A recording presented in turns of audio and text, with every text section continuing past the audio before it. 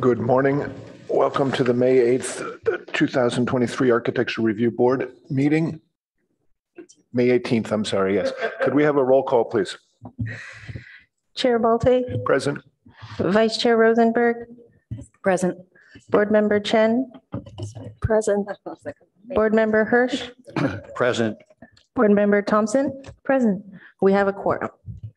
Thank you very much. Do we have any public comment from any members of the public who would like to address anything that's not on our agenda today? No speaker cards or raised hands. Thank you.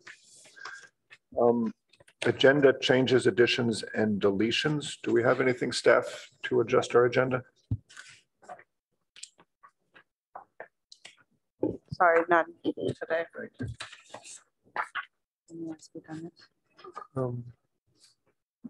Yeah, I'll give you a chance for city official reports. So city official reports.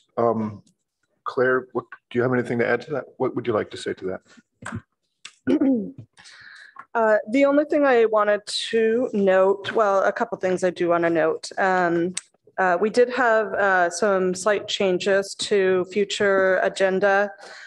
We are planning to actually switch up the agenda. So North Ventura Coordinated Area Plan study session is planned for June 1st, along with the 640 Waverly preliminary review for a mixed use project.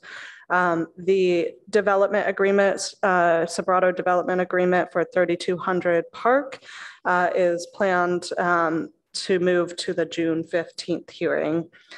So I just wanted to note that change. And there were a couple of new projects.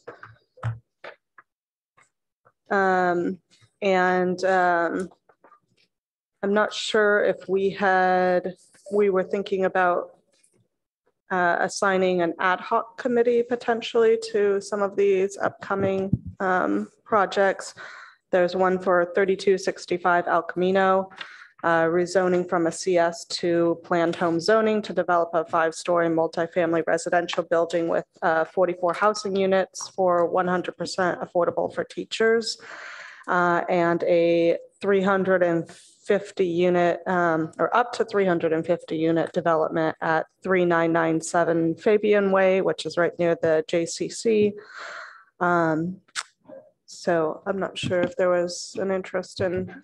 There is. Thank you very much. To my colleagues, I would like to point out that we have now assigned ad hoc committees to certain potential projects, of which 2 of them earlier on the list we have in our packet. One is 3150 El Camino Real, which has board members Rosenberg and Hirsch as our assigned subcommittee. The other one is 4075 El Camino Way, which is myself and board member Chen as our subcommittee. And then we have 300 Lambert, and that's board members Thompson and Chen are our subcommittee on that. Mm-hmm.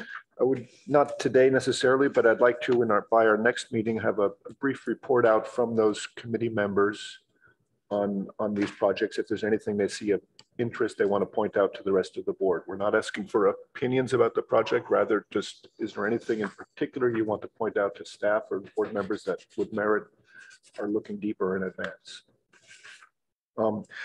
With that, I would like to also assign ad hoc committee members to, I think, one of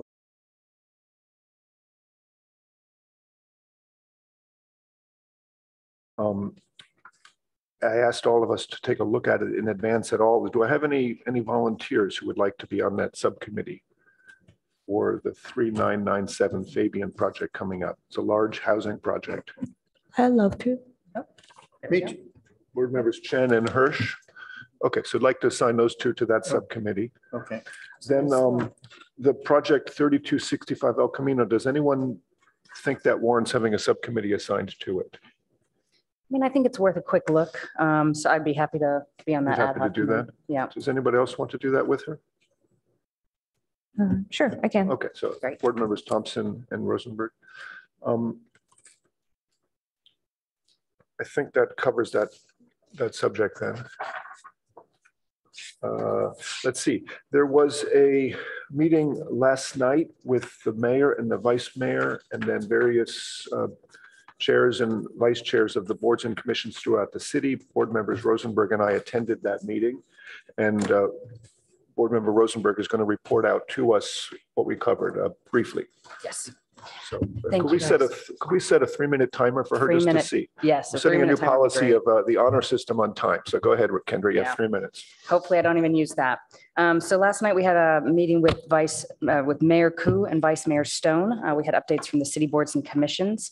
If anyone would like to see all 8 boards, they can go to the cityofpaloalto.org/departments/city-clerk/boards-and-commissions. So if you want to go online, find out which one of these boards are, when they meet, things like that. I do encourage the public to go get familiar with your boards and be aware of when they meet to have discussions. Just very briefly, I'm going to go through the 8 boards and sort of their highlight topics that we covered. Architectural Review Board, we discussed objective standards and how they are impacting the architectural design of our community. If you've sat in on any of these meetings where we've reviewed that, you'll understand what we're talking about. The Historic Resources Board, they were going to update the registry for historic buildings in the city of Palo Alto. They have not updated it since the 70s, and that will be an undertaking over the upcoming years. They touched base on the Mills Act, and they touched base very briefly on the Cannery building and some of the history that was associated with that building, which was very interesting. The Human Relations Commissions, there's an AAPI survey, which they're encouraging as many people in the city of Palo Alto to take. It's Asian Americans, Pacific Islanders, how they're living within the city and how it's sort of an interesting item for them. We have a website for that as well at cityofpaloalto.org, AANHPI survey, all one big word. We encourage the public to take that. Parks and Rec Commission, their parks are looking for more locations to accommodate the growing population. They're also looking to place a dog park in Barron Park. Planning and Transportation Commission, they're also struggling with the objective standards. Public Arts Commission, they're looking to install new works murals. They have all kinds of plans in the works, and there is an artist in residence in Palo Alto currently, which is wonderful. Stormwater Management Oversight Committee, stormwater was nearly unprecedented in recent years, and there are updates to those rules and regs forthcoming. Utilities Advisory Commission, we are still as a city doing better than PG&E in terms of our rates and standards. There was an item of an unknown increase for gas recently for 1 month that they will be investigating and sort of getting back to us on. Nothing to be concerned about, but they are taking a look into it. And just from a personal note, I would say anything we can do to have our own utilities is a wonderful thing. So that's our summary. In the future, we will be having 2 meetings like this per year. There will be 90 minutes per meeting. And that's it for now. Thanks very much for the time. Thank you, Board Member Rosenberg. Board Member Hirsch has something he'd like to add about the Art Advisory Board. Is that right, David? No, about our awards boards. Okay, let's set a 1-minute timer. Please go ahead, David. Yeah. I've been in contact with Rinconada's director for the library in Rinconada and asked them if they had the ability to exhibit our awards boards. They searched for easels, which they have available. And so I'd like the board to address this if they agree that this is a good idea. What I assumed we would do would be attach our description of each project to each of the boards somehow, or arrange it with this director, and they would exhibit them. I don't know the time frame for how long they'll keep it, but they'll have it for public view in the library. So wonderful. That sounds like a great idea. Staff, who was our subcommittee dealing with the awards to begin with? Do we have a subcommittee, Jody, it was for me. the awards? Osma, and who else was with? Oh, I think it was Kendra. Yeah. Yeah. So let's I'll assign David and Kendra as a new subcommittee to take care of presenting the awards boards and descriptions as they see fit. Anywhere throughout the city they see fit to do that. And we still have the boards, Jody, right? The boards from the I think they're in, yeah. That's what I thought. Yeah. Okay. Great. So again, so if you could just make them available to me somehow. Of course. Yeah. Then I can do all the arranging. I'll take them to. We can probably Rinconada. arrange right after this meeting if you'd like. Okay. perfect. Great. Thanks. Thank you. Okay. With that, let's move on to the first action item. This is a public hearing, quasi-judicial for 123 Sherman Avenue. Recommendation of approval of a major architecture review application to allow demolition of 4 existing buildings and construction of a new 3-story, 53,267 square foot office building with 2 levels of below-grade parking. This project would also require a lot merger to merge 3 existing parcels. Before we dive into that, do we have any disclosures to make? Let's start with David. No, I haven't revisited the site yet. I did revisit the site. I'll disclose that I went out to the site earlier this week. No, I didn't revisit the site. I visited the site. Wonderful, thank you. Okay, staff, do we have a report for this, please? Hi, good morning. My name is Emily Foley, and I'm the planner for this project. As Chair Balte stated, this is a request for major architectural review to demolish the existing buildings on the site and build a primarily office building that also has a smaller retail component. It also includes 175 parking spaces and a transportation demand management plan.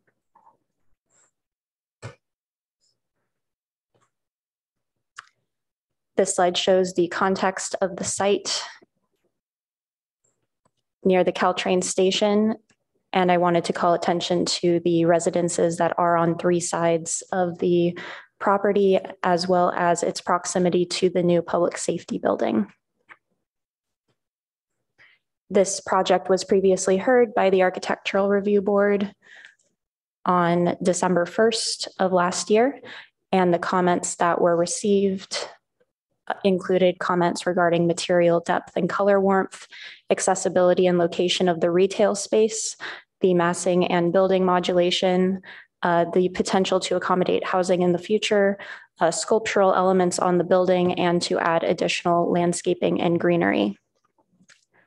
And while their responses are summarized in the staff report, and the applicant will also be giving their presentation that will primarily focus on how these were responded to, I wanted to go over it briefly. And so this is the elevation looking on the Park Boulevard facade. The top image shows the version of the plans that were viewed in December, and the bottom image is the revised plans. The primary changes include adding additional dimension to the coping at the top of the parapet and adding that same color to the screening element, as well as directly above the entry door.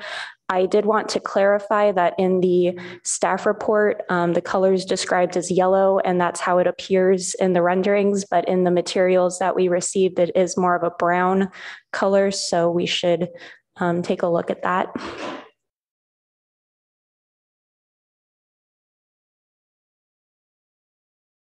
To the green wall and the entrance for the retail space that you can see in the bottom left side of the image was moved from the Sherman side to the Park Boulevard side.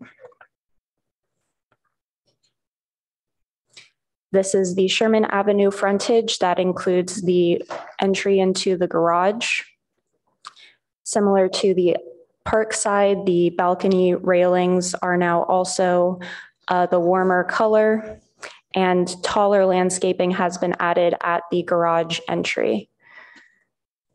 Emily, I'm sorry to interrupt for just 1 second here. It does look like the iPad is not syncing with what you're showing on the large screen. So just so we're aware, as we're sitting back here, it didn't look, that Zoom is now doing something. Is it just mine? Okay, that's okay. I'll just keep looking at the big screen. I just wanted to make sure we were all looking at the same thing. Okay. Colleagues, if we could sit down and let's let the staff finish their presentation, and I'll make a point of letting us have time to look at this. Emily, if you could hold on until we make sure Board Member Rosenberg's screen is functioning properly. Yeah, my Zoom is still down, but I'm totally fine looking at the big screen. So okay? Emily, Continue. go right ahead. Please continue. Okay. Thank you. Sorry for the interruption. Go ahead. Okay, sorry about that. And then the other primary change here is the wooden slat material that has been added to the wall at the entrance at the corner of Park and Sherman. But yeah, just to summarize what I said previously, the screening that is primarily on the park side, you can see that it is wrapping around here to be visible from the Sherman side to the extent that equipment screening likely won't be too visible from the street. But the balcony railing is also the warmer color. Additional detail has been added to the way the parapet is detailed, and then taller landscaping at the garage entry. This is the north elevation, the rear elevation that's closest to the residences and the Caltrain station. The primary change here is that at the right side, instead of a solid wall, it is now a vine wall. So that will help soften the views in that direction. The mechanical screening is also less. The mechanical equipment has been rearranged in a way that should have less of an impact on the residents. And then the last side, the Grant Avenue side, although there was no design change to the screen wall, now that we have the material samples, I think the design intent has been clarified as to, what that will actually look like. Again, the balcony railings are the warmer color. The vine screen at the bottom has also been kind of clarified. And so while there were not significant changes, I think it's just more clear what the design intent is now. The screens are now more of a shadow box, so they're more of an element on the building with more depth than shown previously. And the image on the left also shows how the warm color has been incorporated into the entry as well.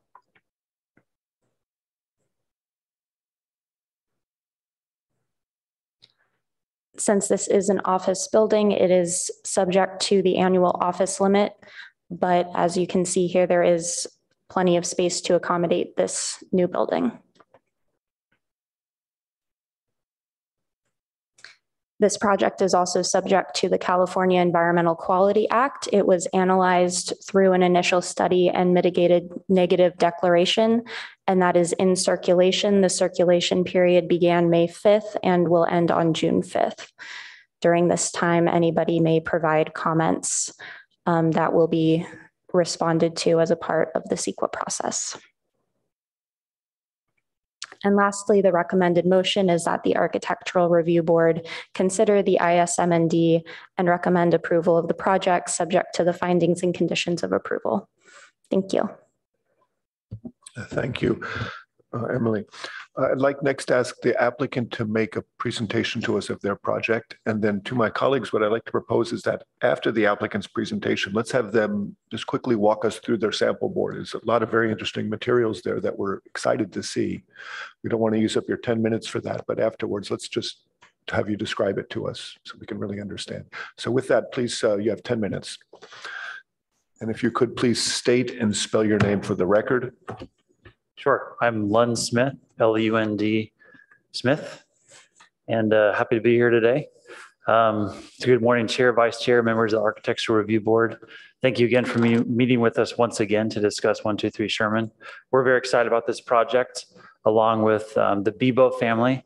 The Bebo family is the family we partnered with on this project. They own the site, and they've actually operated their business in the Bay Area for many, many years, for decades, and also live here locally.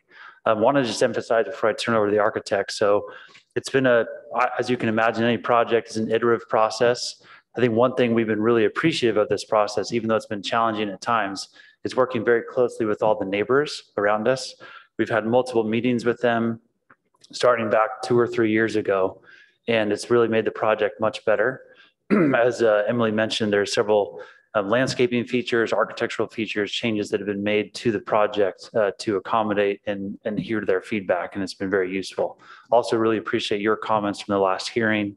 What we're going to be showing you today are a lot of the improvements to the architecture in response to what you've said, and also clarifications on some of the materials that are being used. So I want to turn over to our architects now to explain in more detail.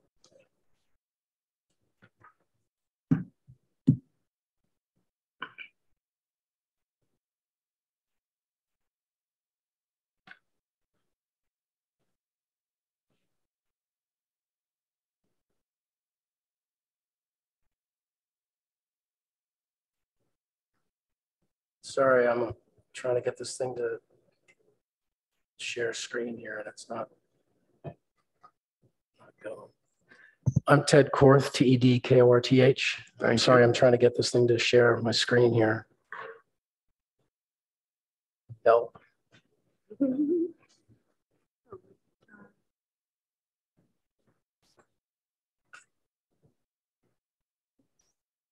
So the images are behind this.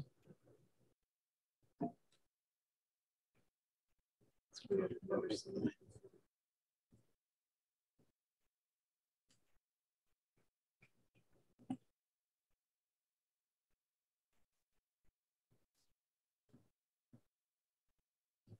so here's the image. How do we get this to share?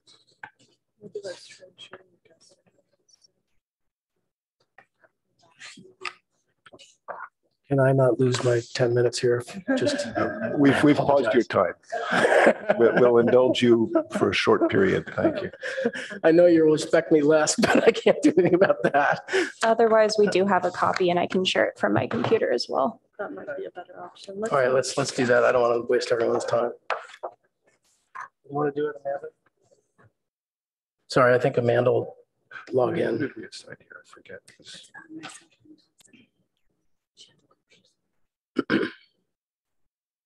You and Osman. This was hers.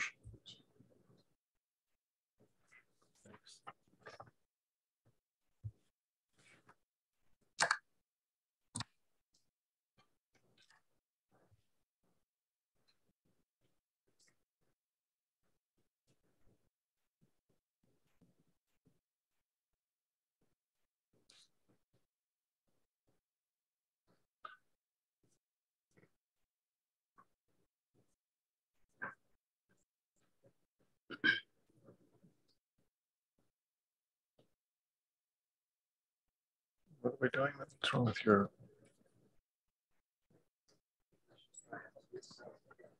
There we go. Okay. Okay, we're set. If we could start to continue the timer, go ahead, please. Thank you. All right, so this is a rendering of how the design looks today. I wanted to lead up to this through the slides. So the next one, please.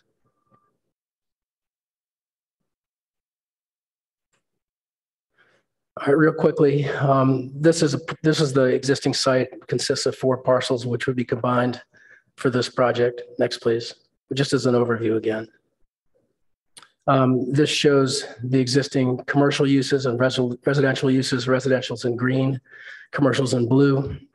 You can see that on the upper part of the site, the top of the site, there's an existing commercial building that's literally on the property line between our project and the adjacent residential. And there's a mixed use commercial and residential building in the lower left. This is a 3D view of the same situation. Next, please.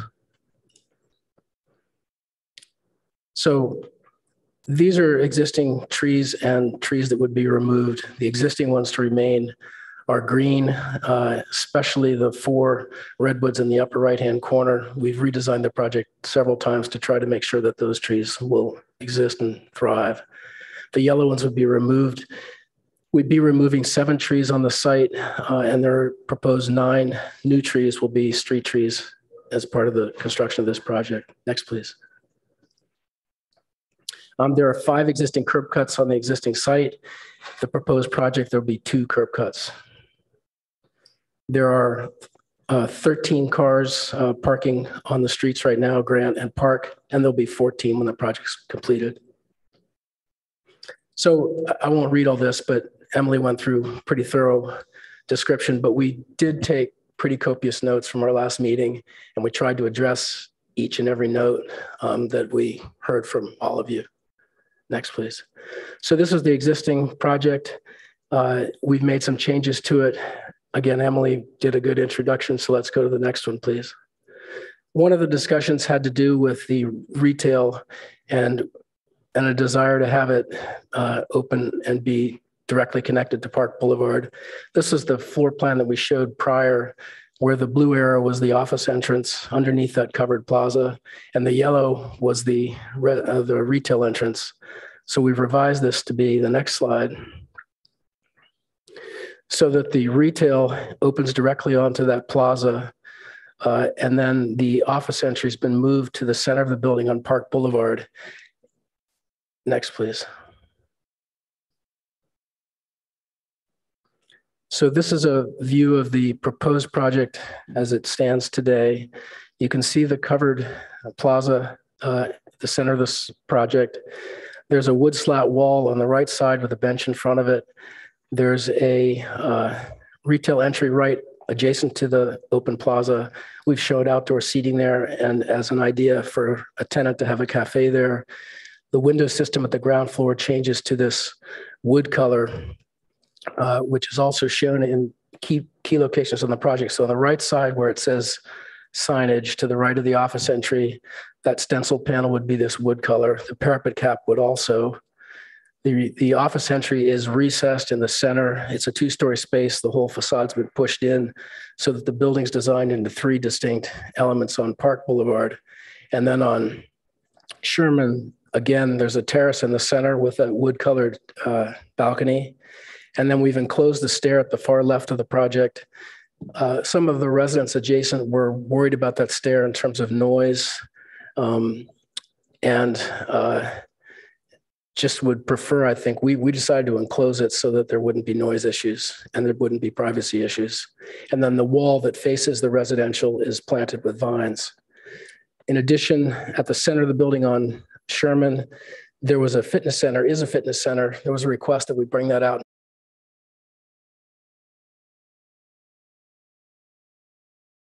The fitness center reaches the windows, and to the left and right of the automotive entrance, those walls are planted with vines that will grow up the side. So we've made these changes. The wood color of that screen wall, we thought related to the adjacent building in a nice way and more readily kind of tied back to the idea of a natural material that way. Also, the canopy at the office entry is also that material. Next, please. This is a rendering of a hypothetical cafe that could be located in that retail space. We've taken the wood slat wall to the right that was in the plaza outside and brought it in, so it's sort of a filtered wall that leads back to the more contained spaces of a cafe, so that if you have restrooms, you have storage, you have a kitchen, they can have lower ceilings, and then we can have side registers that provide air for heating and cooling from that sidewall to keep this space tall. It's a 9'8" ceiling, floor to ceiling glass on the left towards Sherman, the wood mullions that same color as the unique features on the exterior facade that breaks the building up into various volumes. Next, please. One thing I didn't mention earlier view was in the rendering, there was another question, could it be converted to residential in the future? And the floor to floor on this building is the perfect dimension for a residential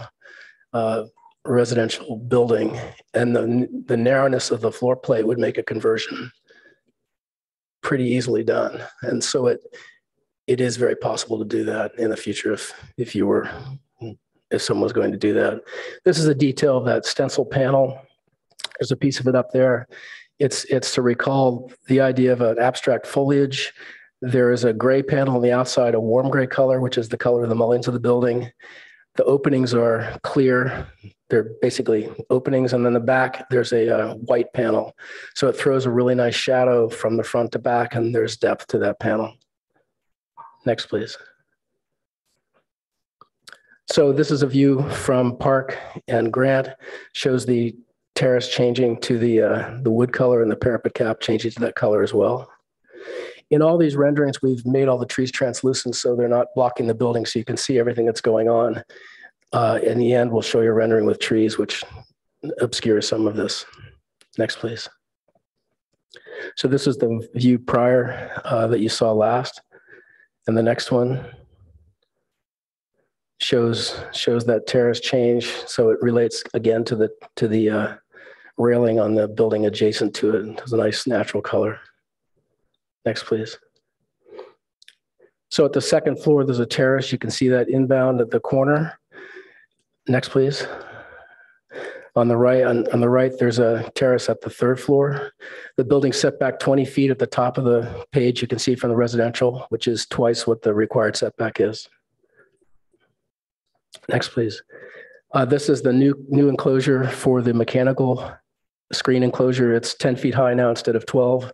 It's been adjusted. I think it's 40% smaller than it was first proposed. Next, please.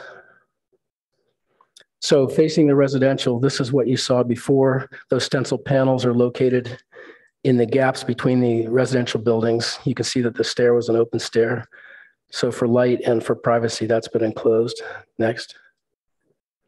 And so this, you can see the stair that's enclosed with the planting on the side of it. And then these yellow dotted lines are showing the changes that we've made. At the gaps between the buildings, we've installed a shadow box that's 4 feet high in each of those locations to preserve privacy for the neighbors. And I met with Marcia, who lives in one of these buildings and has a courtyard nearby. I'll give you 1 minute to wrap up, please. Thank you. Easy. Next one. Next, please. So this is a view that you'd see from that courtyard. So you can see on the left side, there's the opaque panel there'd be an opaque panel back about 3 inches from the glass that would make that very hard to see into. And then the trees on the left are what would be planted when the building's constructed. And the trees on the right are a view of what these would look like 10 years afterwards. The terrace is along Sherman. This is the prior view. Next one. Shows the wood trellises railings, and then the parapet cap, and it also shows the greenery growing left and right of the automobile entry and exit. Next, please. And this is a rendering of the project with the trees as they really would be without being translucent. That's it. Thank you. Thank you very much. Why don't you go back one slide on that rendering?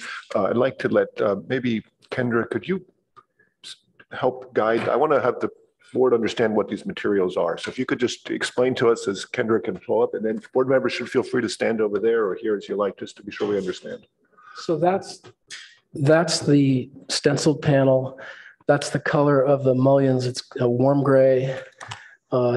That's a full-scale representation of the panel. Yes, that's the color for the gray stencil panels in the rendering, but the color that it would be for the railings and some of those other areas is the brownish color that right there. So in some cases where the terraces are and there are railings, they would be that color. And then the area to the right of the office lobby on Park would be that color. The green is the color of the panels at the service bay on Grant, which doesn't show in this rendering. And then the dark gray is the gray paint behind the planted area on Grant where the transformers are, which will have green planting in front of it.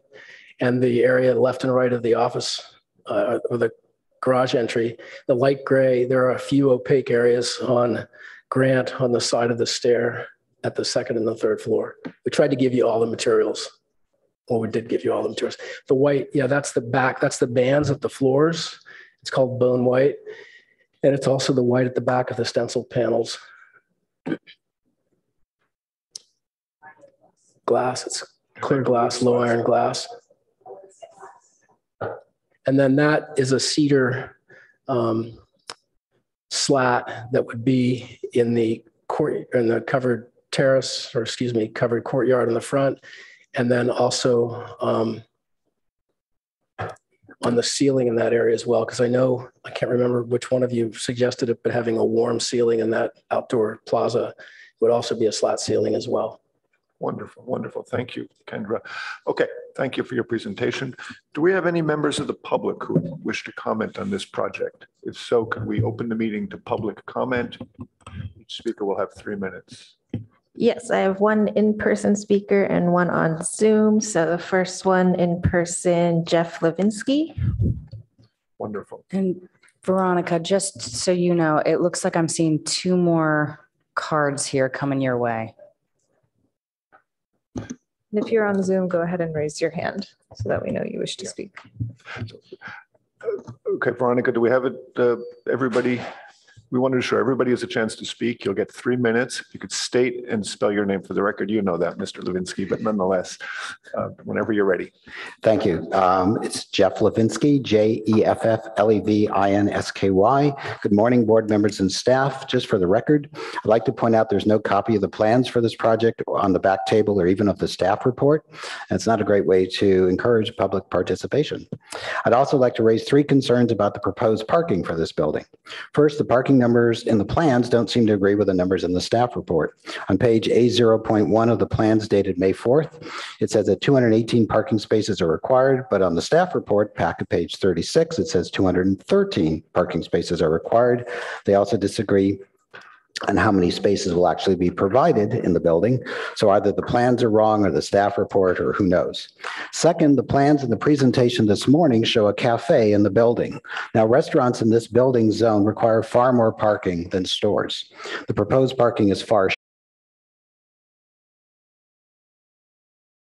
get people imagining dining there when no restaurant can legally occupy that space because the building isn't putting in enough parking.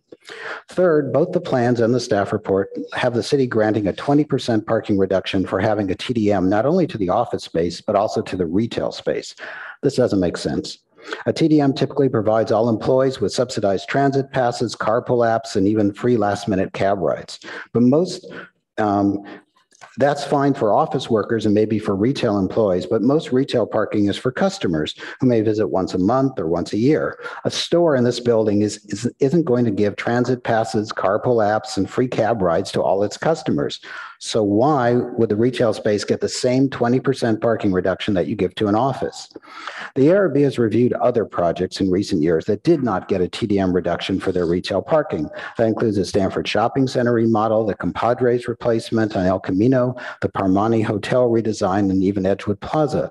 Some of these have TDMs, but those didn't reduce their parking requirements. And that's simple logic. A TDM can't prevent customers from driving to a building.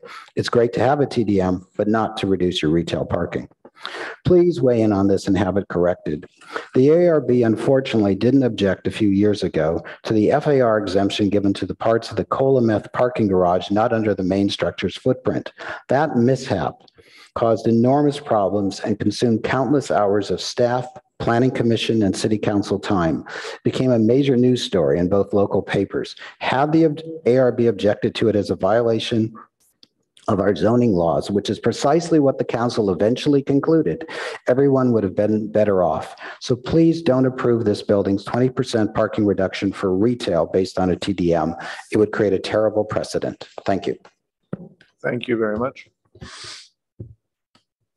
Next person, Veronica? Yes, next is Suzanne Steinley.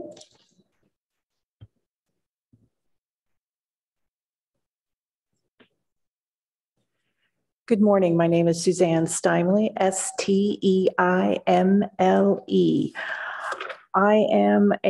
I've been a tax-paying homeowner at Palo Alto Central since 1994. My condominium is within 10 feet directly behind the proposed 3-story office building at 123 Sherman. I have just some questions and concerns regarding the plan. I do want to say thank you for enclosing that back staircase.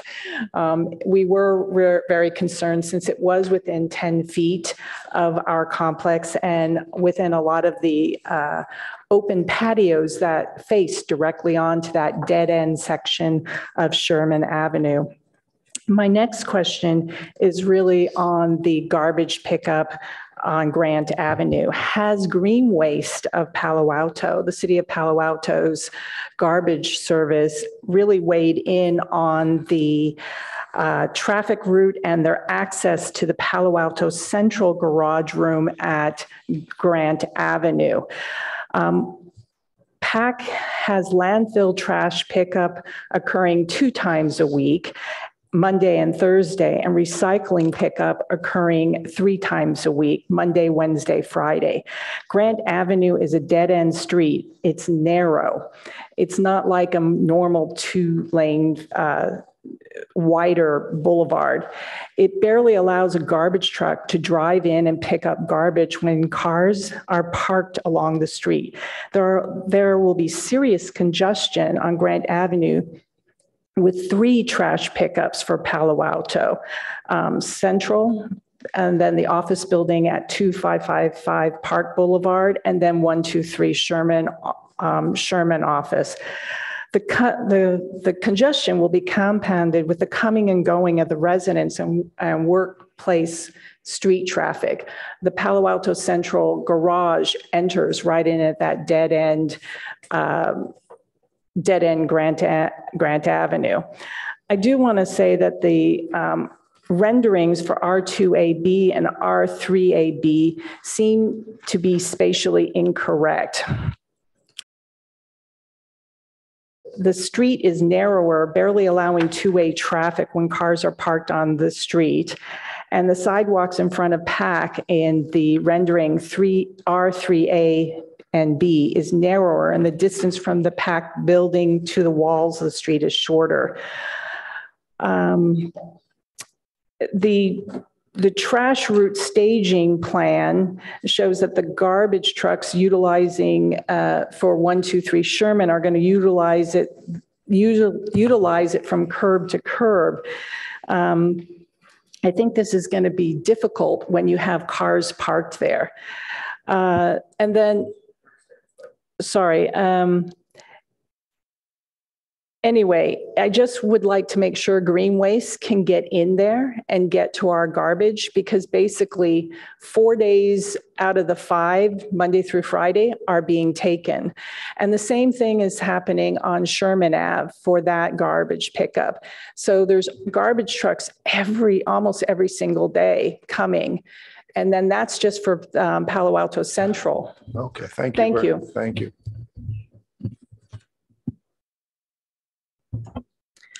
Next is Patience Young. Soon to be the only mask in the building. Okay, good morning. Patience Young, Patience, P-A-T-I-E-N-C-E, Young, Y-O-U-N-G. And I've submitted this also by email, so you'll have a report of it. As a homeowner at Palo Alto Central since 1996, I support sensible city planning. Vacant office space is now more than abundant everywhere. Good reason to determine the viability and desirability of this project. The architects have listened to our concerns, thank you, and have changed plans accordingly. I raised some persisting issues. I'm repeating some of what you've heard recently. The local roadways were not plotted to carry the traffic and parking demands we now face. Park Avenue is a busy 2-lane street and bicycle route. Grant and Sherman, both narrow dead-end streets, provide essential access to underground parking for 144 homes and garbage removal. Palo Alto Central residents rely upon pedestrian gates for deliveries, pickups, and drop-offs. Many vehicles park on Grant while their drivers make deliveries on foot or provide car service. Several times weekly, garbage trucks tip from dumpsters that serve many households and businesses. Green Waste trucks are already challenged to reach the dumpster at Grant Street and return to Park Avenue. Drawings of this location are misleading. The space at the end of Grant Street is really quite constricted. This congestion needs attention before new construction may be approved. The north side of the proposed building has been changed to improve privacy. Thank you again. But it still has floor-to-ceiling windows. We had suggested upper wall windows with views of sky and daylight, but not into our patios. And what I'm hearing this morning about conversion to housing is a whole new dimension to my thinking and our discussions.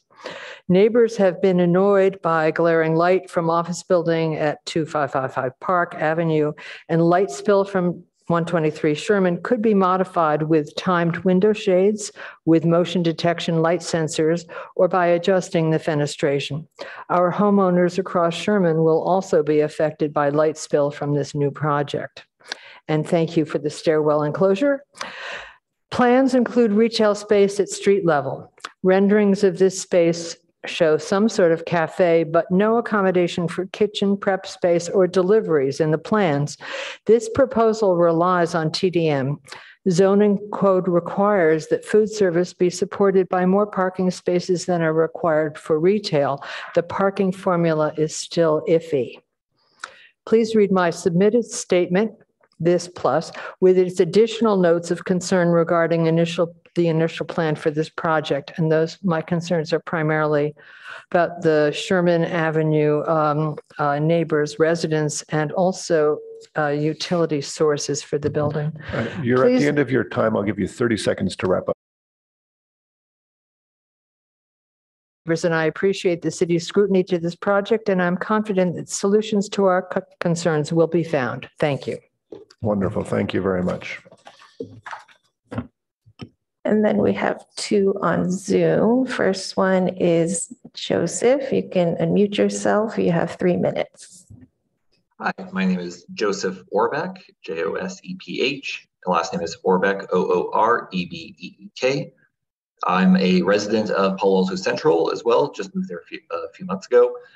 My neighbors have already mentioned my concerns about the garbage removal and access, so that's great. Looking at the plans, I wanted to highlight that the mixed use commercial and residential spaces on plan R5 and R6, those residential spaces, their windows and balconies are not highlighted. That's at the corner of Sherman and Park. And those will be residents affected by sight lines into the office and lights left on overnight. So I would like to see more of those mitigations permanently installed onto the building and not relying on timed shades or anything like that that would be left inside the building at the office lessee's discretion. I would also like to have some questions answered about the parking access. I know there will be EV charging access in that parking lot. And my question is whether those parking spots will be accessible 24/7 or if they will be behind a locked gate. Those actually would be very handy EV chargers for people like myself who would like to charge their cars. One of my other questions is whether the construction interference with the residents, as has been stated before, those two dead-end streets of Sherman and Grant are the main access points for 144 households. During construction, those are going to be affected possibly quite drastically. I noticed that on Grant, there's a plan to retrench electrical lines across the road, which could actually lock me out of my garage for, a couple days at a time if that construction is not mitigated. I'd also like to see any plans about how the constructor plans to track any damage to our buildings based on vibrations as they dig down 2 stories for the parking garage, and possibly vibrations or cracks or dust as well during the construction. Those are my only points, and I do look forward to having a cafe closer to me as a lover of baking. Wonderful. Thank you very much. Next one is Anoha. Hello, my name is Anoja Herath, last name Herath. I am a resident of Palo Alto Central. My unit is actually located across on Sherman Avenue. A few, first of all, I want to thank, the architects and developers for giving us opportunities to discussion, and also to the ARB for allowing us to come and speak. Thanks. There have been a couple of things that have been adjusted, and very grateful for that. something that is not clear to me yet is that, so we are sort of looking across from Sherman, at the building, and I see, there's glass there, right? And I'm not sure, because currently there is a little, that 123 Sherman tin house there. And from time to time in the day, there's light that reflects into our units, and it's the sunlight that reflects back. So I'm just not sure if the glass is going to be a certain kind that will not reflect light. So that's another concern, especially there's going to be a lot of glass. The other concern I have was, and I'm not sure if there is one right now, but the transportation plan and it's not just for this development. We have the new construction across the public safety building, and then the teachers complex coming up. So, what is the transportation plan with all this extra cost? Just want to see if there is something like that. I'd like to learn more about it. And I also wanted to echo that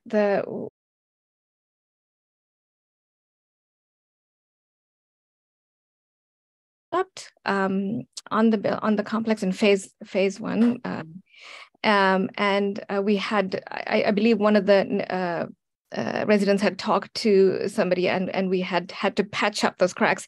So yes, it is a concern with the development, how that's going to be.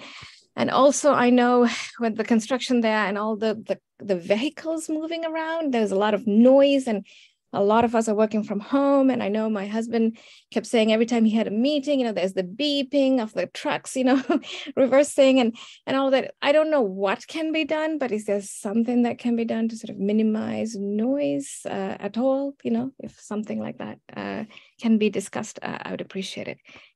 Thank you so much. Thank you very much. Veronica, do we have any other speakers? No, that's all our public comments. Great, thank you very much. To the applicant, we can afford you 10 minutes to rebut any of these comments if you'd like to take the time to do that. I think it might be good to address some of the questions that were raised, if you don't mind. Yeah, I'll take a first stab at it. I don't know if there's architectural questions. Ted can do that. I appreciate all the comments. I know there's a lot of challenges. Obviously, I hear a lot about parking, concerns about construction, narrowness of the street, garbage pickup. And I acknowledge that these are, concerns and for the residents. We've done our best up to this point to try to address those items. And as we get closer to construction, we will definitely make sure we keep all the residents informed and make sure we're kind of on the same page. We have had experience developing other sites that are similar to this, where we've also developed right next to residential neighborhoods and other buildings. Just as an example, one of our projects in downtown Palo Alto, we had we went down 2 levels down with a garage, and I know there's been some concerns about cracks or next door buildings. We have a vibration monitoring consultant that can come in and make sure that the building is, not having impacts on the neighboring buildings, and we can monitor that on an ongoing basis throughout construction. Also, in terms of noise and beeping, we can do what we can to have a schedule, at least so the neighbors know what's going to be coming in the coming weeks or months to the best of our ability. In terms of parking, we have obviously looked very close to the parking. We feel like we have a robust TDM program to address specifically the parking for this site. We acknowledge that although it is 1 block from the train, there are still some concerns about parking in this area. One thing to note is when we go into a development, although there are the parking standards that cities impose, we also make sure from an economic perspective that it's viable for our project. We feel very confident for both the retail and the office for this site that the parking is adequate to address the needs. As an aside, but related, that the state recently has recognized this as well. There's actually been a number of laws that have come out. If you're within half a mile of transit, parking is actually not required. Again, we're not imposing that, and we're not saying that we're not going to provide parking, but we do acknowledge that this state law actually doesn't even mandate we provide as much parking as we are providing. But we feel strongly that the parking we have provided is adequate and will serve both the cafe or the retail, whatever it is, along with the office use. But what other specific questions? Oh yeah, the EV chargers. So the way that the garage is designed, so basically you come in at the ground level. So there's the retail at the corner of Sherman and Park. Behind that, there's ground level parking spaces that will be available to the public, both for those who are parking to go into the retail space, but also if you're going to charge an EV car, you can go in there and charge your car. There will be a security gate going down to the P1 and P2 levels that will be serving the office tenants, but for the ground level, that will be accessible. And I'm turning it over to Amanda to discuss the garbage.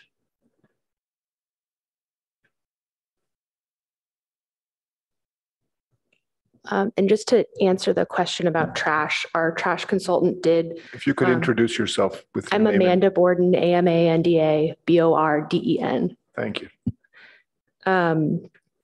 So our trash consultant did consult with Green Waste, Zero Waste, and they did confirm that they can still service the residential trash enclosures. They will have to back out onto Park.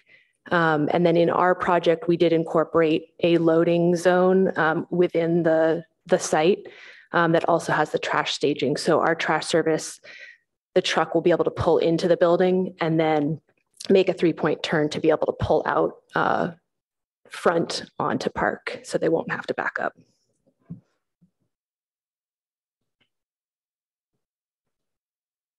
There was a question about glass and reflection.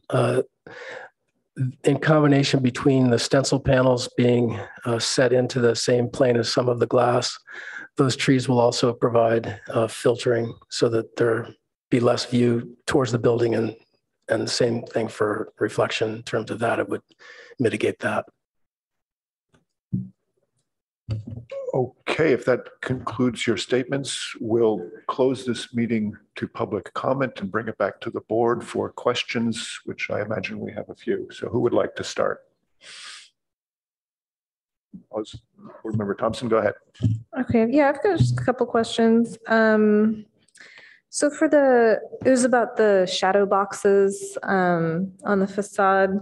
So those, I just wanted to clarify where they sit in plane. Is the perforated metal aligned with the glass, and then there's an opaque white backing on all of them? The opaque white panel would be in plane with the glass. Okay. And then the stencil panel is out about 3 or 3.5 inches from the face of that. So if there's glazing, and then the perforator stencil panel will be proud of that. I see. And in terms of the sides, it's just open on the sides. It's solid on the side. There's a plane. It's literally a box. I see. And then the side will be a same color metal, and it'll project out in front of the glass. So there's depth, and stencil panel will be out and glass will be back. Okay. And then are there any operable windows in the project at all? No. Okay. And then in terms of all the live planting on the building, I just wanted to confirm there's a living wall on Park Street, and then on Sherman and Grant, is it just vine? Yes. Crawley planting. West? I think it's pittosporum, actually. Our landscape architect could answer that, but it's meant to grow all the way up to that first white band. Okay. And then, thank you. And in terms of the parking count, there was a public comment on the parking count. Can we confirm what the parking count is? So the parking count in the plans is correct. In the report, it was referencing the December 1st version. The square footage changed slightly from then to now. And so that's where that 5-space discrepancy came from. Okay, so it's right in the plans. Yes. Okay. Okay, those are all my questions for now. Thanks. Thank you, Board Member Thompson. Any other questions? I have a question for the staff. So could you please clarify whether the retail parking is qualified for 20% reduction for this project? Yes, so there is a TDM plan that was reviewed by our Office of Transportation that allows for the 20% reduction in parking for both the office use and the retail use. Thank you. And a question to the applicant. So for the retail ceiling height, you mentioned you increased it to 9'8". So it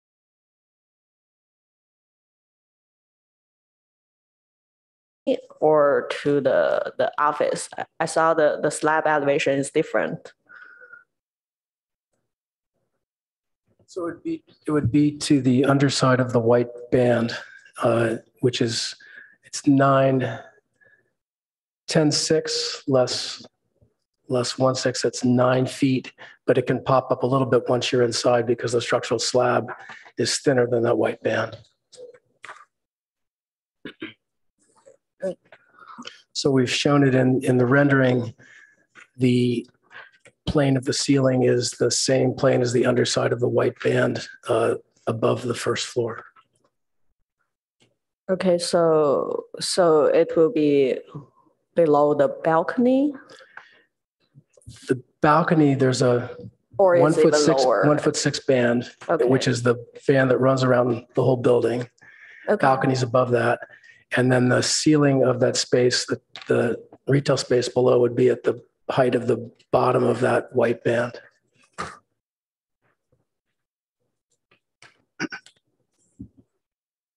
And it's possible to get it a little bit higher than that because the white band is quite a bit thicker than the structural slab, concrete slab.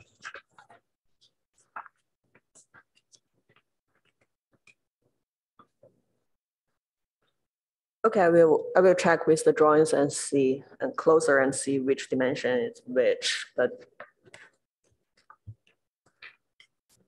let's see the section here. Yes, so I'm referring to sheet A4.2B. So if you see the section there, it seems like the balcony, the bottom of the balcony is a few more inches lower than the office space.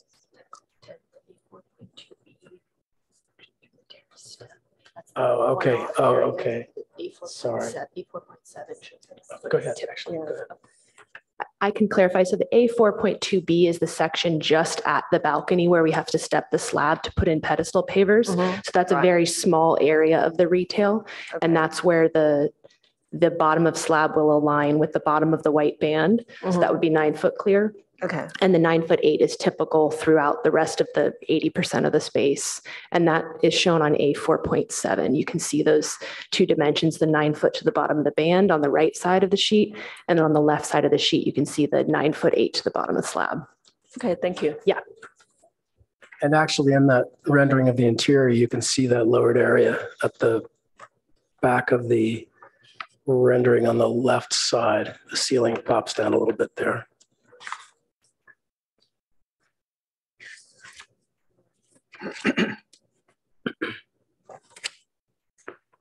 As Amanda explained, the balcony has pedestal pavers, so the plane goes down a little bit so you can accommodate the pavers just in that one little area. Okay. And another question about the trash. So for the retail trash, it is on the left side of the building. Will it be somehow moved to the right side of the building so that the garbage will pick up the trash, or? Yes. Yeah. So what we did is we actually relocated the office trash towards Sherman. So it's directly adjacent to the staging area. So those are the larger bins. And then the retail trash is made up of the smaller 64 gallon and 96 gallon bins that are the same that, we have at residential units. And so those will get pulled across the driveway and staged in the same area at the Sherman staging area. Okay, thank you. Yep. That's all my question for now. Thank you. A couple of questions. One is this building planned for a single office tenant or is it potentially multiple tenants?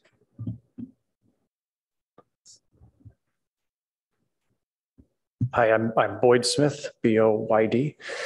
It's designed to go either way. It could be single tenant, but also could accommodate a floor, individual tenant per floor. Per floor. Yep. Okay.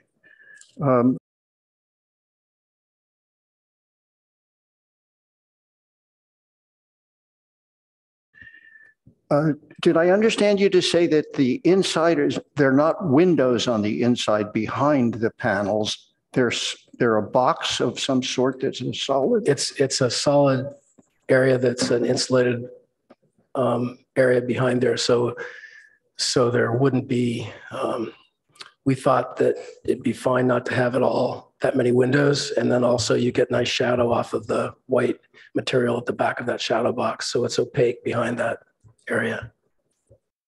But on the other hand, the inside loses the opportunity to see this pattern and light pattern through it onto the inside floor, et cetera. So you made a decision to go one way or the other. It could have done either way. We thought maybe for the residents and adjacent people, it'd be probably not a bad thing to have a little less glass. So that was our thought process anyway. Okay. Dave, can I ask a quick chime in on that? What is the actual color of the material behind the patterned metal? It's the white sample that Kendra held up. Sorry, board member Rosenberg. But yeah, it's the white material. It's a fairly white color. Okay. It's called bone white. I think the renderings probably depict it pretty accurately. Thanks. Continue, David. Well, those are my two questions.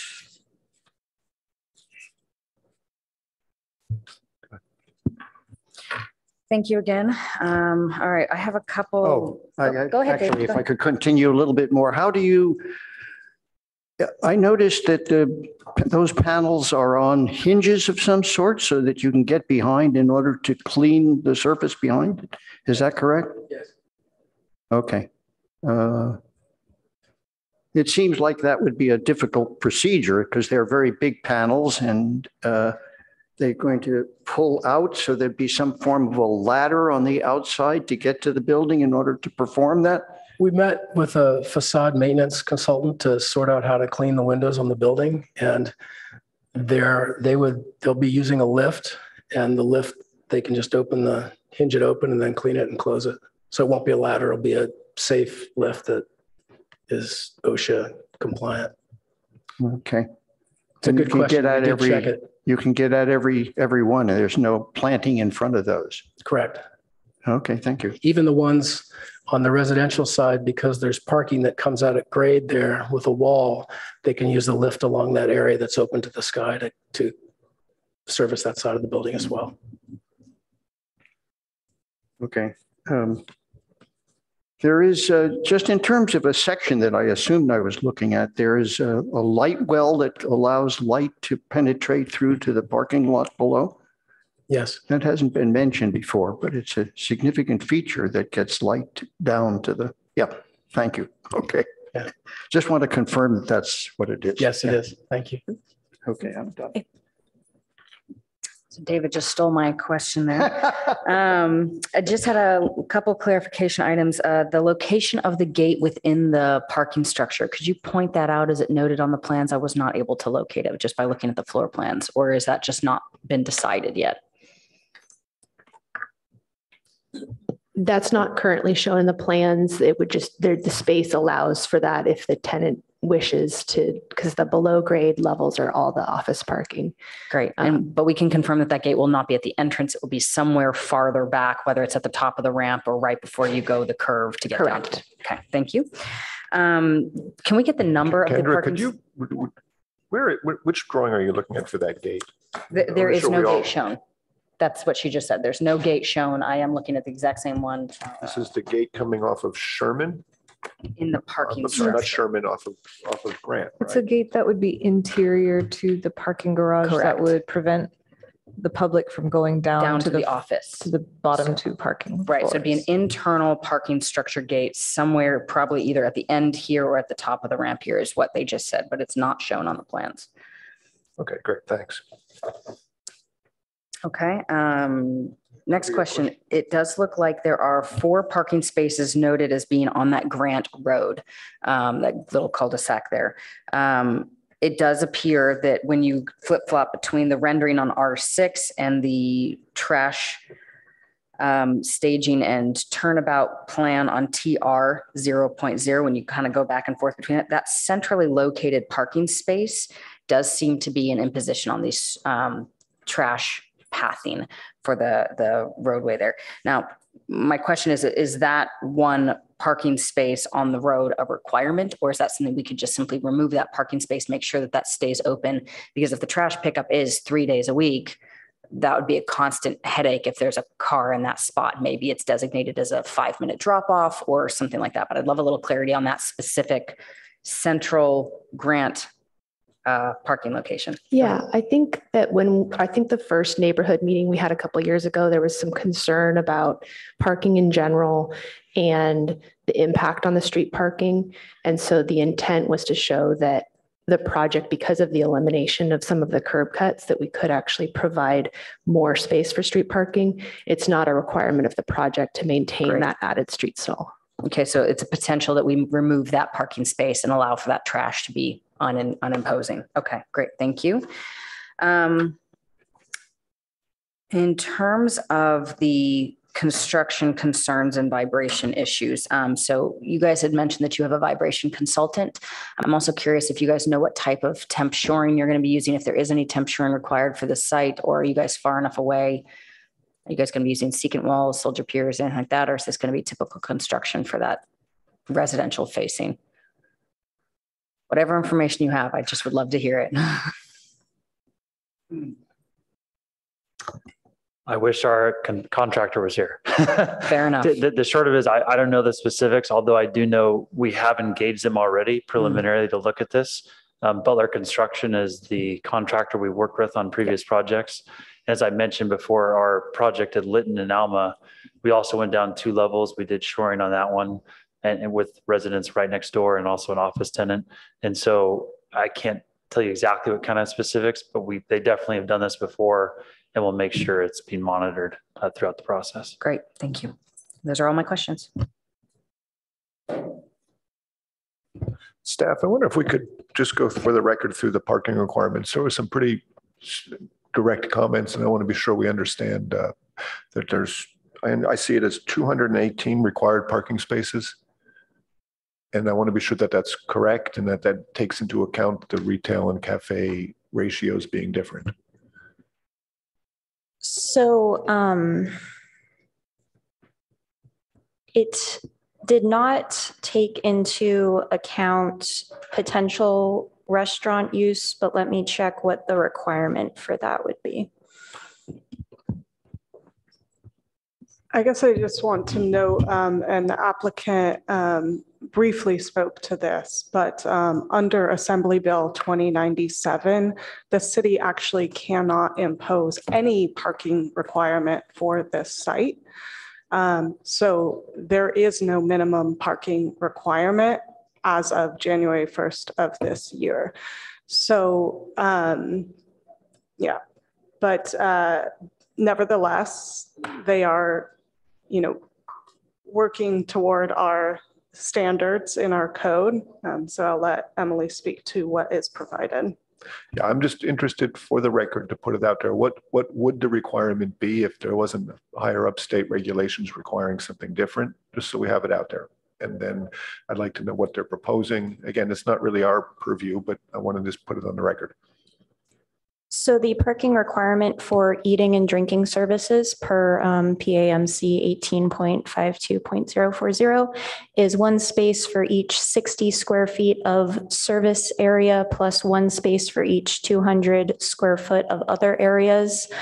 So again, the plans don't go to that level of detail in terms of how the space would be allocated, but it's generally 1 per 60 square feet of seating area, and then 1 per 200.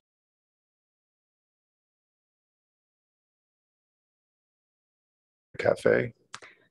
Outdoor seating would count towards floor area, which I also don't think is being accounted for in this case. Right, 'cause Yeah, that's covered. So the front so it's plaza area. conceivable that if there weren't a state regulation regarding parking, someone could come in with an application to put a cafe here and be denied because they can't meet parking. Is that proper? Is that correct? If it weren't for the state regulation. Correct. Or yeah, I mean, we really don't have that level of detail. Yeah, I just harken back to the Protege restaurant when they went to go put their restaurant in on California Avenue. And it was actually an incredible difficulty for them because they couldn't meet parking requirements and they ended up not having a covered outdoor eating area because of that. And it seemed unfortunate that it wasn't considered ahead of time for everybody, even the building owner at that case. So right now, for the record, this building is not providing parking that would meet Palo Alto's current standard if that were actually a cafe. Is that correct? So per the TDM, 172 parking spaces would be required. So with that 20% reduction, and they're providing 175, it is 3 additional spaces. I can't, speak to how that could make or break a potential project, but we just don't have enough information provided at this point. And the TDM is something that would be typically applied to cafes and retail uses as well as office uses? It's applied to the building as a whole, and it also considers the ability to share parking between the uses. Okay, great. I think we have that on the record. And to my colleagues, parking counts are not directly our purview, but it's good to put it out there so everybody knows. Are there any other questions or thoughts? If not, let's bring it back to our board for a discussion. Who would like to go first? Boy, okay, Yingji, you're close to me. You go first. Let's see where to start. Thank you for your presentation and thank you for making all those changes. I think we see lots of improvements for the current design. And I do like the new colors that you introduced to this project. And I do like the wood slides at the covered plaza. And also thank you for redesign the entrance for both the office and the retail. I think it helps. And I also do appreciate the more green wall, the living wall added to the project. I think there are lots of improvements. However, I would still strongly encourage you to increase the retail space, the retail ceiling heights. Although I know it might be hard to working with the parking area behind it, but 9-foot ceiling, it is for this large size of the retail, it is just too low. And also for the green wall, I hope you can work closely with the landscape designers to select the plants carefully because some of the walls are facing north and some are facing south. So please select the plants carefully. And I think that's all my comments for now. Thank you. Board Member Hirsch. Yes, also thank yous for the presentation and the many ideas that make up this project. You managed to hide the cars below grade, but not without consideration for natural light, which I think is a wonderful thing for below grade parking. You've created a really interesting way to use the outdoors within the project, indoor-outdoor relationships on each of the floors. And they think those will be very commonly used by everybody in the building, and they're very significant. You were thoughtful about the plantings all around the buildings, both on the buildings and the trees, et cetera, and the planting the green wall. And that does a lot to soften a retail building within the neighborhood here, residential neighborhood. And I think that's significant as to why the neighborhood seems to appreciate the entire design here. with a few exceptions. And the panels, I shouldn't forget the panels. I mean, that's a unique idea. I kind of feel that it would be more appropriate somehow if it were not a box the way it is, since you already have to open them with hinges in order to clean behind it. Wouldn't it be nice if the inside, outside of the building benefited from the laser cut panels, and the lighting inside was changeable like that, so the daylight would cast very interesting shadows on the inside. And you'd be perceiving that object from both sides.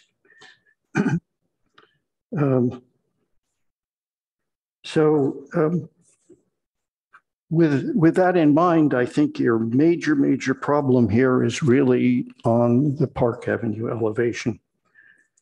There are three things that happen on this Park Avenue elevation. One is the plaza, which we've been discussing as to the heights, et cetera, of the ceiling. The other is the entry to the office. And the third is the green wall. And those three things are approximately equal dimensioned along Park Boulevard. And they're separate functions. I think you're missing a really great opportunity here.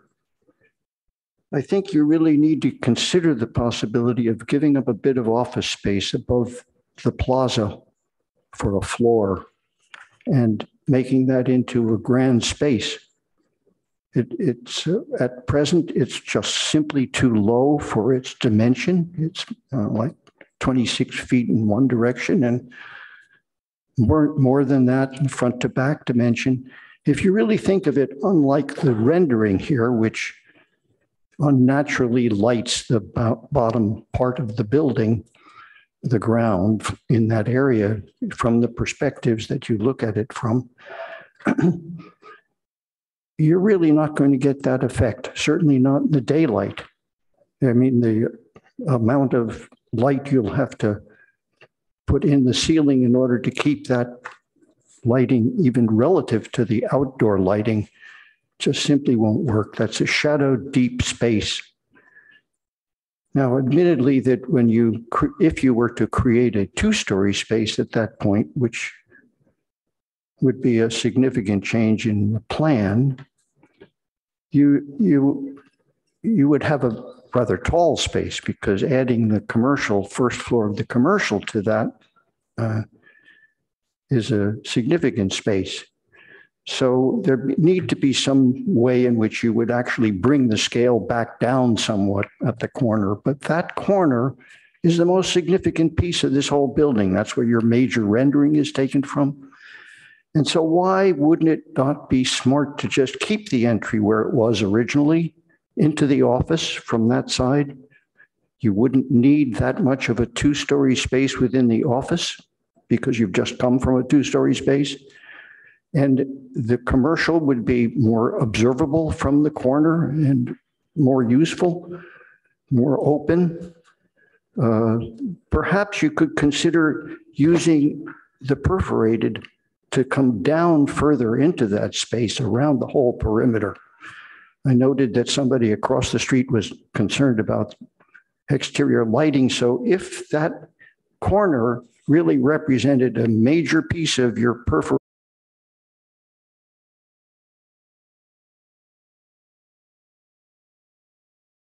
combining these functions into separate entries, you could have an entry to the cafe and an entry to the court itself as the organizing element of the whole building. It's a major piece here. Everything else is really well thought out, and there's just no sense to that. If you think about it, the green wall will be improved significantly because you can carry that across behind the stairwell, even if a piece of it was glass to allow a little bit more light into your lobby. I don't see the sense of having your three separate elements onto Park Boulevard. Park Boulevard's a major thoroughfare there, and you're increasing the capacity of it and the use of it. So I ask you to really reconsider the Park Avenue elevation and to reconsider the way in which you're addressing the building at that corner. There's a drama possibility here, and you can make this corner really work. That to me is so important for this building. There, besides that, you know, you mentioned the fact that there are potentially 2 tenants here, but there's a tremendous amount of floor space that's behind a smaller end piece here. And so, you know, you're going to have quite a population inside this building, and that would animate the corner and animate the building at that location. I hope that, you know, I bring this back to my fellow board members to consider this, because if there's some common agreement here, we could turn it into a recommendation in one way or another. I think that the screens are a great idea, but wouldn't it be neat if somehow they were take it one step further, if they were in a track of some sort, so they worked on ball bearings and they could be moved, so that if you had to clean a piece of the building, or suppose tenants were saying we're seeing too much light from this area. I mean, I'm not thinking about that kind of flexibility particularly, but if they could be moved on a track, then they don't have to be swung out into the street. They could be, the cleaning of the whole facade of the building would be a lot easier. And you'd have some possibility of flexibility if you have a tenant that really prefers to do something different on one side from another. You use those panels as an opportunity. So other than that, I think that it's going to be a very, very successful building. And I hope that you would consider this significant design change to the corner. Thank you. Board Member Hirsch, could you clarify for us, please, when you say design change to the corner, we had asked them to put the retail or the cafe at the corner. We did. What is it that you envision? I'm trying to understand the genius behind your idea. So explain more carefully how that would work, keeping both of those functions there. Well, originally they had an entry to the office lobby in that diagram going sort of, if you entered from Park, you turned to the right to get to the office entry. And the commercial was straight ahead. It is possible to bring the commercial further forward. And then, you know, the comment about the ceiling height, and Chi's comment, is less important when you're already coming from a significant 2-story space into the commercial area. I believe that has to be a result of the zoning that required you to limit your height. Otherwise, there wouldn't have been any reason why you wouldn't have made the first floor higher. Why was it so? It's a question I didn't ask before, but it must be the limitation of the height of the building itself. Could you answer to that? I started choking on water in the middle. But if the question is about the proposed plate heights and the thought process behind that, it may be better to have the applicant answer that. Let's finish our comments first before we dive in deep on. Sure. So, yeah, you know, I mean, that would be the first question I would have asked, is that actually, which I didn't get asked, is why is it that the first floor is so low?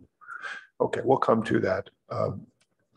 Who would like to? Are you done with your comments then, David? No, just one additional one, and that is that our objective standards has a much higher requirement for first floor commercial heights than what is being proposed here. And there's reason for that. And so I would have said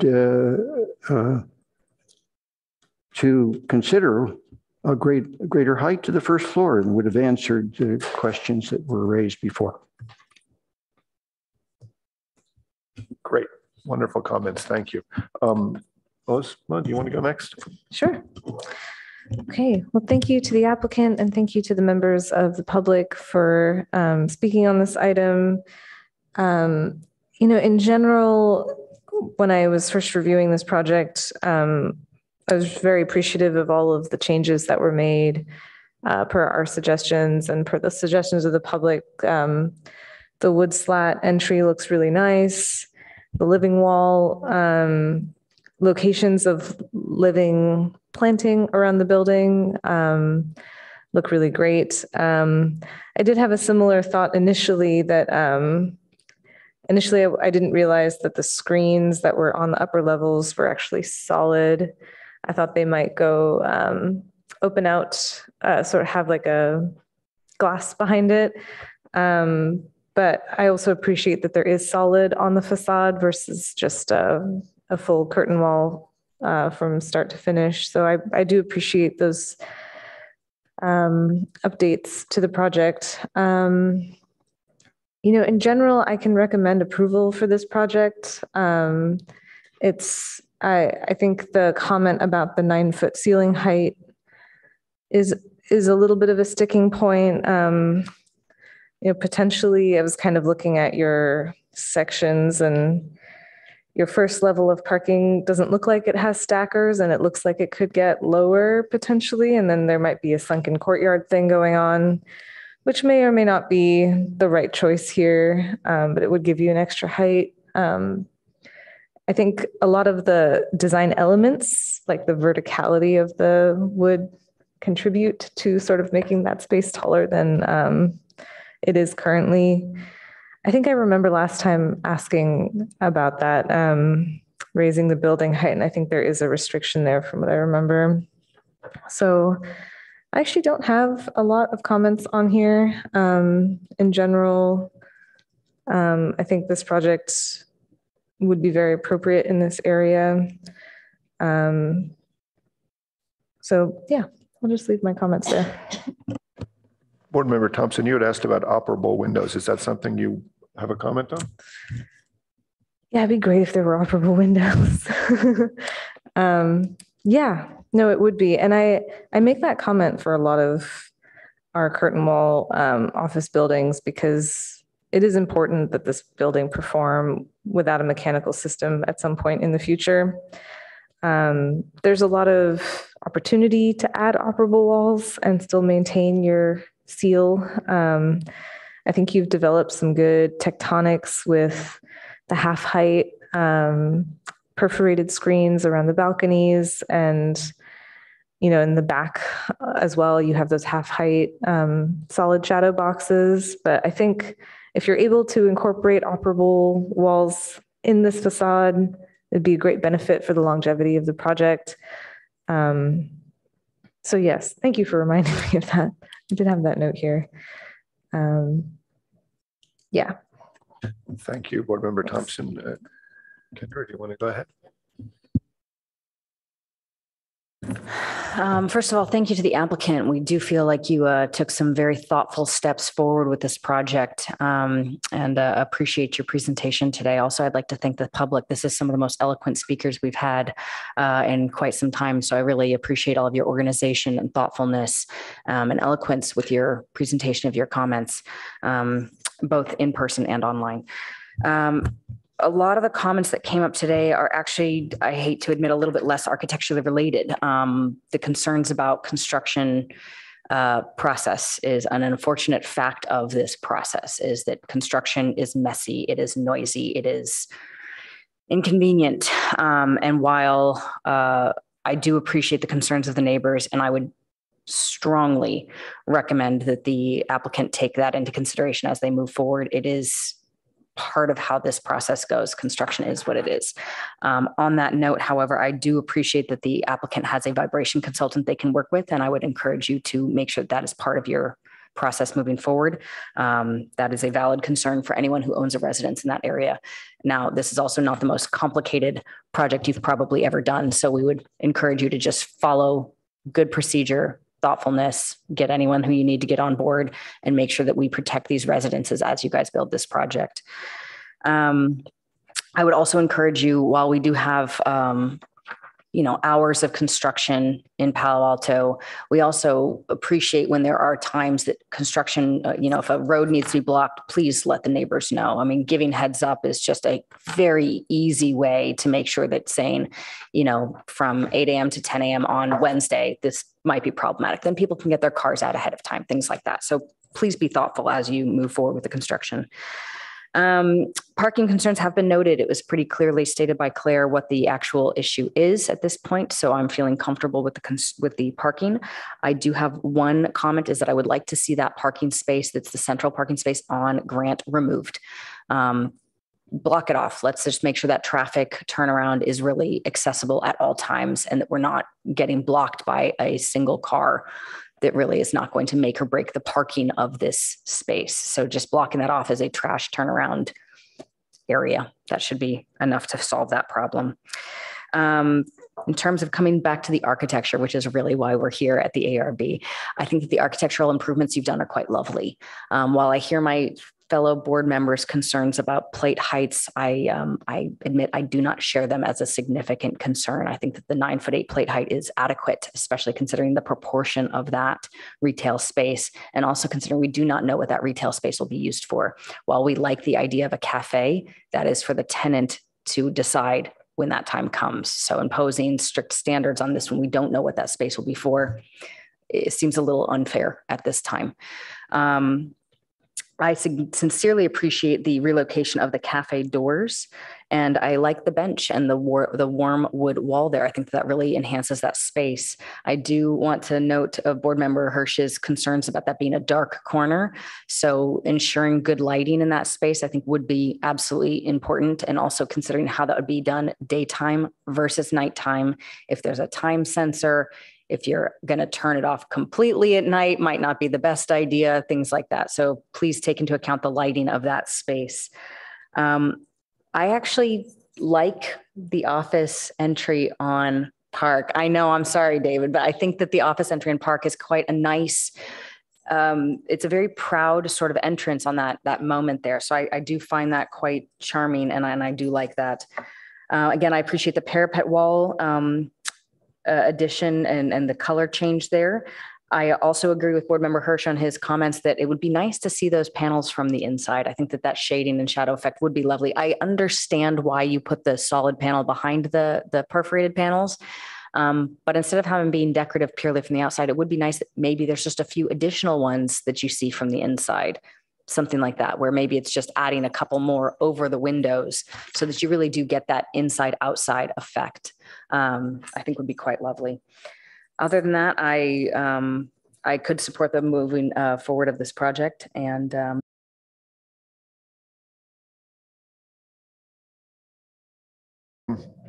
I generally support the comments that have been made. I'd like to flag 3 items that I think we might want to consider further. One is the plate heights. 9'8" is fine, Board Member Rosenberg, but we're talking a structural 9'8", and there's always finish underneath. They were pointing to the wood slats. There's typically wiring and frequently plumbing, sprinkler systems, things like that, which often bring it down even as much as 12 inches. And 8'8" is certainly not acceptable for a retail space in a new building. And Board Member Hirsch is correct. I believe that our objective standards require something taller, and I don't see why we wouldn't hold to that standard here. I think the issue really is not that they can't make the whole building taller, but rather that they have to make the offices shorter. And that's the trade-off an applicant has to make. Yes, the office space is less desirable because the commercial space on the ground floor is more desirable. And that's very much our role to help balance that out. So I think it's clear I tend to lean that way, but we'll come to that as a discussion as a whole, perhaps in a second. My second concern has to do with the panels and the large windows. Really, it's related to a lot of comments we heard from the community repeatedly about light spillover. And when you think about this at this gut level, these are very tall pieces of glass that will be brightly lit at night. People work in the evening after dark. And if I lived across the street, I wouldn't want that floor to ceiling glass wall in my face. This is not Park Avenue in Manhattan here. This is an established residential area. And so I think we have to find some solution to mitigate the light. I do agree that the sliding panels would be wonderful if you could see them from the inside as well. And I'm concerned that that white color behind it is quite bright. Those panels are, I'd say, at least 50% transparent. So that white color is also going to be bright. And again, that's something that's hard to perceive, but my gut tells me it'll be quite bright looking through that opening. So I'm just concerned that the building is just a little bit too much brightness to the residents who are very close. The streets are small here. So, and I share Board Member Thompson's desire, if you can make operable windows, that's just preferable. Just think of today, how nice it is. If you can just open your window a little bit, it's such a human environment that way. And I just don't buy that there's no way to do a mechanical system that can't function with that. It's just not true. You can. Many buildings around the world, many European buildings are now doing operable windows as a holistic approach to improving the environment for the tenants, and it's possible. So with that said, those are my opinions on this. I'd like to then focus our board on a couple of things in a sequence. So the first big items that are probably related was one, Board Member Hirsch's request to reconsider the entry on the corner. I'm not quite sure I fully understand it, but I'd like to be sure that we sort of make a statement that we're going to try to pick that up or not. And then I think that's related to the plate heights of the building, which I've heard, I think 3 or 4 of us be concerned about. So why don't we just quickly address each of those? David, why don't you go first as far as why should we consider making the corner different than it is now? We asked them to put the cafe there. Now, what is it that you think we should do? Can we get some more support behind it? Yes, could add to my earlier comments that the mix of the colors of the panels is very significant for this whole building, so that the panels that could be used at the corner could be the yellow color, which is the accent color, the warm brownish yellow, that color, you know. It's more the unique color on the building in the various locations where it is where it's going to be used versus the more standard gray. So I think that that's also going to be an element that happens at the corner. And it could turn the corner so that as you see the building, and actually from your very rendering here, you'd be seeing both parts of that corner at the top. I think that you could use the perforated metal, which is such a feature of the building, to pull the space down, because if you created a double-story space, you don't actually need to keep the alignment of the structure at that same height.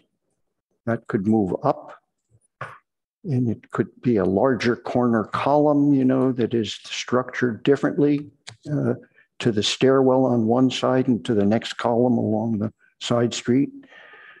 The whole of that space becomes a major entry space, both to the retail, which could move forward a bit, and the entry to the office lobby, which could share in some of the 2-story space as well. So David, what you're suggesting is that the corner become a 2-story space that incorporates entrances to both commercial and commercial. Okay, so how does the rest of the board feel about that suggestion? It's a rather dramatic change to them, and this is the second hearing where they'd be hearing it. How do we feel about that? Kendra? I mean, as the ARB, we are tasked with making sure that we have beautiful architecture in Palo Alto and not to design the buildings for the client. So while I think that it would be beautiful, I am hesitant to impose this on the applicant. Okay, David, I'm sorry, I agree with what Kendra just said. Ying-Chi? Yeah, I agree with what both of you said, but I can see another benefit from what David suggested. If the office and retail switch the space together, because in that way, the bike storage will be closer to the office lobby. Because right now, when you look at the bike rooms, they just whoever store their bikes and then they need to walk all the way around to get the front lobby and get the I'm elevators. trying to make this a focused thing, Ying-Chi, and here you are with another question mark. Yeah. It's not helping us. Ozma, what's your take on it? I'm not in favor of David's suggestion. Sorry, David. I'm quite in love with the wood slats, unfortunately, and I just can't support paint over something that's more biophilic, like wood. I think the thing that's really kind of singing in this design is actually the ground floor, where you've got your living wall and you've got your wood slats and you've got all this connection to nature on the ground floor. And, you know, I know we're not talking about the reflectivity of the facade yet, but, you know, bringing that up, bringing more green things up in your facade, I think would help with some of the reflectivity concerns.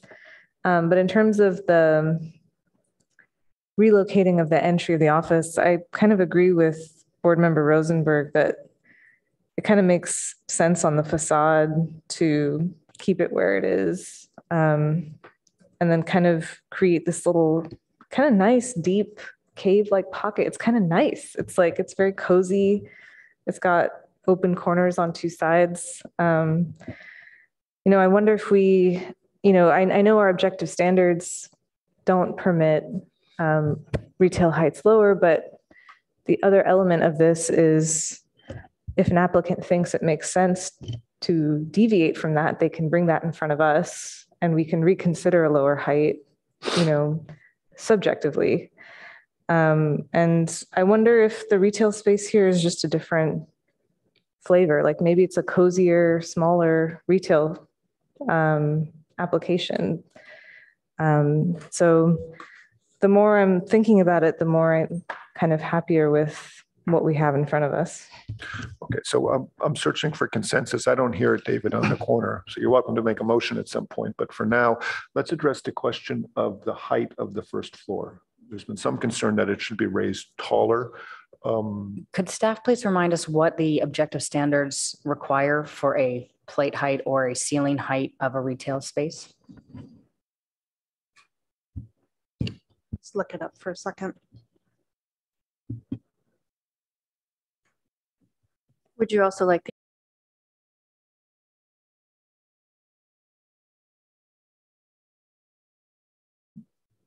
we can call them up in a second, but let's see first what the feeling of the board is when we really come down to it. What is the required height? That's a good question.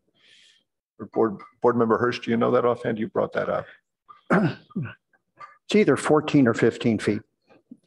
Yeah, that's what I remembered when we go through all those objective standards, 14 for the retail on the ground floor. Yes, and you know, you mentioned the sprinklers in the ceiling. Well, air conditioning, you know, any ductwork in the ceiling is going to cut about, and that's the reason for that height, by the way. It would be the mechanical system more than anything else. The sprinklers are nominally a few inches, you know, to get the plumbing through. But, but the air conditioning ductwork is significantly bigger. I did also want to point out that on sheet A 3.1A, on that top elevation labeled number 3, proposed south elevation at Park Boulevard, we can see the building next door versus this building. And I would like to point out that this building's floor plates are a little bit shorter than the existing building next door, but they're not, you know, 6 feet lower. They're just a little bit off. And going from a 9'8" plate to a 14-foot plate would dramatically change this building. Okay, so I hear you say 14 seems too much to you, Kindred, but can you support requesting it to be taller than, I mean, if we use the terms on their drawings, it's 10'6" floor to floor, and we're all professional enough to understand what that means to the inside. And I think we all want to see this get across the finish line today, which means we're going to need to come to some closure. Can we try to suggest a number, and then we'll ask the applicant to come up to address what our recommendation might be before we finalize anything? Don't worry, we're about to just proactively put this. But well, I wonder if we can just, yeah, in that same drawing, you know, I could support, so the other floor to floor heights look like they're 11.9. And maybe what it is we kind of ask 11.9 to be on the ground level, and maybe the upper level gets shorter. Okay, so I hear Board Member Thompson suggesting instead of 10'6", we request 11'9". Do we have any, how do you feel about that, Ying-Chi? I was even going to say that we could reduce each of those to 11 foot, and take that full 18 inches and put it in the first floor. That's fair enough, but let's just be specific to what we're talking about. It's up to them to design the building. Yeah, I would say, why don't make it simple just to 12? 12 feet. Yeah, so 12 Uzma feet. suggested 11.9, you're suggesting 12. Board 12 Member Hirsch, do sounds you have a good. sense where you feel is appropriate or reasonable for this building? Well, I have to say that, unfortunately, I'm going to have to vote against, the rest of you members here because I'm not in favor of this project as presently designed. I would like to increase the nature wall further on the face of the building, and that's possible if you create a different entry to the office. So I think I agree 12 feet is a good compromise. Good. Okay. So could I ask the applicant to come up and I guess this is your chance to explain why that's not reasonable. Because I'm hearing a consensus around 12 feet instead of 10'6". Fair enough. Would love to address this. So honestly, I'm already losing sleep over our ceiling height on the second and third floor. That's a genuine comment. If we can't lease the office space, we can't build this building. We are already 2 or 3 feet shorter than a typical office space with our current design. When we were in the process, there was a zoning change that lowered our building height from 37 to 35 feet. So trying to accommodate 3 floors is really, really tough. And we've spent a lot of time with this little potential cafe area, thinking through how we can make this work. A kitchen space, if it becomes a cafe, is going to be, 25, 30 feet deep. That leaves another 30, 35, 40 feet of actual space at 9'8". We can run the ducting along the sides. So the ducting is not encroaching further into that 9'8". We can expose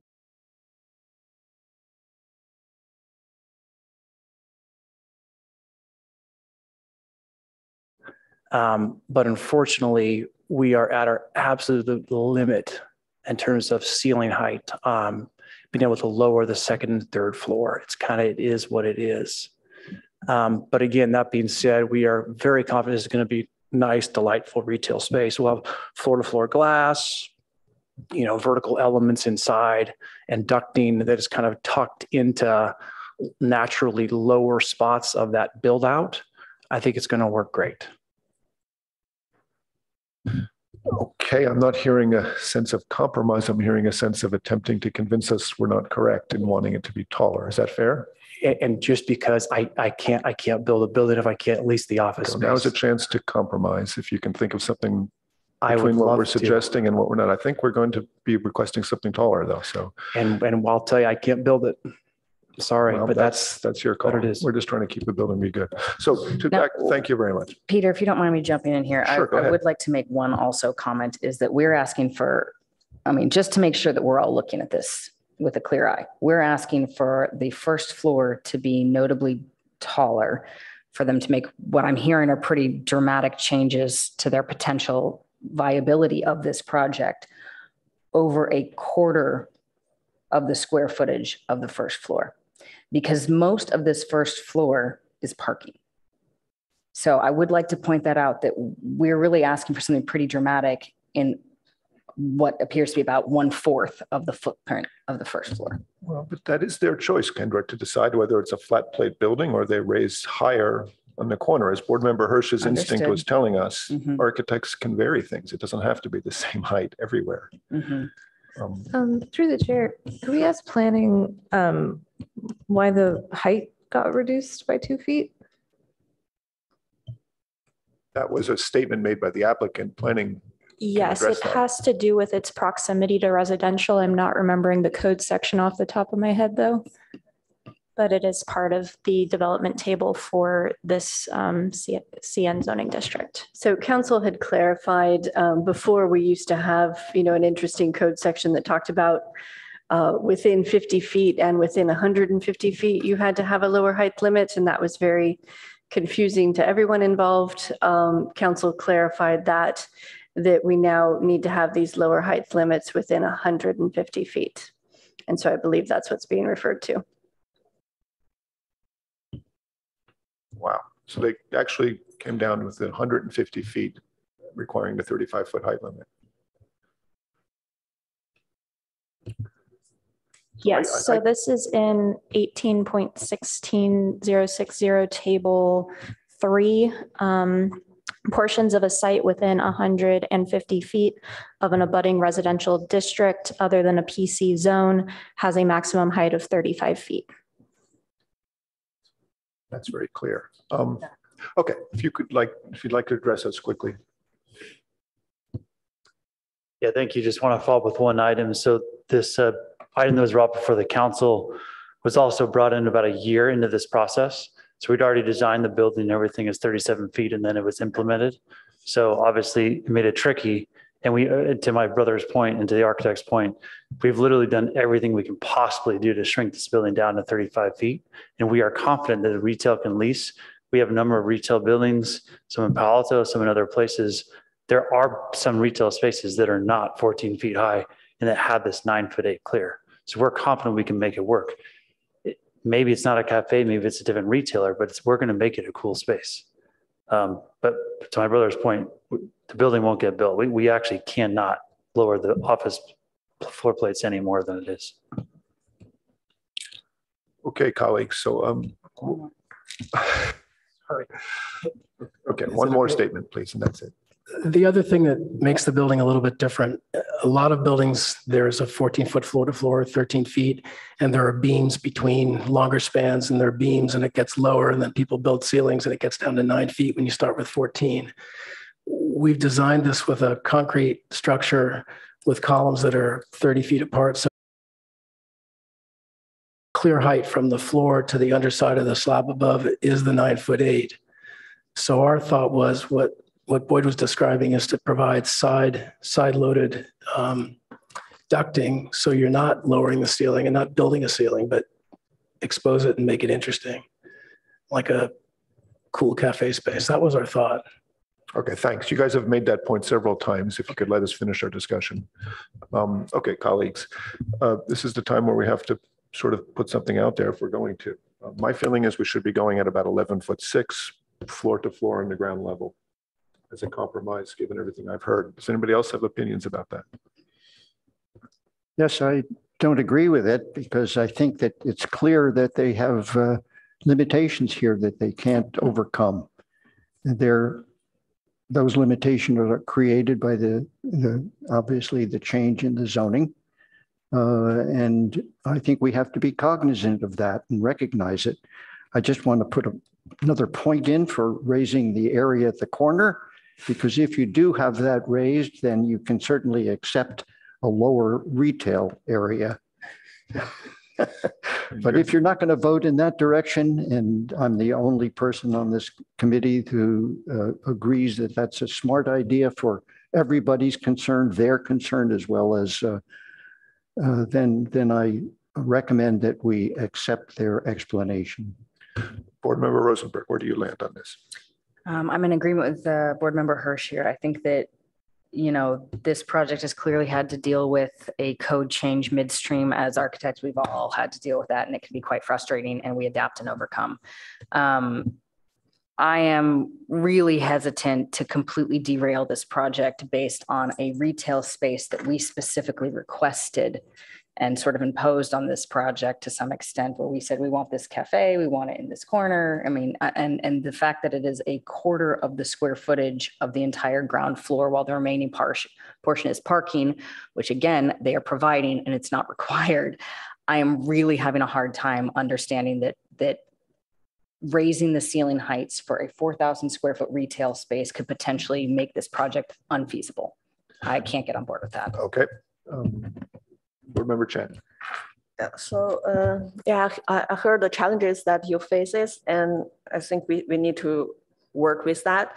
But I'm not sure whether I should ask a question to the applicant, whether it is possible instead of one retail with 4,000 square foot, you can have like maybe a couple of retails with smaller spaces, because I think appropriate ceiling height, it works with the size of the space. If the size of the space is smaller, then the lower ceiling may work in that case, because just think about maybe say 200 square foot living room. If you have a 9'8" ceiling, it is a decent living room space. But if there's a 4,000 square foot space, it is huge, and the 9-foot ceiling make it looks even shorter. I think that's not on the table right now, though. Right. We just don't know what they're going to do. They might well rent it to several people. But the question right now is, do we want to push for taller space or leave it as it is? So which way do you lean? First, to start with, I prefer the taller ceiling space for the retail. And also, I heard David brought up his original idea, like to have the retail on the park, and maybe in that case, the retail has the 2-story high ceiling space. And then in this case, I'm more favoring that option, because currently the office space facing the park, it doesn't have a great entrance, but it has the 2-story high interior space, make it more grand. But if we switch the office and retail to put the retail in front of the park, and then the office space, the office entry will have a more welcoming plaza, which means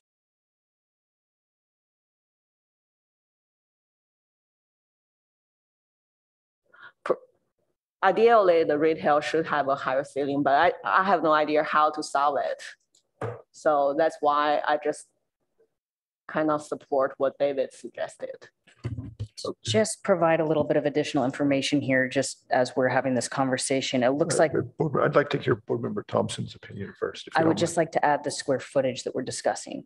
If we're going to raise this up and lose that floor area, that square footage would be 1,044 square feet that we're discussing in this corner. So I just want to make sure that we're all aware of how much of that space is that we're discussing. Okay, Board Member Thompson, where do you land on this issue? Well, it seems like regardless of the suggestion made by Board Member Hirsch and our suggestion, we're still asking the applicant to sacrifice some of their office space. Whether, if we do a 2-story option, you're sacrificing office space above that. And applicant just made it clear that this project isn't viable if that office space is sacrificed. I kind of liked your suggestion, Chair, about varying the height along the first level. Given that this retail space is so smaller percentage of the whole floor plate, could that piece just raise a little bit and everything? And then you're sacrificing a little bit of the height of that office space above it. And I don't know if that, breaks the office space, just that tiny piece above it. I still don't really love the idea of a 2-story entrance. I don't know if that makes sense here, honestly, because none of the other buildings here have that. And it's kind of a lower scale across this whole area. Like the building next to it doesn't have any 2-story spaces. All of it's kind of small, cozy, sort of Calav-esque stuff. So I don't really think that that's the right solution here. But what I could suggest is we could ask the applicant to study it, as part of the subcommittee item, that they could study raising just that one part of the floor plate, and 6 inches, a foot and a half, anything to kind of make that work. Wouldn't want it to compromise. You'd kind of have to think about how the effect is on the facade and the front. But I don't want this to hold up the process necessarily, because I think I think I do think that in this very specific case, not on University Avenue, but here, a smaller height could work for a retail space. Okay, colleagues, I'm not hearing a clear consensus that we should request a higher floor plate on this building, to be blunt. So I think we should just let that carry to motions when we get to that. Let's bring our discussion to the question of the windows and the panels. Can I ask the applicant to come up once more and see if you can offer a solution for us that would let perhaps be a different way you're treating those panels and try to get some more opacity for the neighbors? What can you suggest? I'll probably let the architect talk about that specific question. In terms of the operable windows, I can address that. No, we're talking about the opacity of the panels and the windows. I'm sorry, but we have to keep focused. We're trying to get this done before noon. We want to get you approved, and so we want to focus our discussion. What can you do to make it so the windows are not so bright to the neighbors? So we did make the wall behind the stenciled panels solid, but there's an interest in having the glass behind that as well. So those are a little bit contradictory. We could add more of those panels and have them be opaque. So maybe we add 2 more per floor or 3 more per floor or something. So there's still enough window area to have a nice interior space. We could add some of those screens and have them be open so there's still natural light going into the building, but it would filter out light leak as you were describing. So it could be a combination of Board Member Hirsch's idea with what we have as a way of reducing the amount of glass on the project and still maintaining natural light. I mean, it's just coming out of just trying to respond. So on past projects, we've asked for automatic shades to be put in the inside with a distinct timing system and some fairly strict regulations about how they function. Would that be acceptable? Yeah, we're happy to consider that and study that and figure out how to do that. We haven't done that before, but we're happy to look into that. Staff, do you recollect we had a building up on Page Mill Road in the Research Park? The Butterfly Building it was called, I believe. We probably could look into how we regulated that. But to my colleagues, that was a system where the similar building with tall windows facing a neighborhood farther away, and we were satisfied with that solution. Does anybody want to chime in on this issue? Yeah, the comment that you made about the shadow boxes having a white backing and that potentially being too bright, I think the clarification question where actually the sides are opaque, so there's no actual light coming in from the side. So the only light that would be emitted off of those panels would be the incidental sunlight that gets through the metal that also somehow gets out of the metal to your eyes. So I actually think that those boxes in themselves will probably be pretty, not really a reflectivity issue. I think you're right that, I think there's so little of the white in general. It's just on that floor band that I'm not too concerned about reflectivity on that particular item. I know there was a member of the public that made a comment about the reflectivity of the glass. And the thought I had was, could there be vine greeny things somewhere on these upper levels to kind of help mitigate some of the reflectivity, given that it is kind of metal glass all the way. That's kind of where I landed on reflectivity on the facade.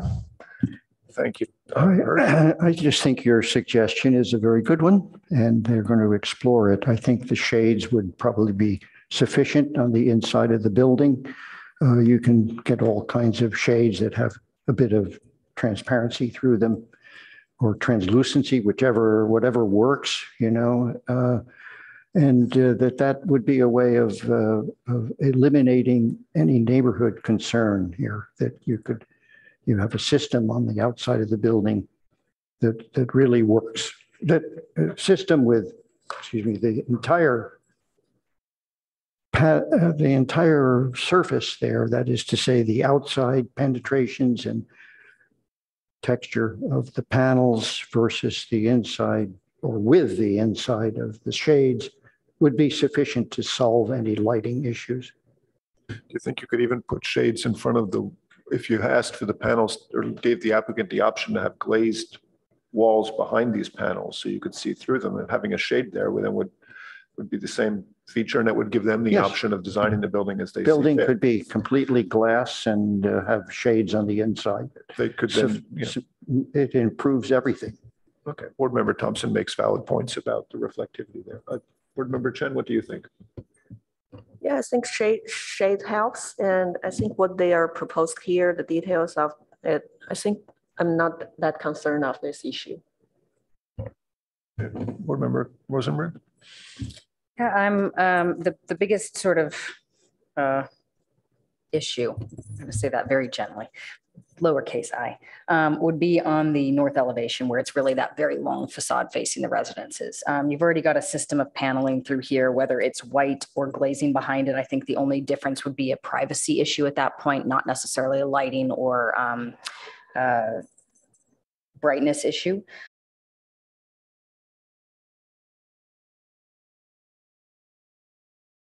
Between the buildings.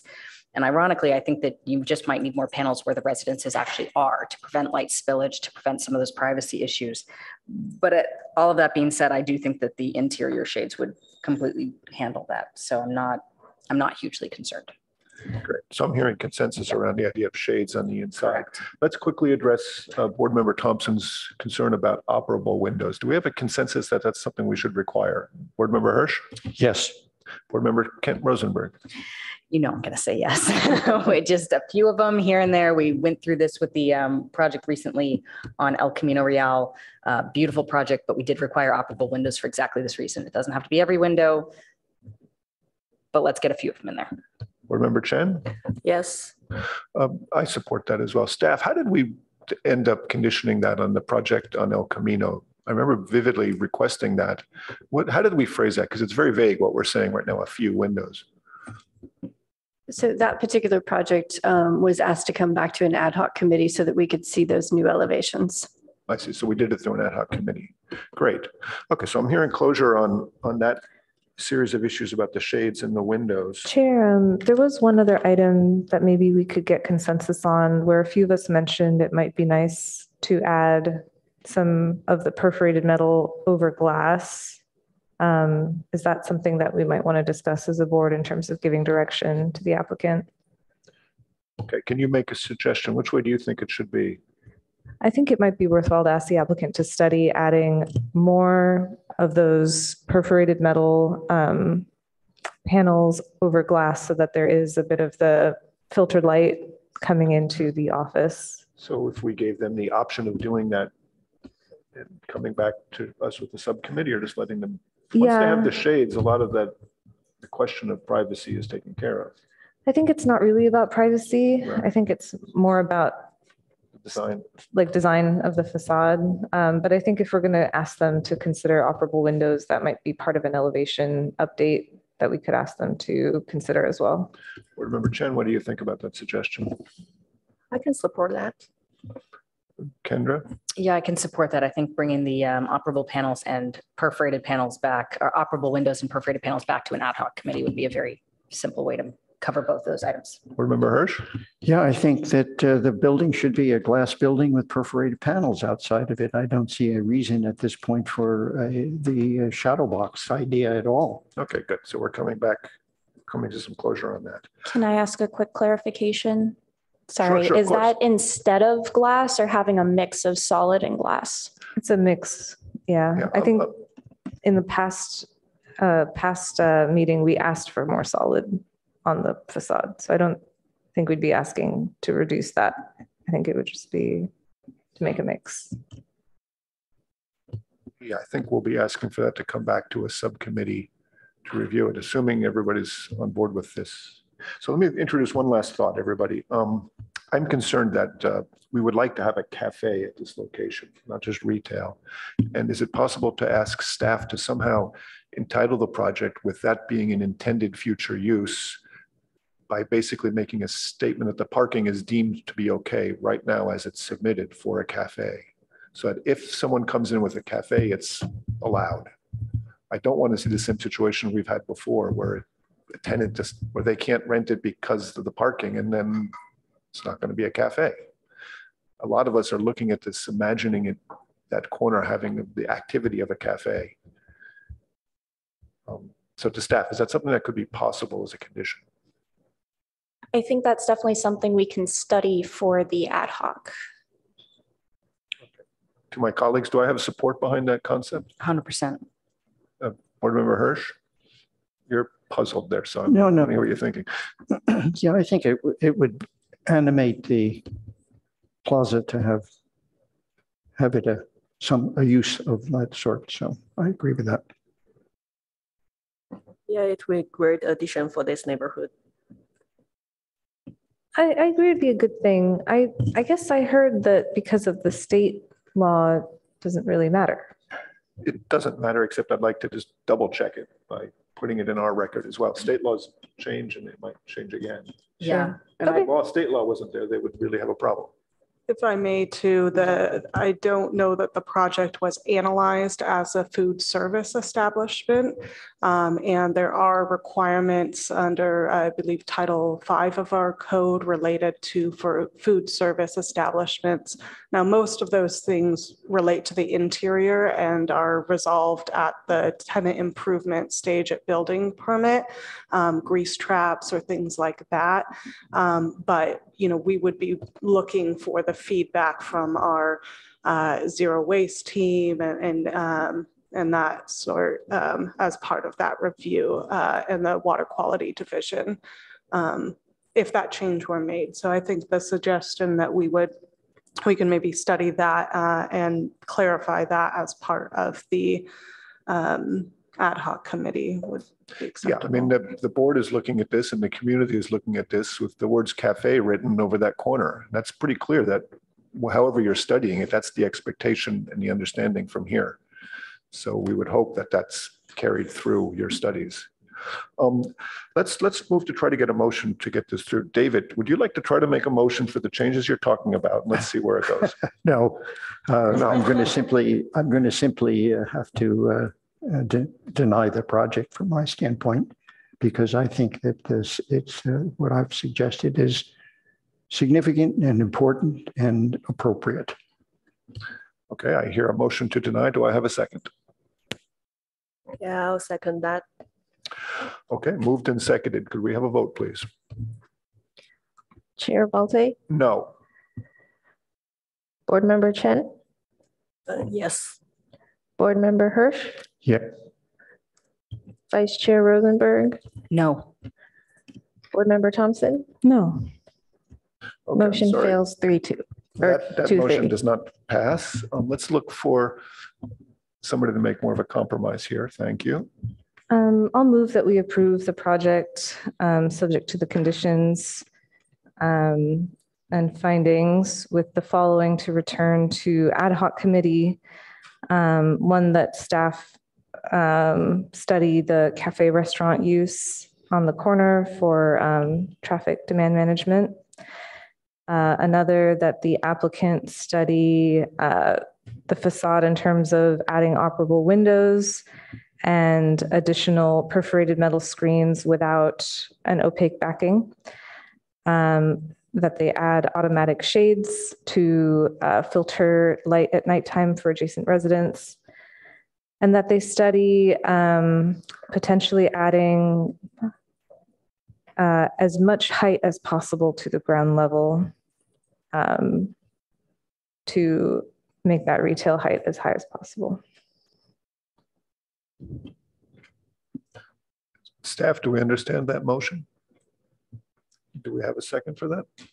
Just for clarification, Osma, you said study the increase in height. There's no requirement on that.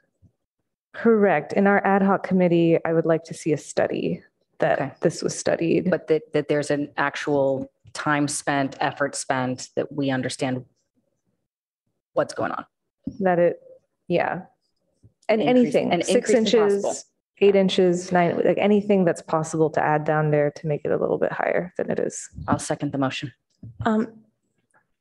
Yeah, okay, just as a clarification or suggestion, I guess, for studying the cafe use, you said with regards to the TDM, and we'd like to make it more broad, general.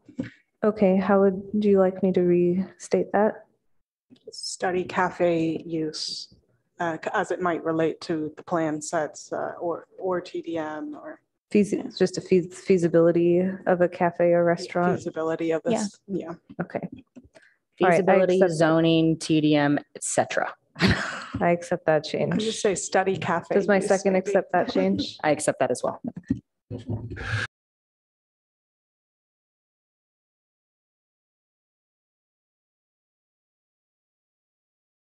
Colleagues Hirsch and Chen on board with this. Our voices are much louder when we speak together. It's better to compromise now and suggest amendments that would make you feel more comfortable with this if it's possible. There's no way you can change my mind. Board Member Chen? Well, it's hard.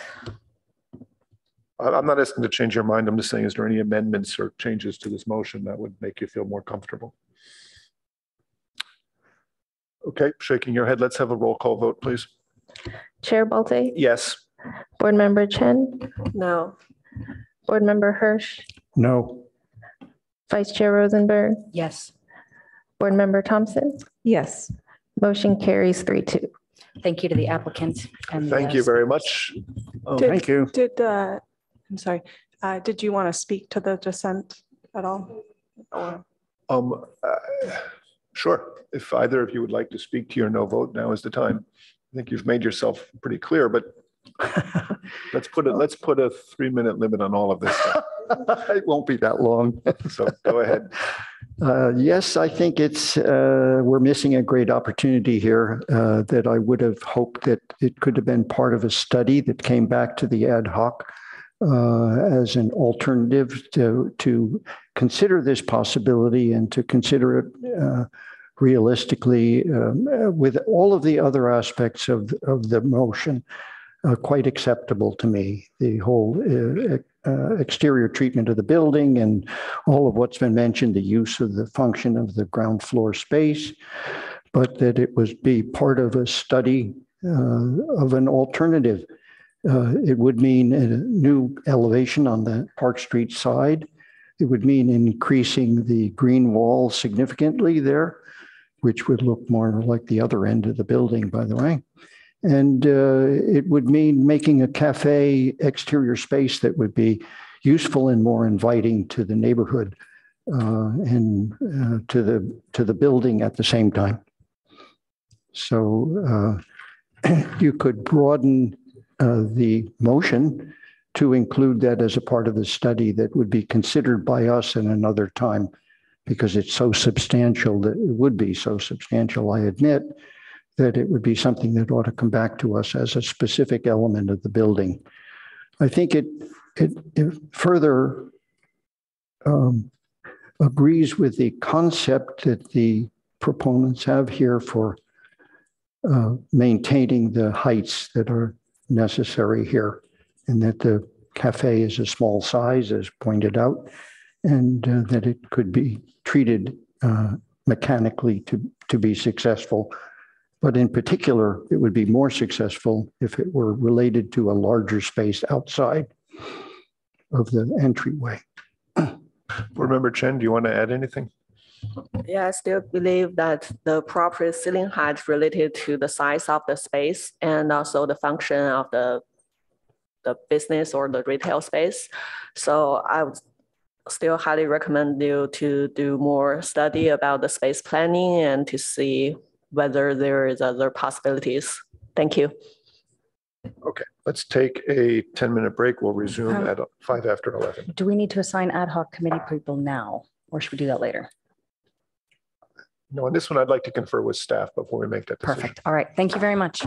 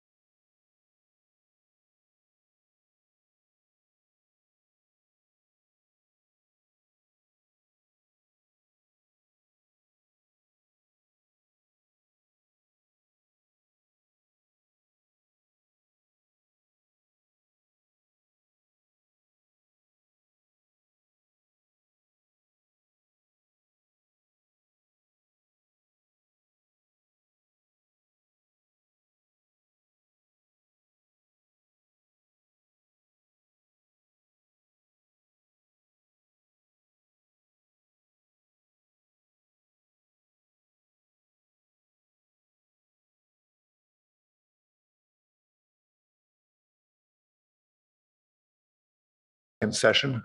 Board Member Thompson will be with us in a second, I think. I'm going to introduce the next item, which is a study session, continuation of a study session to review and discuss the city's local objective standards for Senate Bill 9, SB 9, residential units and urban lot splits, previously approved by council along with the city's SB 9 interim ordinance 5538. Before we get started, I'd like to sort of outline how I'd like to run this. We have a staff report on this issue, which we'd like to hear. Then Board Member Hirsch has asked for a few minutes to present some thoughts that he thinks will be of interest to all of us on this subject. So we'll give him 10 minutes to do that.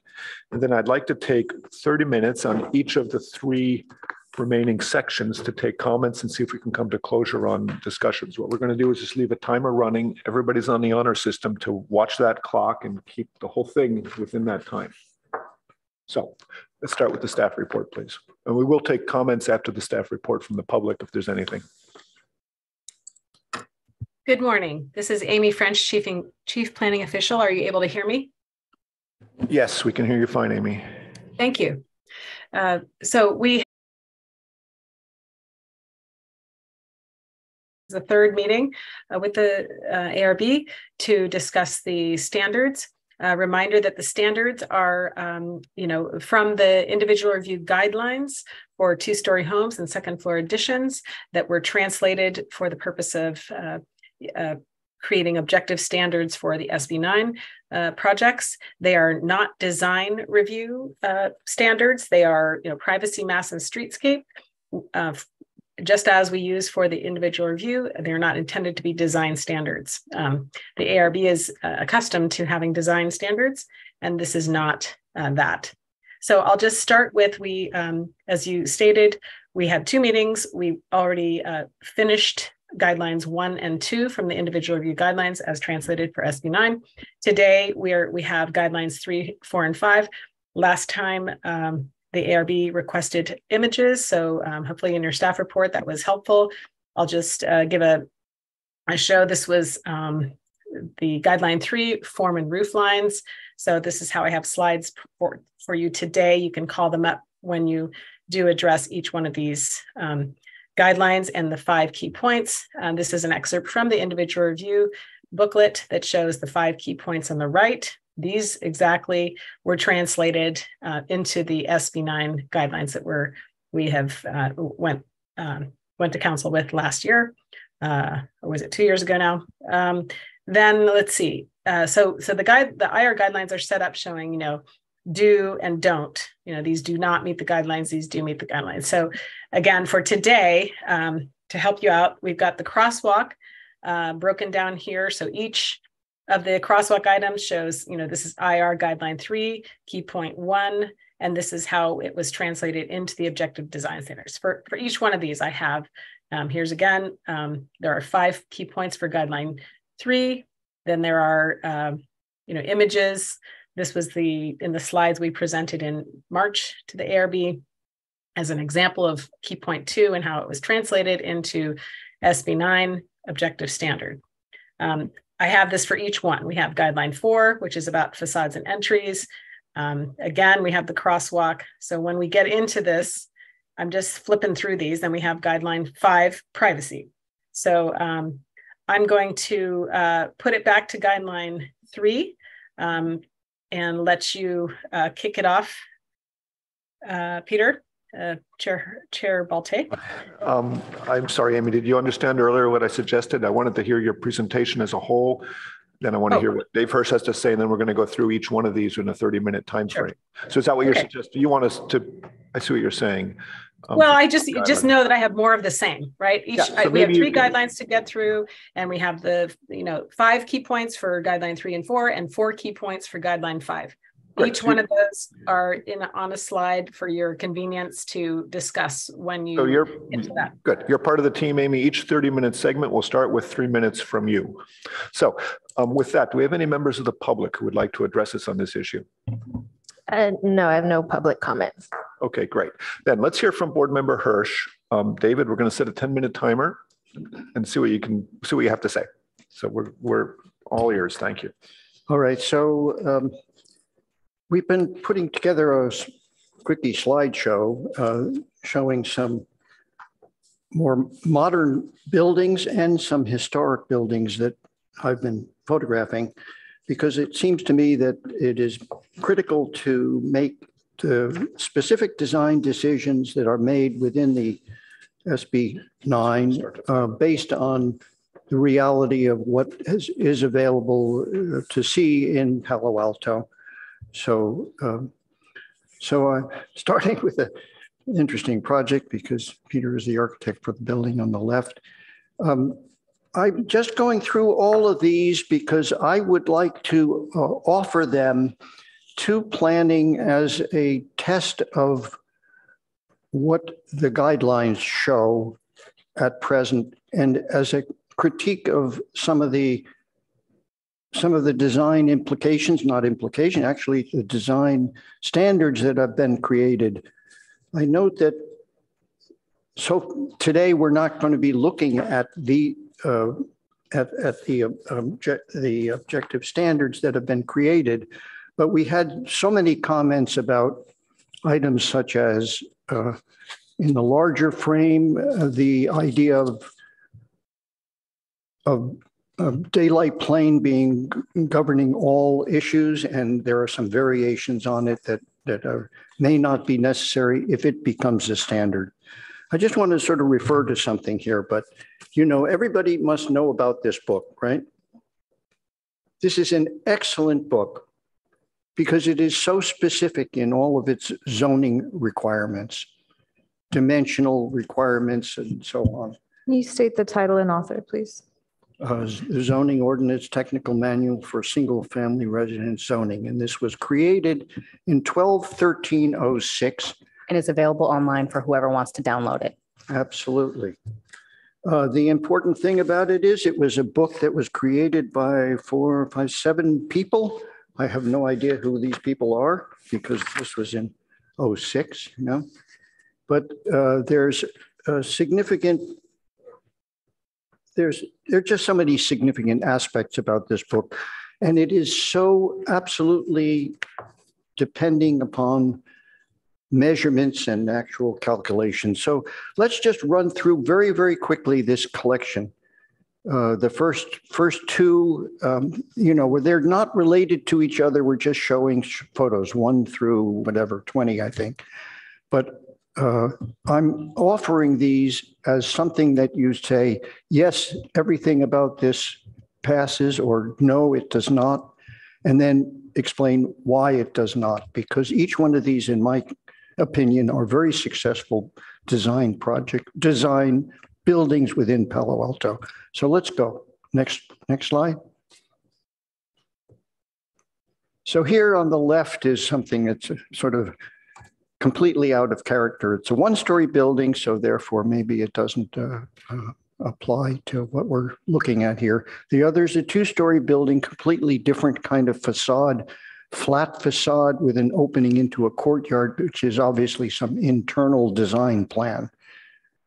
The one on the left is more or less looks like a sort of a residence in northern France, somehow along the waterfront and it stands out to me because it's just the most lovely little thing, and it's nice to have these kind of interruptions in our fabric. Okay, next.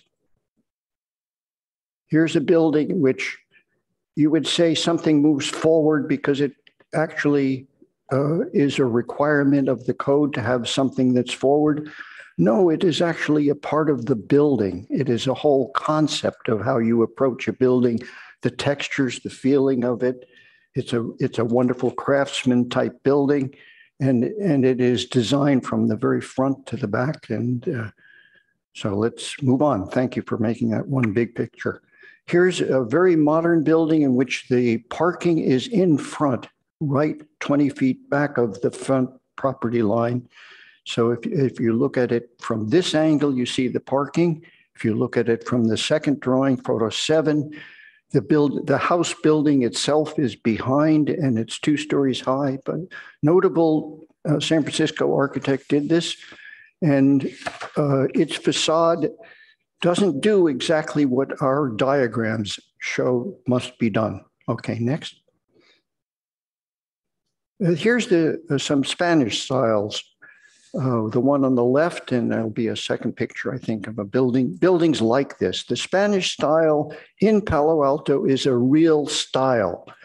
Sometimes it's somewhat changed, like the building on the right. It isn't. Some of them don't look like that because it's masked quite differently than the completely plain facade. But the facade itself in the Spanish style is a legitimate.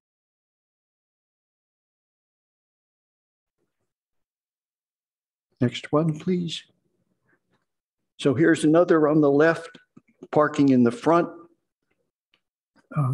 massing completely different, bigger site so that it can be forward and backward as you approach it from inside. I couldn't get in to get closer, but you get a sense of the three-dimensionality of this building and the way it is designed in a very modern idiom. To the right is another Spanish style building, and very, very long, very wide site, obviously. All of the open spaces are on the opposite side towards the private areas. And to my way of thinking, it's a very legitimate approach and should be considered again. Even if it does become a two-story building, it often will have variety to the window lines that do not align the way the guidelines suggest. Next. Here on the left is really old style. It's a Julia Morgan building.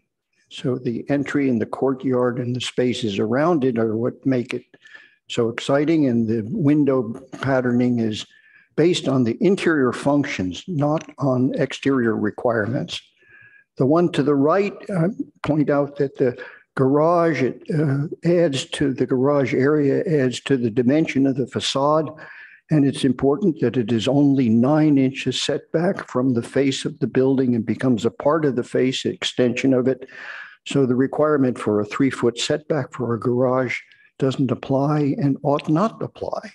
Next one. So these are more modern buildings, one right next to each other.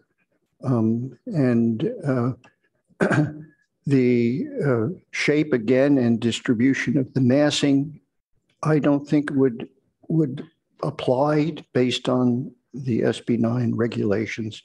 The one to the left is a 1-story building, so it isn't such a concern, but it's interesting to see the kind of materials and the window patterning, et cetera. It's unique. Next one, please. Oops, we got the same one again here, but here's another Spanish style 1-story building, so maybe it's not questioned by the present SB 9, and both the one on the right as well. So next image.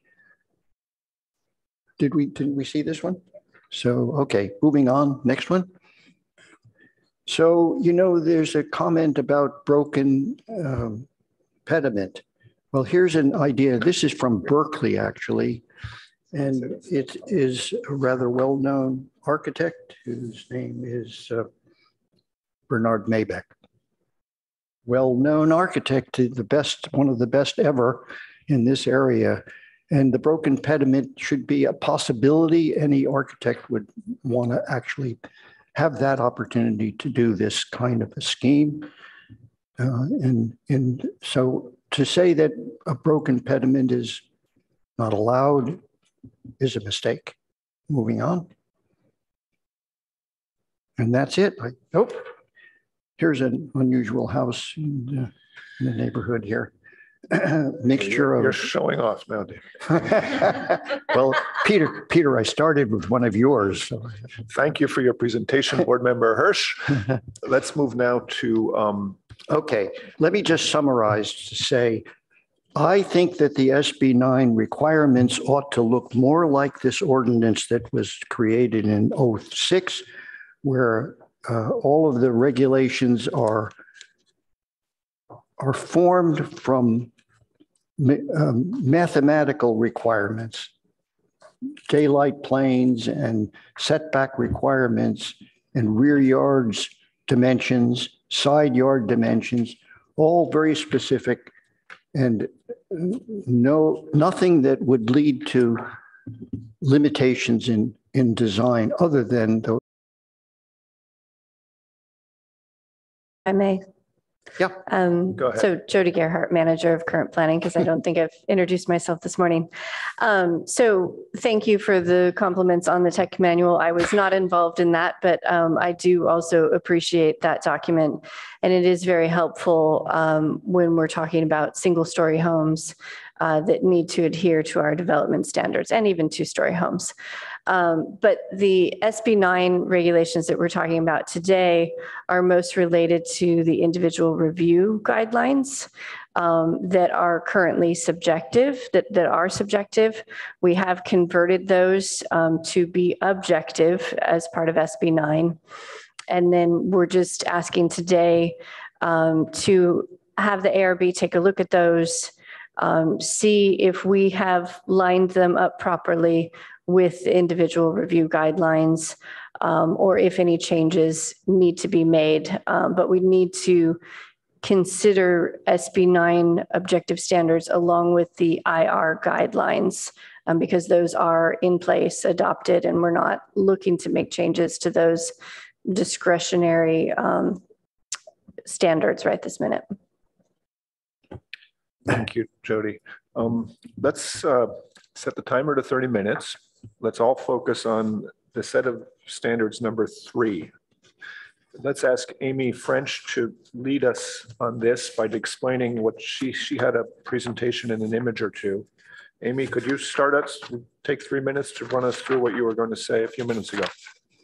Sure. I get 3 minutes for item 3. Well, please start the timer, Veronica. You're on the honor system, but hopefully you can see the timer as well. Go ahead. Yeah, I just, it's great. I'm just not used to being limited to 3 minutes. So just quickly, right now we have the guideline 3 on the screen. Can you see my screen? Yes. Okay, thank you. 5 key. No, we just see you. No, we don't. Oh, shoot, thank you for telling me. Can you reset my 3 minutes? No, so the 3 minutes is honor code. We've got a 30-minute clock for the entire guideline 3. Awesome. Can you see my screen now? Yes. Yeah.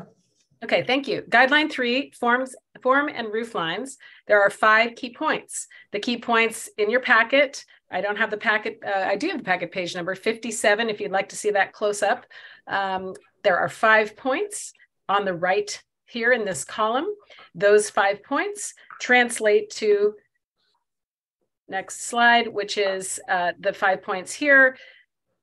Point number 1 of guideline 3 is broken down into point 31A and 31B, garage height and mass and entry height. Point number 2 is broken down into three items, A, B, and C: roof form variation, roof pitch variation, and roof lines and Eichler tracks. Then we have guideline points 3, 4, and 5 here on this screen. Guideline point 3 was translated into 1 item. Guideline point 4 was, key point 4 was broken down to 2. And then on the 5th key point, we have 1. So that's the lay of the land. And then I'll go back to the top. Unless someone else has a slide presentation, I can leave this up. So this is an example of just one of the guidelines, key point 2, that we have the associated image here for that. I have a quick question. Sure. Amy, the key points, sorry, in our packet, it's actually quite blurry, so it's a little hard to read. But I can see for like key point 1, it says avoid forcing building mass and roof lines. I guess it's not quite verbatim to what's in our crosswalk. And so I just wanted to ask about that.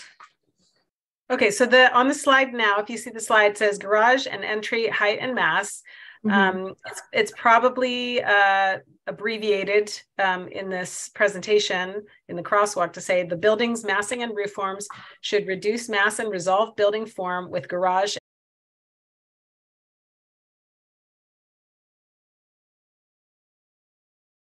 guideline 3. The key point 1 says avoid forcing building mass and roof lines to fit a detailed or interior design driven floor plan. Correct. Well, this is the crosswalk we presented to council. So I don't know if Emily Foley is with you there. She is. Okay. We worked together on this at the end of 2021 to bring this to council. So I'm not quite following where you're getting your key point 1. It's in this. Osama, can I jump in here? Is it the difference between the verbiage on slide 2 and sort of those graphic presentations versus the verbiage on slide 3 where it's sort of typed out? Is that the issue? Yeah. So if you go to slide 2, Amy. Oh, got it. So like I'm reading that guy as my key point 1, right? That looks like key point 1. Yes, that's and that's what's saying avoid forcing building mass and roof lines to fit a detailed or interior design driven floor plan. But that verbiage is not in the crosswalk. I agree. I don't know what I can't explain it. Okay.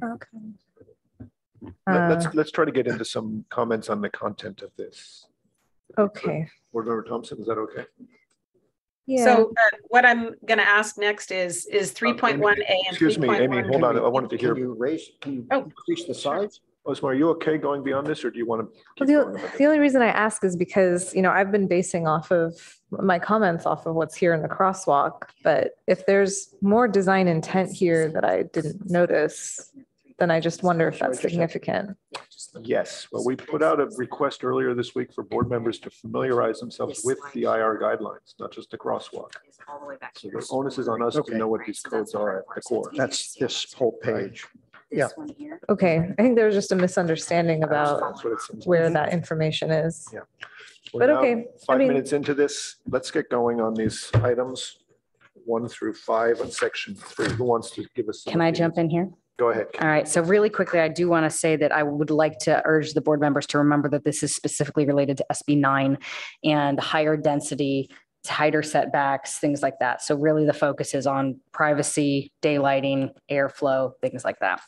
So I made a couple of comments. I'm going to go through them quickly. This is for guideline 3 to just reiterate. I noticed that guideline 3.1 and 4.1 have some relationship to each other in terms of, and I know we're not at 4.1 yet, but I did want to flip flop back and forth between the two. 3.1B, entry height, exterior form shall not exceed 12 feet in height as measured from existing grade. When we get to 4.1, I will circle back to this because that's about visual facade focal points. So just putting that out there for now. Other than that, I've always had an issue with the 12-foot height over the entryways. I understand why it's there. However, I think that actually is applicable in smaller, tighter, more dense residences. So no issue there. Going to 3.2, the roof pitch variation, no more than 2 roof pitches shall be used. I would just like to note that might be a little bit too constrictive, especially if we're talking about something like a curved roof. Does a curved roof apply as a roof pitch? So just would like to put a little star next to that one. Incomplete roof forms, actually, my only question there is, does that apply to cutouts? So in one of David's photo examples, he showed there was a flat roof panel with a cutout sort of over a porch. Does truncated roofs cover cutouts, or is that just not an issue? I think that no more than 2 bay windows on an elevation street facing public street. I think that's just too restrictive, but again, we are deferring to IR rules here as much as possible. And then the contextual roof pitch. This is the one that I had an issue with. So 3.5A, contextual roof pitch. On properties adjacent to single-story homes along either interior side lot, roof pitches of new 2-story buildings shall be 6 to 12 or lower. I think that is overly restrictive and should be eliminated, because I think that the one for a great example was photo number 2 that David presented, where it's a very they're really reducing the bulk of that building. So my only real item that I would like to amend in the guidelines 3 is 3.5, and I'd like to remove 3.5A. So that's my comment. Thanks, Kim. Chi, why don't you go next? Yeah, I'd like to comment for the 3.2. So all these wordings are fine. And I just want to make sure, like, since we're discussed about SB9, so it's possible to have 4 units on a single lot. So I wanted to clarify, like, if we require 2 types of roof forms, does it apply to only one of each unit, or it applies to 4 units on a single lot? Which do you think it should be? It's a good question. I like to see, like, if there is a single development for the entire lot, I like to see some consistency on a single lot. So you think per lot there should only be 2 roofs? Okay. And I would agree with that. Okay. And also for 3.4A, it says no more than 3 gable forms. I think it works for most of the cases, but I also see examples like for corner lot where there has longer elevations on one side, and there could be like some smaller dormer windows on that side, and maybe a couple more like at the entrance and the garage. So I don't know. I don't know how to address this issue, but I think just generally say no more than 3 gables, it will eliminate some beautiful design in our neighborhood for corner lots. Thanks. Board Member Hirsch. So into the microphone, please. Yep. So based on what I've been showing is that it limits your roof forms overly here. Only 2 types of roof forms shall be used. Example, why is it just 2? Why isn't it 2 or 2 to 4? What is the restriction that requires you to rationale for requiring 2 roof forms? Generally speaking, these are the kinds of things that bother me when it limits all of that. It should say that anything within the daylight plane is allowable, really. Several roof forms are certainly possible. I've seen it in several of the buildings I've been looking at, and I don't see any problem with it. The pitches, no more than 2 roof pitches. I've seen 3 roof pitches. I think that anything should be a limitation of 2 to 4 or 2 to 3 rather than limiting it to 2.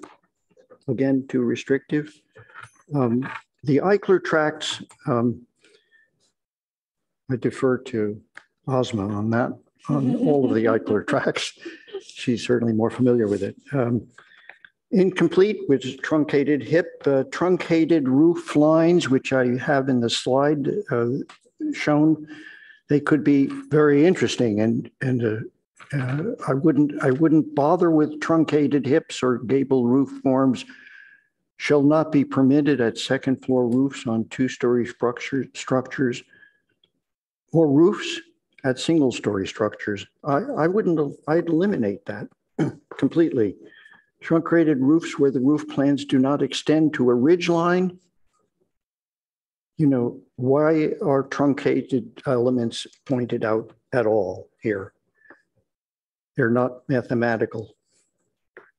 Gable roof forms, no matter, here again, you know, all of these are restrictive and only lead to sort of specific diagrams that are shown and not necessarily to the opportunities to do whatever is reasonable. Bay windows,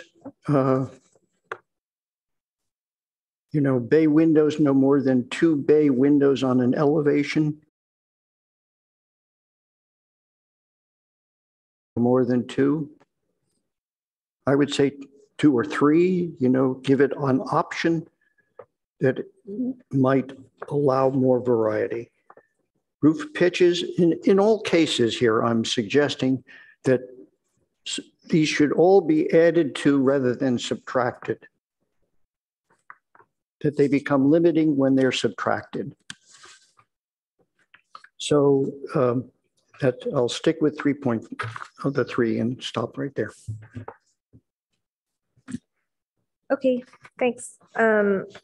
Yeah, on item 3, I think I'm writing notes, like everybody's notes in my notes, and almost all the notes basically say everything's too restrictive. There were a few I didn't understand, like regarding the truncated roof form.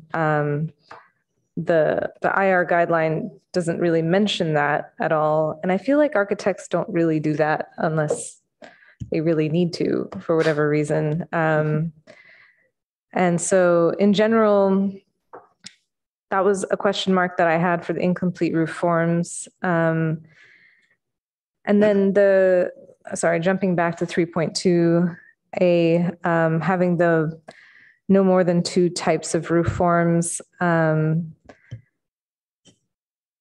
I think initially I thought that was a little ridiculous, and I would agree with Board Member Hirsch that it is pretty restrictive. I could be convinced that maybe for just this objective standard that there is some sort of guideline, and then people can deviate and then subject themselves to subjective things.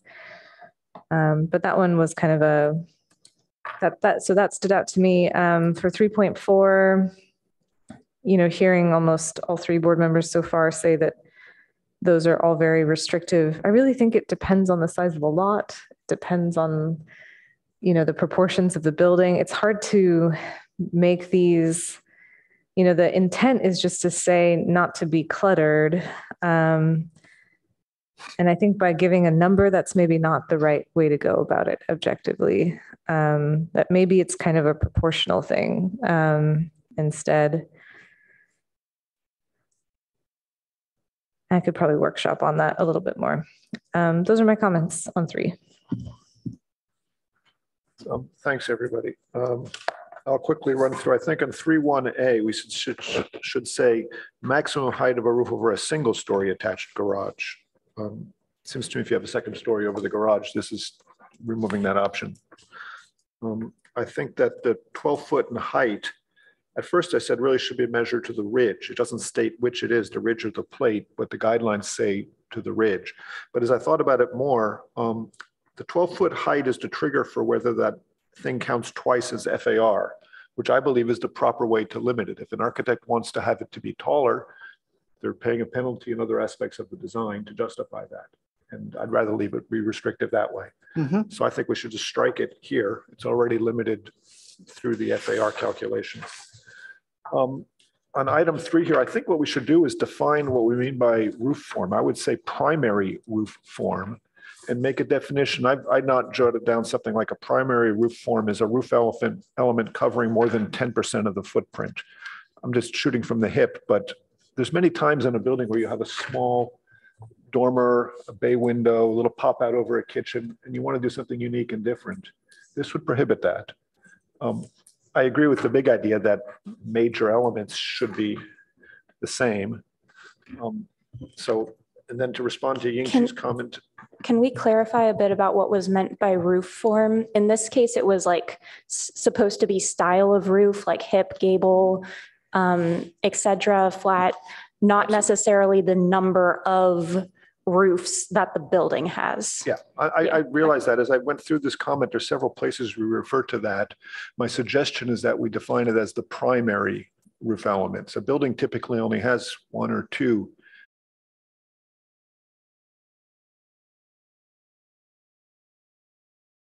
over a kitchen window, a little bay window with another copper curved dormer thing, which is a roof element and it's a different shape.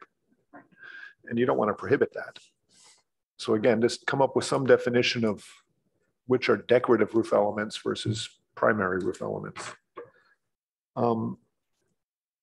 That's just a suggestion there. I think Yingxi's suggestion of making it per property is too restrictive. If you actually have an ADU in the back and you want to do a totally different architectural style, we shouldn't prohibit that. It may or may not be good judgment, but there's nothing in our standards that prohibit it now, so why should we introduce that? So I think it should be per building, per structure. I think 3.3A, incomplete roof forms, is just an overreach. I think it just should be struck altogether. I can't support that. There's just too many cases where it would be a problem, and I don't think it is a problem now. Gable roof forms and bay windows. I think Osmo's correct that the proper way to do it is more proportional to the property, but I don't think that's realistic. And this is the closest we're going to come, I believe. So I support it the way it is. And contextual roof pitch, no, I think daylight plane regulates this effectively, and regulating it by a one-story building next to another one is just seems wrong to me. Let the architect choose the roof pitch to fit the design. If they meet the daylight plane, they've met the requirements of our IR guidelines now. So let's go back through these section one at a time. Back to the first one, 3.1.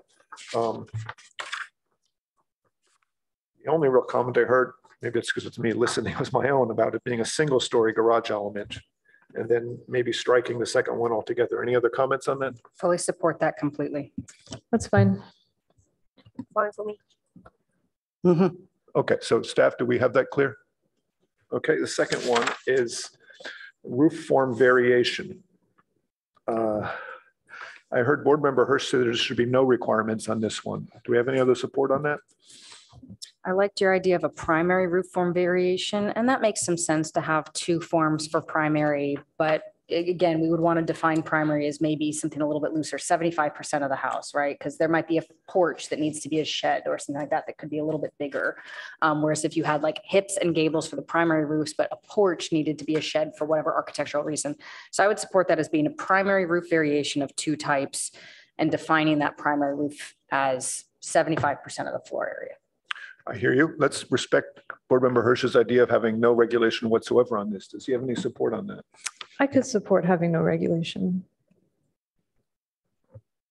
Yeah, I like the idea you brought up, the primary roof forms, but I think for a single family zone, I think it still requires some consistency on the small lot. So I'm hearing some sort of consensus that we should have some restriction on roof forms overall. So Peter, didn't you also say if it's an ADU, then why would we want to restrict whatever somebody wants to do in their backyard? That's right. Well, if we can agree that we're going to have some form of restriction, the next question is really whether it should be per building or per property. But I'm trying to respond to what board member Hirsch was saying about just having nothing. Right. So if I understand, the question number one is, do we want any restriction? Yes or no? If we do want a restriction, what would that restriction be? That's right. That's right. So we can step our way into this. Yeah. I think it's important for us to keep in mind that we're not creating a design standard for every house in Palo Alto. Correct. This is a restrictive standard for SB 9 lot projects, which is already going to be a very small percentage of what's overall being done. An applicant always has the option to take this to the individual review process if they want to get more creative, let's put it, with the thing. So I think we're wise to keep tighter guardrails on this thing. So I fully respect what David Hirsch is saying about letting architects be creative, but this is perhaps not the place to try to regulate that completely. So I support having some form of regulation. And I would agree with that for the increased density and closeness to neighbors, privacy issues, things like that. So I would maintain a bit of restriction on this.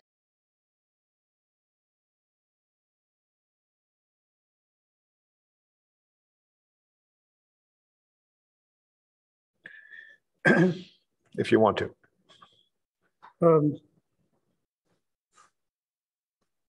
No, I think that it should be added to that this is one in which an addition of more than one addition is reasonable. Okay, thanks. Per building or per property? How do we feel about that? Per building. Per building, I think per building. I don't think per property. Yeah, I mean, I'm still also, I don't know. I don't really think I want restrictions here, but if we're doing it, then it would be per building. Do we not have a consensus that we want some form of restriction on this? I thought I must have misunderstood. I thought you supported that. No, I was agreeing with board member Hirsch on having no restriction. Board member Chen, what do you think? Well, here we are talking about SB9 is always like in urban development. So the lot size will not be that huge.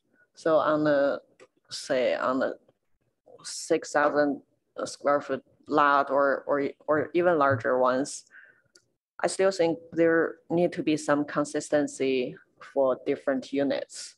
But maybe it's not only 2 types of roof forms, but we could allow maybe 3. I don't know, but I think so. Right now, yes or no? We're going to do something, and we'll figure out what. Clock is ticking, so let's go. Yes, I'm suggesting, I would agree with that. Oh, so now you think we 3 should. instead of 2 is going to be more opportunity. So some regulation is okay, David, you think, for the roof form? Yes. Yes, okay. Kendra, what do you think? Yes, I'm for regulation of it. Me too. Osmo, But to expand it. I think I'm in the minority, so it's fine. We speak loudest when we speak together. It's never been more clear than this situation now. We're not making a regulation, we're advising public hearings in the council. Let's be cognizant of that. Sure, yeah. Okay, sounds like we have some form of regulation. I think we've been going down the line saying it's per building, but you didn't respond to that yet, Chi. Per building or per property? Personally, I still prefer per property, but increase the number of roof forms. Okay, Board Member Thompson? I preferred per building. Per building. Okay, so it sounds like we have a majority who think per building. No, I'm sort of thinking per property. I go. Okay, so take a step back, because then there'd be some carryover between the different structures. If I can make a slight counter argument for per building versus per property, I think that if we allow it to be varied per building, you'll see more variation. I think if we say per property, you're going to find that you get little clusters of 4 houses that look like they were developed as opposed to crafted. So you're going to get 4 little houses that all kind of match versus having 4 potentially unique items on a property. So I would allow for a little bit more variation. So allowing it per building is more variation. Correct. And I think also it might help with actually contextualizing the properties, because if you have, great point. For example, your starting building is like a gable roof. The adjacent building might want to pick up on just that one angle, and then that becomes a shed roof. And then maybe behind there, you have to like step down, and maybe that wants to be a gable roof because you're picking up on what's happening next to you and being adjacent. And then all of a sudden you have 3 different roofs, but it makes complete sense on the property that you're on. And that's kind of why I think that's why I'm really anti-restriction. This is why I'm anti-restriction in general.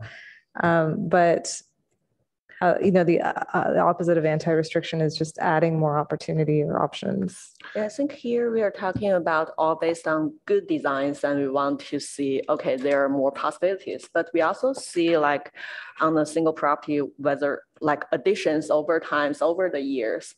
And we see there are some addition project that has limitations for future development, and there are crazy roof lines created. So that's not what we want, right? So I think we should have some consistency like over the future in the long run. Okay, this is not regarding renovations over the long run. This is a specific regulation for a new project. But I mean, for SB9, since they can have 4 units on the lot, it could be developed in different phases, right? I think that's correct, but I don't think these regulations would apply. If you do a set SB9 project and then go in a year later for a new building, it would go under whatever regulation is in effect for that, which is probably the IR guideline or just a building permit, depending on whether it's an ADU, 1-story or 2-story building. Is that correct, staff? So it is correct that they wouldn't necessarily have to build out the full amount of floor area right from the beginning. But because SB9 units do count towards floor area or with the fact that they have to, on small lots, allow a minimum of the 4 800 square foot units. But in cases where more than that can be accommodated, then there isn't like any bonus in floor area. So I'm not sure we were really anticipating a whole lot of opportunity for these to be expanded again after they're built. But yeah, when they do, they would have to follow whatever rules are in place at that time. And these rules are kind of constantly changing, so. Okay, gang, we're not in a whole lot of consensus here. Was it 2 or 3? I mean, that was an earlier question that I had. Okay, right? so we have a question of whether we have 2 types of roof forms or 3, and then 2 roof pitches or more than 2. Any opinions on that? I'd say bump both of those up to 3. 3. Yeah. Yeah. Okay, so consensus is more 3. How about the concept of defining a primary roof form or some sort of carve out for decorative elements? Do we support that idea? Fully, but I wonder if the allowing for up to 3 roof forms is enough to cover that. That's a good point. Any other opinions on that? Just keep it simple. Yeah, I think leave it at 3 and that'll Leave it allow at to 3 cover and for it becomes Okay, part of the leave it design at Gable and process. shed. Leave it at 3. Okay. Item 3.3. Sorry, just for clarification. So was it 3 per building? Okay. Yeah, it's per building, 3 types of roof forms and 3 roof pitches are possible. Item 3.3, incomplete roof forms. I heard Board Member Hirsch and myself say no. I heard Board Member Thompson say architects don't do this, which I assume means no, you don't support it. How about the other 2 of you? I say strike 3.3A.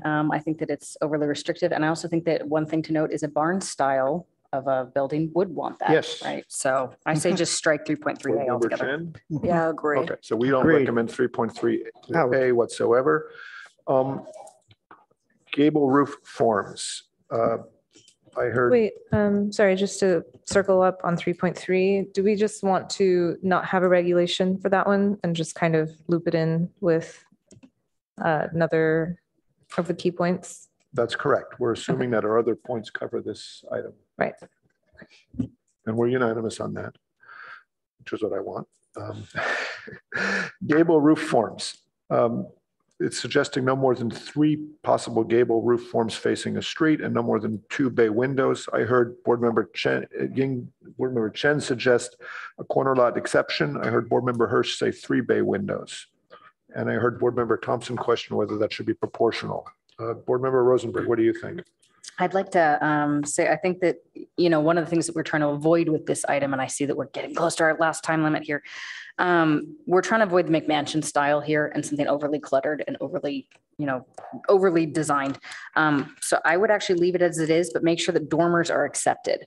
I think that dormers, again, less than 40% of the facade, something like that, just putting a number on it that's very allowable, but saying that dormers are accepted from that. And I would do the same thing with bay windows. It's just saying no more than 40% of the facade could be bay windows instead of saying 2, because then people might do 2 massive bay windows or 2 small bay windows. And I think the number 2 is not necessarily the issue. It's more the percentage of the facade. By percentage, you mean the width? Yeah. Any support for the concept on bay windows of either 3, not 2, or 40% of the width instead? Any other thoughts? Well, I'm not sure about the width because we were talking about maybe first floor or second floor. So when we're just talking about the width, then it's hard to. Yeah. Yeah, I think it's almost like square footage on the facade. But even then I feel very weird about being like, how much is appropriate? Is it really like, is it like 70%? I can just see potentials for that working out. I mean, the intent here is about clutter. And so maybe there's like a maximum that we can note. Well, that's what this is. Maximum That's like 3 higher than, that's like an unreasonable higher number, like no more than 15 bay windows. Right? Like we know that that's not going to work. I like the percentage idea. I think that's a reasonable idea. Having designed a house with a lot of bay window.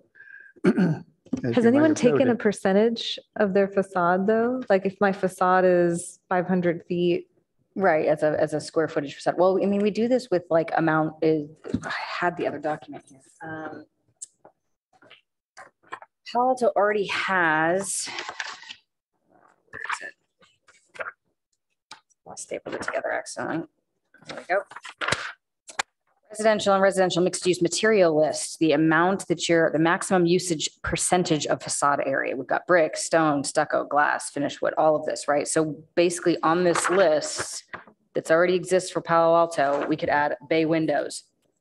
And here it says concrete blocks, ceramic tile, stainless steel metal. Those are all listed at 35%. Let's use the number and say bay windows cannot cover more than 35% of the main facade. So you mean surface area of the Surface facade, area, projected surface area. Well, a window being very different than a material. Correct, but Yeah, a it's bay different. window being an amount of treatment to a facade. And are we kind of measuring this from when it deviates from the plane, from the flat plane? Yes. Well, you know, Am I getting too restrictive here? I've designed so many houses in Palo Alto, and every time I have to do one of these surface area of the elevation measurements for limitations, things like rebuilding, are you more than 50% and stuff, it's a nightmare. How you actually measure it and how staff can possibly really calculate it. We're really asking for a lot. Fair enough. And if we could just I'll back off. keep it simple. You know, a bay window is a pretty clearly defined thing. People put them in for the most part because they get free floor area. And more lighting. You get that side lighting, which is nice. So I'm in favor of just leaving it at 2. And I'm fine with 3 gable forms. I can't remember having designed a house with more than that. It's not that restrictive, gang. Where do we stand? I'm for the 40% idea here. I think that that's a reasonable amount of the facade of a building. 40% of the surface area of the facade? Mm-hmm. Okay. Kendra, I gather you're still in favor of that? I am, but I could be talked into making that 3 bay windows instead. I want a consensus. I know, I'm I'll just saying. support 40%. I don't know, 40%, like in all the times that you've designed facades, is 40% really how much the bay windows take up? No. If you measure to the top of the roof from the outside to the bottom of the structure, does that include the corbel brackets? Sure, yeah, include all of that. Fair. Question, that's, come on, gang, you gotta. Because the thing is like, that's also your facade modulation too. And it's like, if we're restricting all of this, then are we just asking for flat facades? You guys are totally right. And I'm completely conceding to your arguments here. And that's where I'd like to say no more than 3 bay windows. Let's make it a little less restrictive, keep it simple. The other thing that I would say is for 3.4A, I just want to add the words dormers accepted. Right. Okay, can we all agree on that? I agree with Kendra. Dormers accepted, 3 bay windows. David, can you support that? Yes, I can. Kendra? Yep. Yingxi? Yes. Yes, I support it as well. Okay. Last one is contextual roof pitch. I've heard 3 of us, I believe myself, board members Thompson and board member Rosenberg and Hirsch said we should eliminate this requirement altogether. How do you feel about it? I agree. You agree? Yeah. And board member Thompson? Yeah, I don't really have. This is relating to buildings next to 1-story homes. How should the roof of a new building fit next to the other one? Well, it's not, right? Because in the IR guidelines, it doesn't say anything about the adjacent. This, I'm going back to what's not in the crosswalk, but what's in the IR guidelines, but it doesn't say anything about adjacent. Well, it does. It does it in a more prescriptive way. It says you have to line up eave heights. And it looks for you to look for other design elements to provide continuity. Where beneficial. To reduce mass and enhance form. Yeah, I mean, it's extremely difficult to subjectivize or objectivize how you make a building compatible with its neighbor. Yeah. So extremely. But I just come down to it being an unreasonable restriction. So do I. When the daylight plane really regulates that overall effect very well, and that's a very objective standard. But I want to be sure that. Yeah, I mean, yeah, let's get rid of it. I just don't even know what we would add to satisfy that. We're not trying to. Yeah. So, okay, so staff, we're recommending unanimously to strike 3.5A as well. Okay, with that, we're 7 minutes over, so we're doing well. Let's reset the clock, please. No, 30 minutes. Director French, could you take us through section 4, please? Okay. Just A guideline 4, packet page 51 to 2, if you want to see a closer version for yourselves. On the screen, key point 3 is broken down into A and B and C and D. There's four points related to key point 3. There are 2 points related to key point 4, 2 points related to key point 5. I think I've covered it. I have an image here that shows, do, 2 versions of do that we had presented back in March. I think that's, and then we have one other that is an example for key point 4, if this is helpful when we get to that one. Okay, going back to the crosswalk slide. Wait, what happened to key point? Oh dear. I don't have key point 1 and 2. So we're, key point 1 is new facades. And I'm sorry about that. I must have slipped and didn't include that slide. You'll have to turn to your packet. Page 51 of the packet. Thank you. Sorry about that. Facade focal points and facade composition. So number 1 is new facades and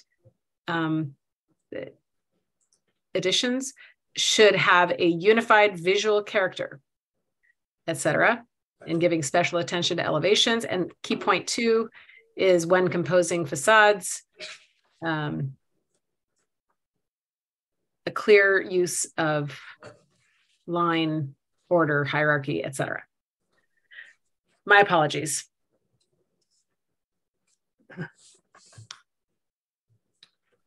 Okay, are we ready to get us involved in this now? Yes. Okay, so which way are we going to start on this one? David, what do you think about these points?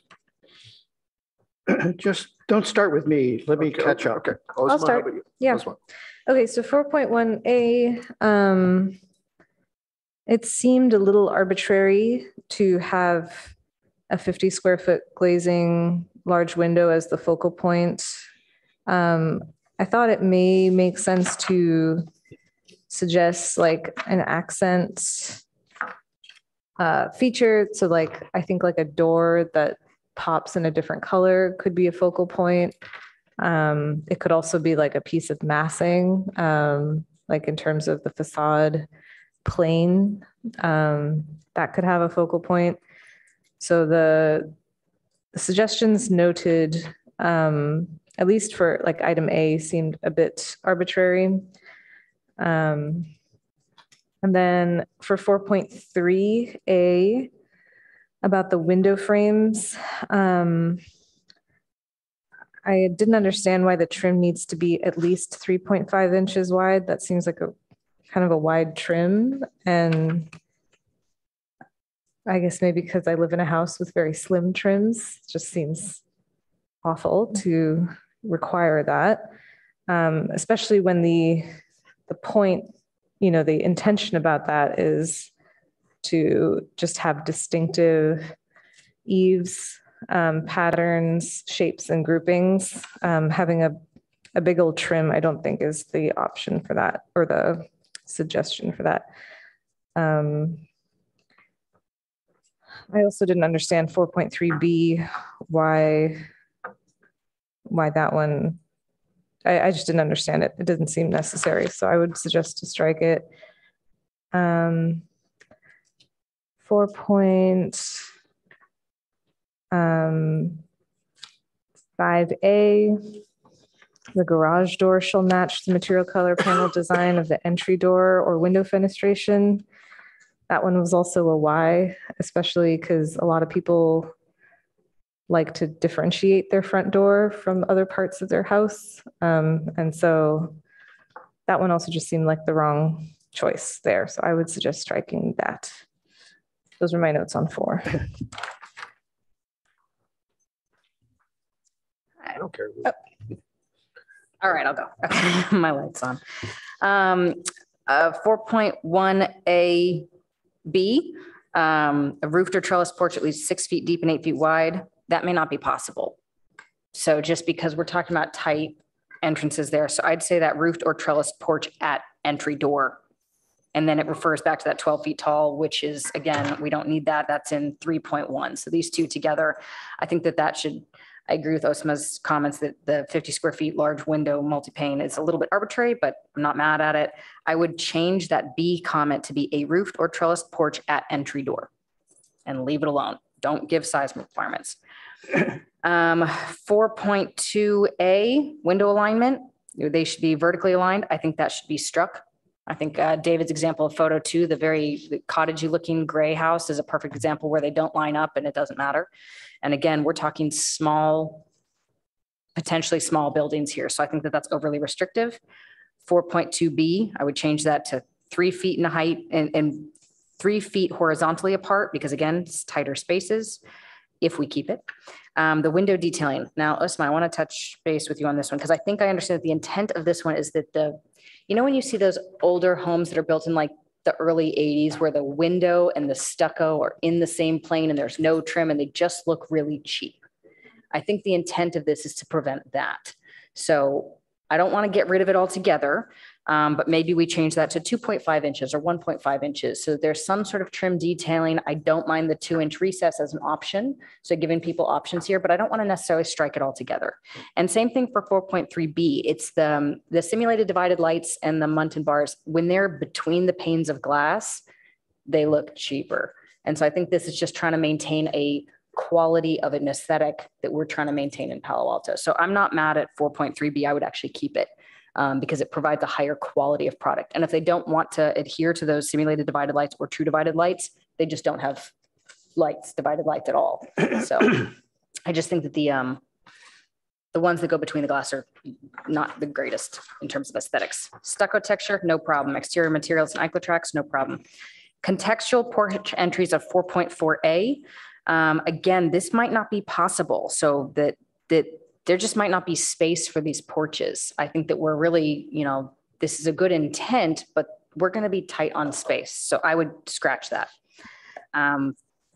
Last one, and I actually didn't have this one noted before. Osma, you changed my mind. 4.5A. I agree with you that one is overly restrictive and can be scratched. That's it. Okay, I could chime in at this point. Okay. I don't think it's necessary to have focal points on every house. To just use that terminology suggests too many possibilities. So I would eliminate the wording focal point. So therefore, that changes 4.1A completely. I don't know how to deal with it except to strike it. Yeah, so you're saying we should eliminate the whole thing? Strike focal points. Well, you said the word focal point or the whole regulation? No, the whole okay, item. Fair enough. And I think if you're going to discuss any one of the A's or B's here, again, I think it should be a variation of amounts and percentages, not specific numbers. Shall it be at least 50 square feet? There are certainly situations where the facade of a building may have no glazing. One of those was the sort of shed roof that had an open courtyard and everything was inside, or all of the Spanish style buildings that have absolutely minor little buildings on the facade, but probably very big windows at the rear, which I never got to see. So there's a lot of conflict here based on standards in Palo Alto that are reasonable standards. And I happen to love some of those Spanish style buildings. And I think that Burge Clark was influenced greatly by them. And that's a piece of our history that we have to remember here. So I have a lot of problems with 4.1A. Window alignments on two-story planes that face the street shall be aligned vertically unless there is a change of, no, absolutely not. There's all kinds of situations where windows do not align. So I crossed that one right out. facade element spacing focal points such as large featured windows and bay windows shall be spaced at least 5 feet. Could be less, huh? So 3 feet was suggested. I think that's reasonable. Shall be spaced. I don't like the word shall be spaced. I think it has to be a minimum of, but not shall be spaced. And that's allows you flexibility. So the wording here is not successful in my mind. Window wall detailing, windows frame shall be at least 2 inches. Well, my windows are steel windows. They're very small. They're minimal, absolutely minimal. Are we going to eliminate steel windows from all buildings here? I don't think so. So then it has to be stated differently. It has to be stated that you have a window with a frame. If you have a frame, it should be with a wood frame around the window, then it should be a minimum of. By the way, windows, if you know how they're constructed, usually the side of the window sits on a sill, and sometimes the sill sticks out because of weather, and sometimes the piece below it creates the proportion. So to say that all sides of a window are the same is an incorrect analysis of what windows really look like. So I would rather it say that there'll be minimum proportions to the size of the window frame. Window penetration with divided lights. Yes, I agree, okay? If it's divided lights, they should be all the way through in some way. I hate it when they're inside the glass only. So that's the only one that I've accepted as worded here. Stucco textured, when stucco is used, it shall be steel trowel smooth. Santa Barbara Technical Bureau, the plaster texture for additional stucco texture. The addition shall be allowed to match the stucco. I guess so, so okay, follow pretty much the standards there. That's okay. Exterior material and Eichler tracks. I have to leave it to Ozma on that. Okay. Exterior wall cladding shall be vertical board channel. I don't know. Do you always have vertical board channel? Take a look at that and tell me what you think is reasonable. Yeah, Eichlers always have vertical siding. Mm-hmm. Yeah. So then horizontal or flush siding or flush siding. Is there such thing as flush siding? Wood tongue and groove board. So, and some of these requirements were brought forward from our Eichler guidelines that we put together. Okay. Yeah, so, there is flush siding. So then that's why I left it to you because I didn't have comments on that one. Okay, fine. Then I'm okay with that. Porch entries, roofed street facing porches with posts, columns, and more than 3 feet deep. Currently 50% of the homes on the block. I'm really, really bothered by this one. What do? Is this deed restrictions? That's not allowed. As far as I'm concerned, it shouldn't be allowed. I think that if you have a historic district and you have it stated in the law that you have to have it based on code that way, legally it is required and been gone through determination that that's a specific neighborhood of a specific character. But very little of Palo Alto is that way. I don't find it necessarily the best way. I like the variation. It intrigues me. So, it also becomes a problem because 50% of the block, what if there are 4 houses? What if there are 5 houses and 3? Then what happens with the last one? Does that have to do it again? Do we make a district out of it? I don't agree with this at all. I want to strike it. So entry to Eichler tracts, once again, I defer to the Eichler requirements because the Eichlers have a standard that is Am I over? Yes, You're of going course. too long. Go on. Well, I'm going all the way here. I'm almost done. So garage doors, again, that's been discussed. It doesn't make any sense. And garage door sizes, well, if that's required, fine.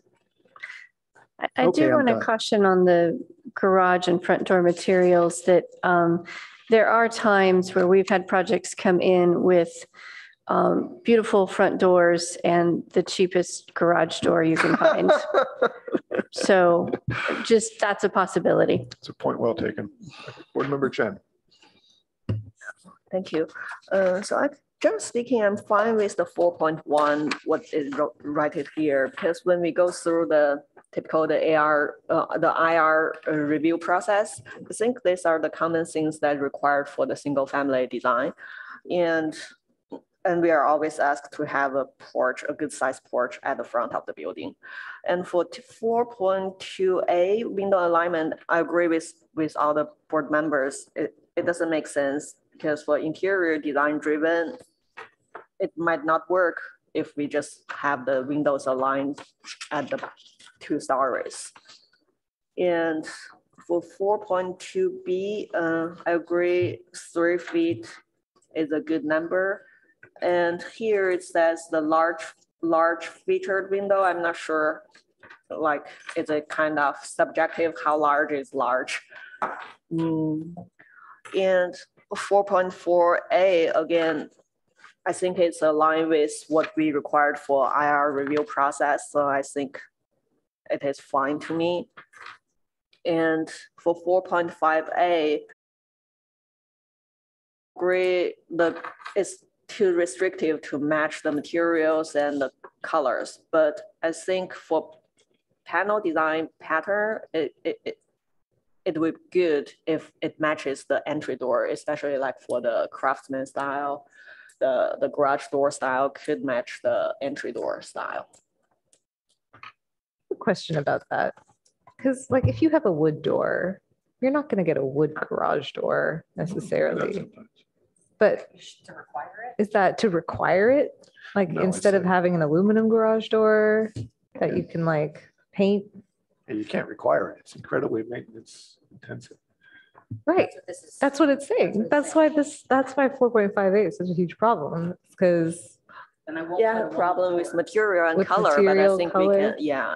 But even like style, sometimes off the shelf garage doors aren't always going to match the front door. And yeah, if I can make a suggestion for this, I think we just change that text to read, the garage door shall be of high quality material and complement the house design. That's not objective. That's subjective. That's not objective. Well, I don't think it should match the color. I don't think it should match the panel. I don't think that any of that's required. I think that also some of these modern houses, you can see that there's like that aluminum with the glass inlay.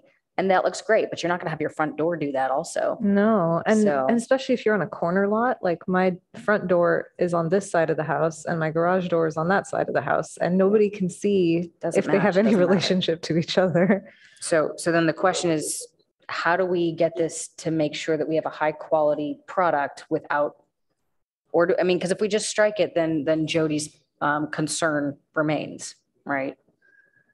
Well, let's hear Chair's comments because we've had 3 people suggest to strike it. So, so it's been great to listen to everybody because I'm starting to narrow in on 2 things that really apply to 4.1 and some of these others, which is garage doors and front porches. So I think that in general, just requiring a visual focal point is overreach. Let an architect decide how the building should be focused. That said, and this is a case example I'm dealing with right now in small buildings, occasionally someone will try to make it into a garage, not a house. There's enough people in Palo Alto who will take a small lot, subdivide it, do something like that. And then you're left with a home that has a garage door as its focal point. And I think that's clearly something we don't want to allow. So I think more what's important is to define the negative here, that the garage door cannot be the focal point. I know it sounds weird. I have no objections to that. but that's the strangest thing. It's happening now in town, and I can easily see it with SB 9 enticing people to divide up property in odd ways. And people being wealthy enough to chop up that way, it could happen. Agreed, but to counter argue that, like I live in a cul-de-sac and the first thing you see of my house is the garage. There really is no other option for how those cars would enter the lot. There's nothing left, right?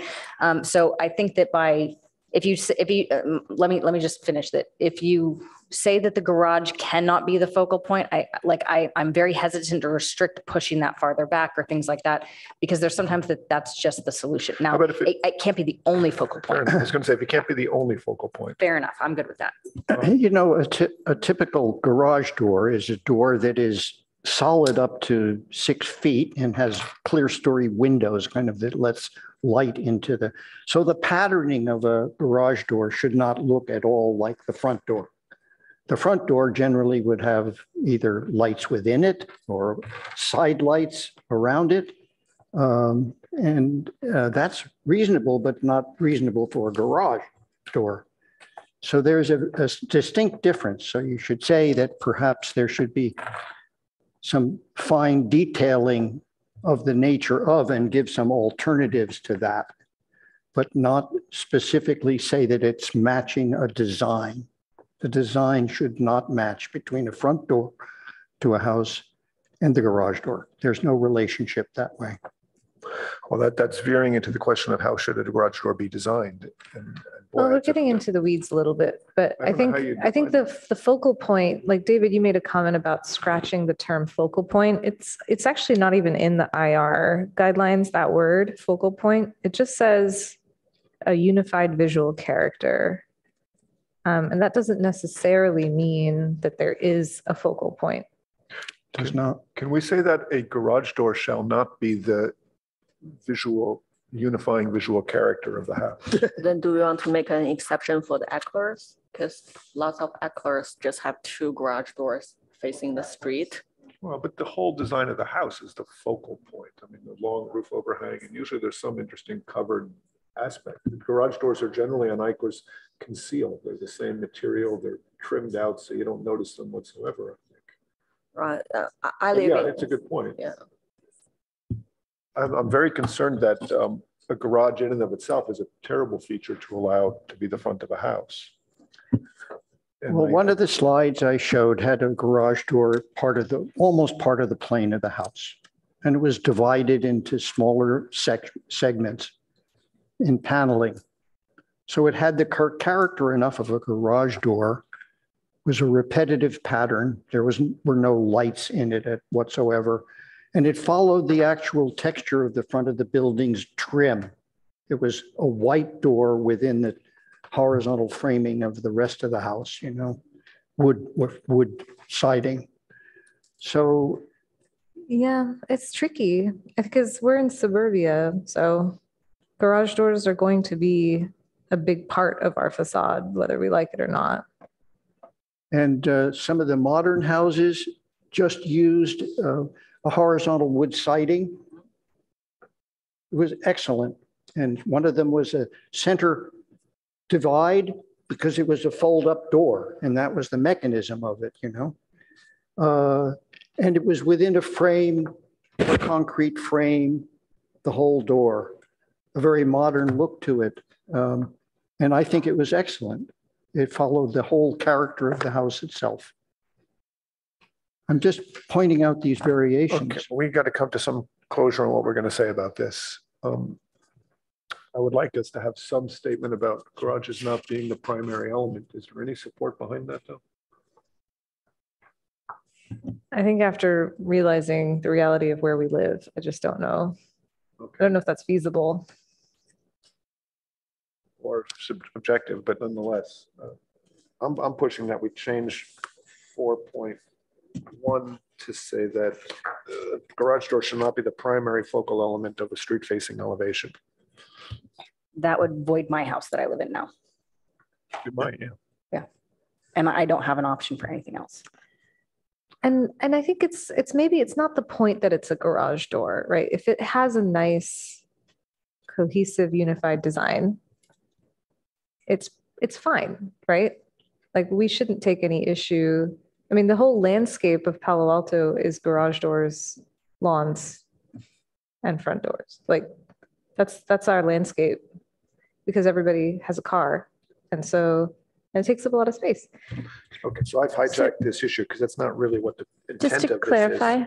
Yes. to clarify that guideline 1 already talks about garages and driveways shall be subordinate to the house. And so hopefully we've already sort of taken care of that through guideline 1 requirements. But these, we're now with guideline 4, we're talking about facades and entries.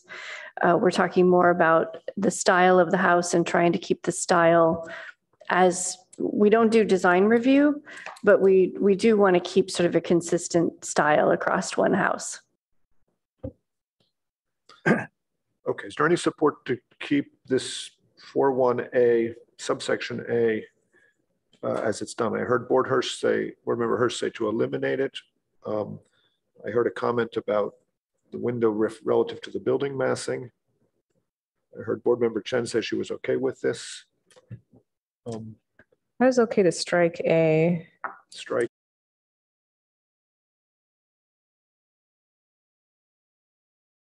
Like to add other architectural things that could provide cohesion, like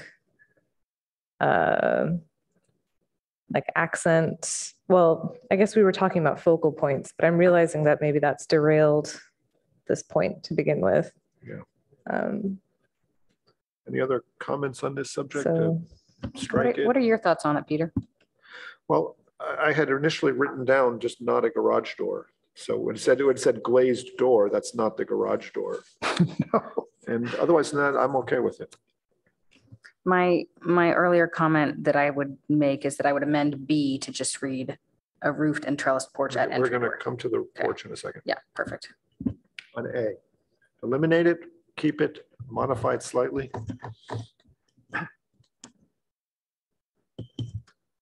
Yeah, let's take a straw poll on eliminating it. If you're okay with that. You're in favor of that? I'm in favor of eliminating it. What do you think, board member Chen? I'm okay to keep it. Keep it. I'm okay keeping it. I don't see it being that restricted. It's so broad. How about me? I want to eliminate it. Eliminate. Two of you want to eliminate, two of you want to keep it, and I'm Swing completely vote. on the fence. I could go either way, really. Doesn't really matter. Let's just leave it out there. We don't have a closure on that one. Okay, let's talk about porches for a second.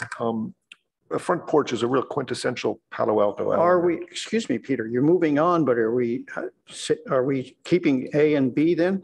Just A, and we have a 3-2 straw poll whether we should keep it or eliminate it, which means nobody's going to listen to what we're saying. So other people are going to decide this one for us, basically, because we can't close on it. Let's not spend the rest of the day discussing what we can't close on. I think front porches are a really important element in our community. And where you can regulate them, I think it's always a better thing to require them in doubt. So if you don't want a front porch, go through IR and justify why you have other elements. But I support this. I could support making it 4 feet deep, not 6. It's the depth of the front porch that limits your development because it pushes you back from the front setback. The width does not, because it doesn't include the floor. It's not included in the floor area calculation. So I recommend making it 4 feet deep, but keeping the regulation. Now, I'm going to counter that really quickly because this really is in regards to not whether or not you have a front porch, it's whether or not that front porch is considered the focal point of your property. Later in your thing, we have a requirement for front porches. Let's lump those two together. I prefer to change the wording to say, if the project chooses to have a front porch, then the front porch will be the following dimension, minimal dimensions. Well, but again, going back to my comment is that the size and depth of a front porch is dealt with later. This is purely talking about whether that front porch is considered a visual focal point. Do we need to put size restrictions on a visual focal point of the front porch? Or can a front door with some columns and a pediment above, can that count as a visual focal point? Yes. I think that by making it a porch that has to be so much, like, I mean, imagine that the porch is 4 feet deep and 8 feet wide, and therefore it does not count. Right. That seems silly. So let's all agree that we're going to lump the porches all are under section 4.4A, contextual porch entries. We'll discuss size there. I think it's obvious that a porch is a visual focal point, whether or not that's required. Correct. So 4.1, we didn't close on anyway, with or without porches. Let's get to the porches though. I think that's going to be something that we're split on. Wait, are we moving on from 4.1? We're jumping to 4.4A. Okay. Which is regarding whether or not you should require porches on 50% or more of homes. I've said my piece. What do you think? I think, again, I think this is in line with what we experienced for IR review, so I have no problem with this one. Okay. David and Kendra, make your arguments. My comment was to strike this. I think that when you're dealing with subdividing lots and small properties, this is just too restrictive. Okay. Same. Board Member Thompson? I'm okay to keep it. Okay, so again, let me try Board Members Hirsch and Rosenberg. I understand that it's a challenge on a very small property to take up space or take up setback space for a front porch. But a community with a place where someone can sit in their front porch and talk to the neighbors, welcome a friend, a place to drop the mail. There's such important elements in homes. And when you don't have a front porch, you don't have any of that. And this is not saying you can't do it. It just says you have to go through a more restrictive process to get there. I'll plead with you to sort of expand your horizon on this. This is very similar to our contextual garage placement requirement, which again looks to develop a neighborhood trying to minimize garages by, if you have more than half that has to go into the back. If the street has a bunch of porches, why not continue that? And the IR guideline specifically, just to, because it's not quite verbatim in the crosswalk, but where there is a prevailing neighborhood pattern for an entry type, such as front porches or entry courts, that entry type should be considered for the design. Reasonable to say that it should be considered. I think that's a very reasonable way to state it. By the way, just in terms of usage, nobody sits on their front porch anymore in my neighborhood. Maybe there's other neighborhoods where they do, but it was a very nice sentiment that you had, which is probably about 20 years old, but at this point, they don't use them. That's not my experience. I think they're filled with shoes mostly. I would argue, so I used to live over on Waverly, and there's this beautiful little Victorian house that's like blue with white trim on the corner there. And there was a guy, one of our neighbors, would sit on that front porch, drink a glass of wine and play guitar. And I loved it. So to wherever you are, you made my day every time I walked past your house. I'm not saying I don't like the idea. I'm just saying I don't see it being used, but that's okay. I also find an issue with this because the concept is that we will be splitting lots, main houses and ADUs in the back. Does this porch also have to be built on the ADU? That's street facing property, isn't it? I think it's just the street facade. Street facing porches. Sure, it wouldn't make sense. But it doesn't, so the proposed house shall include a street facing porch. Okay, so house is an important word there. Street facing is important and the ADUs are exempt. Okay, maybe we change that to 4 feet deep and I'm fine. Okay, that's 4 of us. David, can you give us your weight on this one? Hold on a second. I got lost here. Which number are we on? We're on 4.4A. Which one here? 4A, contextual porch. Okay. I struck it already. That's fine. Facing, and I'm saying I could get on board if they change that to 4. I'm okay with these dimensions. I think they're appropriate. 6 feet deep. So if we leave it just at the street facing one, right? If we leave it at 6 feet deep, you'll support it, David? Mm-hmm. But not 4 feet. Mm-hmm.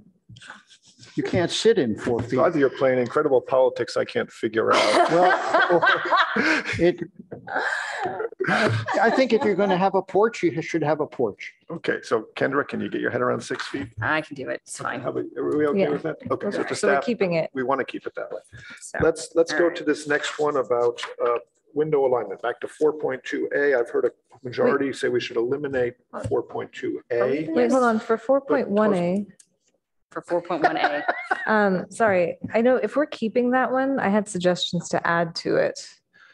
For which, For the- 4.1A, if we're not striking 4.1A, which sounds like we're not, then I might suggest other, like adding a line item C to a focal point could be achieved by an accent color or change in plane in the front facade. Sounds fine with me. I'm good with that. And can we also add one more is the entry feature instead of a porch that need to be 4 feet deep and 8 feet wide? Sure, call it an entry feature. There's no dimensional restriction. So we've broadened the definition of focal point. Do we have a larger majority supporting it then? I can support that. Sorry, can you say again what the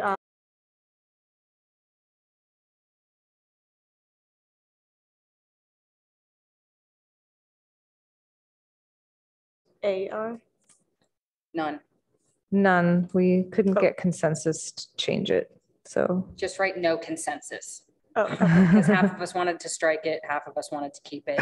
We couldn't. I mean, figure if that out. we- Just if put it's no just- consensus. it's a menu of options. So I'm more okay with If we keeping. broaden the But menu, if, will you could we get support it? rid of the focal point and just say, if a front porch is used, then it must be this dimension and. It's a menu of options, right? So Let me touch base on David's point right here. So facade visual focal point. What if we change focal point to facade visual features? Because then we're not. That would. unifying That would make a feature. big difference for me. So instead of having the words focal point, can we change that to features? And would everybody be okay with that? Should we say unifying feature? Because that's Whatever you want. connected to the original IR line. I'm literally just trying to make this as broad as possible. Facade visual features. Done. Okay. You want unifying? You want the word unifying? Yeah, because Why? I think that's the point. Because it's not just random features on the facade, it's the unifying feature on the facade. Okay, we got to go, guys. I know. Unifying features on the facade, and they include item C was, say it again. An accent color or change in plane. Board Member Chen wanted it to say entry feature, not a front porch, as a definition of what a feature was. Can we please go Good with to all item of that. 4.2A, window alignment? I've heard three board members to strike it. I can support striking it. Board Member Thompson? Sure. Yeah. Okay. 3.2B regarding, I got lost because I thought you should say something more about porches. You should say what the certain other materials that would be used in a Board porch, Member Hirsch, railings. we etc. have to keep moving. We're not going to finish this. Are you We've listening discussed- to me though? I heard you already. All right, so the materials are important. If the materials are important or the wood elements are important, then they should be included in. I don't know that, do you feel the need to define that in this location? I think it's not necessary. Well, you're defining color. If you're in color, you're I just into said materials. accent color. She's Can you say trying colors or to. materials? Colors what or, yeah, what accent you- color we or do material. define Material in former like guidelines, like we have covered material, we have covered quality of material and specifics of that earlier in the guidelines. We haven't re-reviewed So, one and two listening, today. so- listening to Board Member Hirsch, we'll add the word color and or material. Is that good, David? Okay.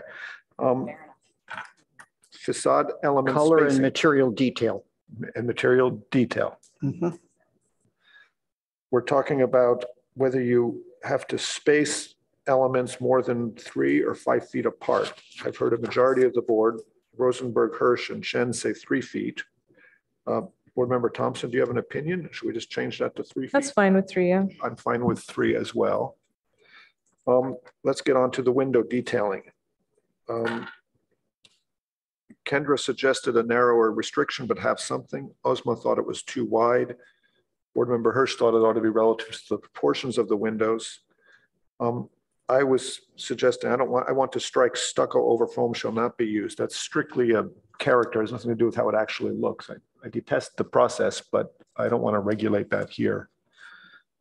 Any other thoughts on this? How do we regulate how windows are trimmed out? I heard staff suggest, or someone, that when you have no trim around a window, it really doesn't look very good. Unless you do a very contemporary steel window design where that's exactly the intent, which you certainly wouldn't want to restrict. That's beautiful too. But David, can you suggest a way that we could regulate window trim without being too restrictive? Yes, if it's a wood window, it should have trim. If it's a steel window, trim is not necessary. So We could literally add the words steel windows accepted. Well, Yes. no, because some wood windows can have a thin trim that, because it's saying a minimum of 3.5 inches wide, which I think is very wide for a window trim. But let me go back to what the IR guideline is. The guideline says to add visual interest and character to the design. So it has nothing to do with window trim. Nothing about trim in there. There's nothing there. So maybe we're overreaching. That's a good idea. If it's not in the IR guidelines now, why would we? I don't know. Yeah, reach in to put it in. it's so weird. That's, yeah, I'm wanting to strike 4.3A. But if there's another thing we can say that better is more faithful to the IR guideline, then I'd be open to it. You know, if you look at a 2-inch window trim, it's too de minimis, really. I think that's actually the size is not a bad idea the way it is. Can I take a pass at this? Of course. If we rewrite this to say, windows shall not be frameless and in plane with the exterior facade. The goal of that is to prevent that stucco to window detail. Anything else is fine. If they've got a trim, it can be in plane. If it's recessed, you're good. So it's just preventing this one kind of specific item purely because it's a low quality, I'm going to put that in quotations, method of construction. Board Member Chen, what do you think about that idea? She hasn't said anything. Yeah, let her. No, I'm fine with that, or we just give exceptions for steel windows, contemporary style. Yeah, well, yeah, I think for more traditional style, it's always good to have some trims around the window, and since it's objective standards, so we want to say something there instead of just strike out. So how about if we pick it? I think, let me add to just, if an expressed trim is proposed, it must be a minimum dimension of 3.5. I'm fine with that. Don't do it, David. Why? Because there's so many beautiful window trims that are not 3.5 inches. Like all Eichler homes have really thin frame windows that are wood that provide a really nice inside outside. Because it's so thin, you feel like there's more glass. And like, why would we want to reduce the amount of daylight in there because of something arbitrary like this? I think the concept of if we're trying to avoid something like an in-plane window with a facade without a trim, I think that's fine. Okay. And then if you want to inset your window, then you should be able to go frameless if you want, because that's a modern look. True. Correct. You're right. So, if it's framed with a face piece, then it could be a minimum dimension, though. Kendra, how did you just phrase that suggestion? Was frameless and flush with the wall required trim? Yes, the window shall either have a trim or be recessed from the exterior wall. So that would be in facade. direct contradiction to what Osman's talking about, right? No, that's right. That's also what it currently says. It says 2 inches recessed or a 3.5 inch trim. And I guess my comment is, I don't necessarily think 2 inches is correct, and I don't necessarily think 3.5 inches is correct. And I don't think that all 4 sides of the window, because that promotes picture frame windows. I think that there's just too many nitpicky things here. Just a trim is vague enough. A trim, 3 sides, because you might want 3 sides plus a sill and an apron, and sure, make it 1 inch, right? Something to just ease this up a bit. Board Member Hirsch, can you support that? If we have no restriction on the trim width, you're the one who was saying it had to have some heft. Well, if you have it. I'm quite okay with, certainly with steel windows having no trim. And steel windows, the glazing might well be flush with the exterior of the building. Yeah, and I would say steel windows accepted. And what if I use a Colby Vista Lux wood window clad with aluminum made to look identical to a steel window? It's not the same width. They're pretty close. Okay, where do we stand? We're talking now, we're going to strike the word the width of the trim, or have trim, and that's it. Can we support that then? Yeah, I I, can. I would also recommend, instead of it saying all 4 set window sides, that we on 3 of. I would just consider striking it. Just has trim. Just has trim. I'm cool Yeah. with that. That sounds great. Has trim. If some crazy person Period. just wants to add trim on one side. Okay. Okay, so we're It's going just- to that's strike not going that. to And happen. the thing about stucco over foam, can we strike that as well? Okay, so we've struck from have trim period, nothing else on section 4.3A. Are we okay with that? David? Yep. Yes. Yes, yes, okay. Window mullions, if we have divided lights, they have to be true or simulated divided lights. Are we okay with that? I would keep I that. think everyone wanted to. Yep. Yes, okay, those two stay. Stucco texture, I heard no arguments about. And porch entries we've talked about. Garage doors we talked about, right? I think 4.5A we were going to strike. 4.5A, yes, I think we want to strike that for sure. And garage door size, we have no concern about that, do we? Okay, so that's item 4. Let's keep going. 15 minutes over. You need a break? Are you okay? Yes. I'm doing okay. Okay, Let's keep can we going. start over? Board, Planning Director break. French, could you take us through? Break. 2 minutes? Yeah, let's do a break. 3 Okay, minutes. we'll take a 5-minute break and we'll Okay. start Nothing again serious. at Anyone hungry?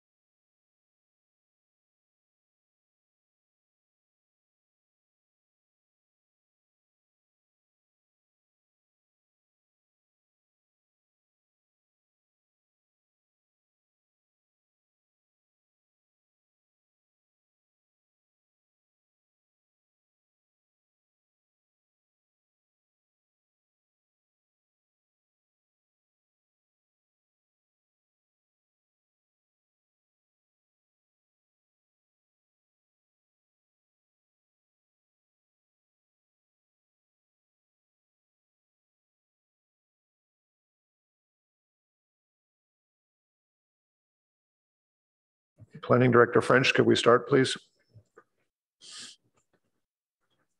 Yes, hello. We're on guideline 5, privacy. Yes. 5.1. 5.1 is privacy conditions, privacy diagram. We have 5.2, which is window location, privacy treatment. So we have 4 subpoints on that, A, B, C, D. Then we have key point 3 broken into 2, an A and a B. We have key point 4 broken into, A and a B. So that's that. Great. You took less than 15 seconds. That's what I like. Okay, we're going to start then in on board comments on these subjects. Who wants to start? Board Member Chen? Well, actually, I don't have too much comments on number 5. So the only thing I want to clarify for the 5.2A is it requires the bedroom, at least one bedroom has its largest egress window facing the front lot line. So again, it could be their front unit and rear unit. So is it just required for the front unit that facing the street? So that's all my comments for now.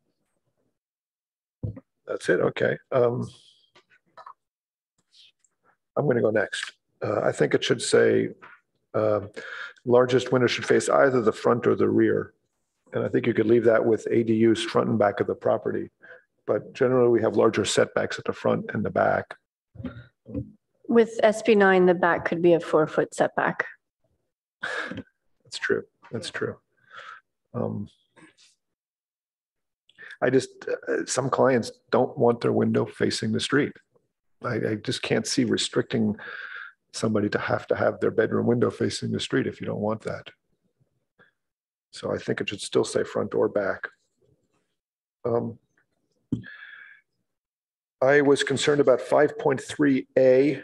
I just did a quick check on windows. We use frequently a window that's 4 feet tall, set at 7 feet plate height.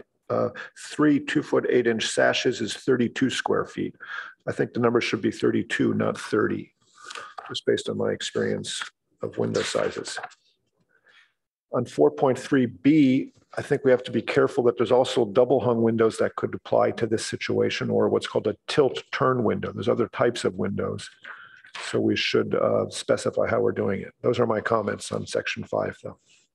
Who else?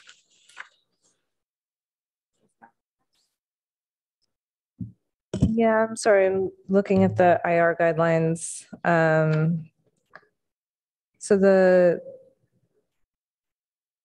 I think I understand for 5.2, I guess 5.1, there's not really very many comments. This is just showing a site privacy diagram. But for 5.2, it says, design the house to mitigate possible privacy impacts by providing non-transparent glazing, significant landscaping, permanent architectural screens, or sufficient distance between houses. When necessary to achieve greater privacy, reorient the direction of windows or decks, or adjust window size or sill height. So I don't know. So I guess, is that where that locating the bedroom window towards the street comes from? That's right. My understanding is that the conflict often comes in when the window's facing the side because the setbacks are smaller. And staff might correct me, but the rear window sometimes is conflicting when you're looking over somebody's backyard when it's far away even. But with a 4-foot setback, it's clearly going to be an issue. Is that, staff, can you chime in on this one? So egress windows obviously need the lower sill height. And so that's why there's more concern for these types of windows.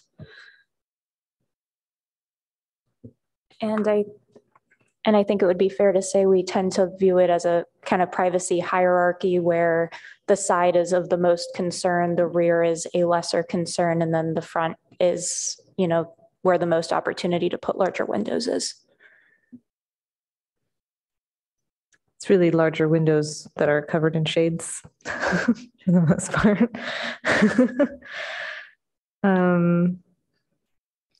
Yeah, I mean, my only query on this one on the whole of 5 was about 5.2D, about the privacy screening landscape shall be located to align with proposed second floor windows across side and rear lot lines and between windows at facing units on a single property.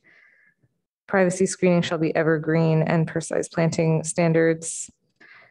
So I guess that's just, I guess when I read privacy screening landscape, so that's just kind of bushes and it has to be a certain height, like 20 feet tall. Yeah, the size is, well, we asked them to be planted at 24-inch box and 8 feet tall at planting, but then they would grow obviously to 20 or 30 feet. Okay. Yeah, okay. I don't really have any comments then. Board Member Hirsch? Space is still allowed. How much space is allowed for trees in the side yards?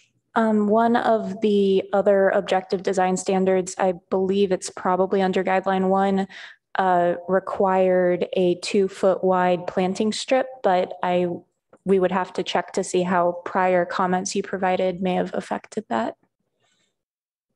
I think we removed that altogether. Oh, the spacing between trees. 25 feet, I believe. Yeah. 25 feet. Yeah. But the 25 feet is a minimum. And so this would kind of be layered with that to place those where it makes sense with where the windows are located. So 2 feet, 2 feet, 4 feet is a distance now that is a required side yard distance or what? 4 foot setback for 4 foot. SB9. And of which 2 feet is a planting strip. Really? At least 2 feet has to be a planting strip. Yeah. So the minimum is 6 feet then, or what? Or no? No, 4 feet. 4 feet. I mean, there's only 2 feet left to be used as any pathway on the sides of buildings. Is that a reasonable dimension? That would be correct, but most of these buildings are taking access from the center of the lot. And in reality, most of the lots have their 5 feet easement at the back, right? Some have easements, some don't. So actually, if you're planting trees every 25 feet, it's not creating much cover, is it? You know, in the house that's next to me, somebody in planning suggested they wanted to see podocarpus. The kitchen windows were looking directly in our direction. Do you know about that? You're smiling. We Jody. process that. They use podocarpus, and the podocarpus are solid, So I don't think it creates much privacy if you're 25 feet apart on any particular tree. So again, there's 2 different things. There's a 25 feet minimum, and then there's the privacy requirement. So that might mean that you have more than just the 25 feet. Okay. So the minimum is 25 feet. And the minimum has to, if you're starting at the front property line, I couldn't understand this whole thing. You're starting at the front property line, which immediately maybe 5 feet back of the front property line is the first tree. I mean, it's looking at roughly 25 feet along the property line. So, if you happen to have one at the front of the property, then I suppose it would then be 25 feet from that. Or if you don't have one at the front of the property, then you would have to have one at least 25 feet back. 25 feet back of the front property line then would be the first tree?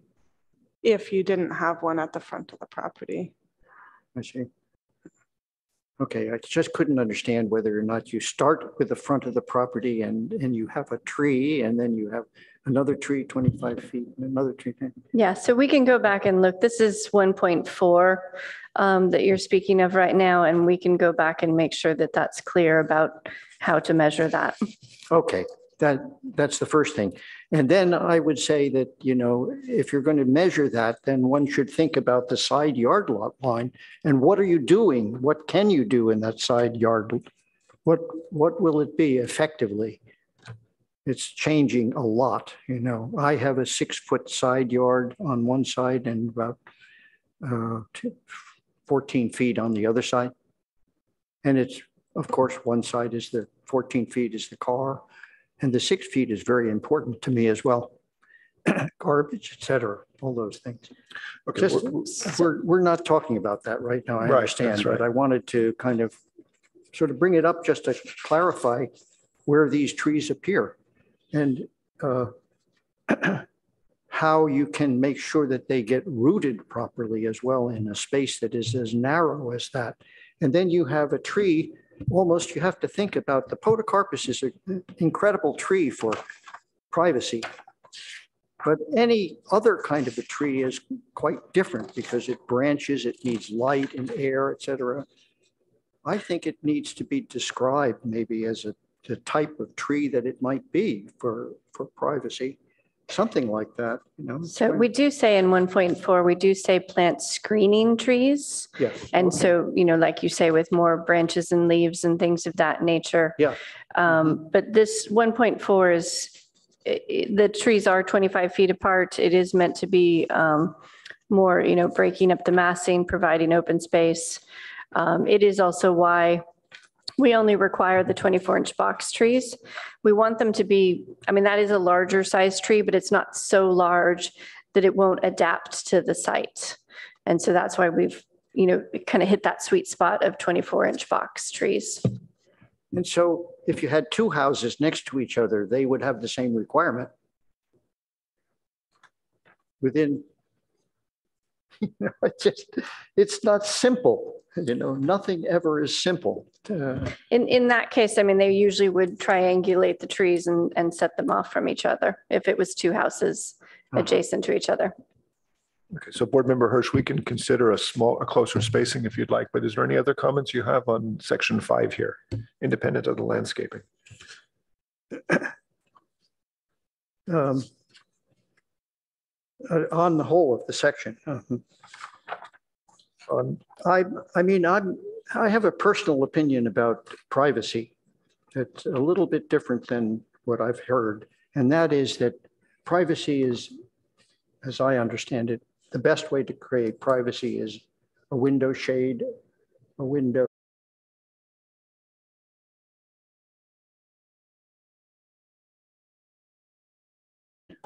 Louvered windows, you know, something like that. So I hear you.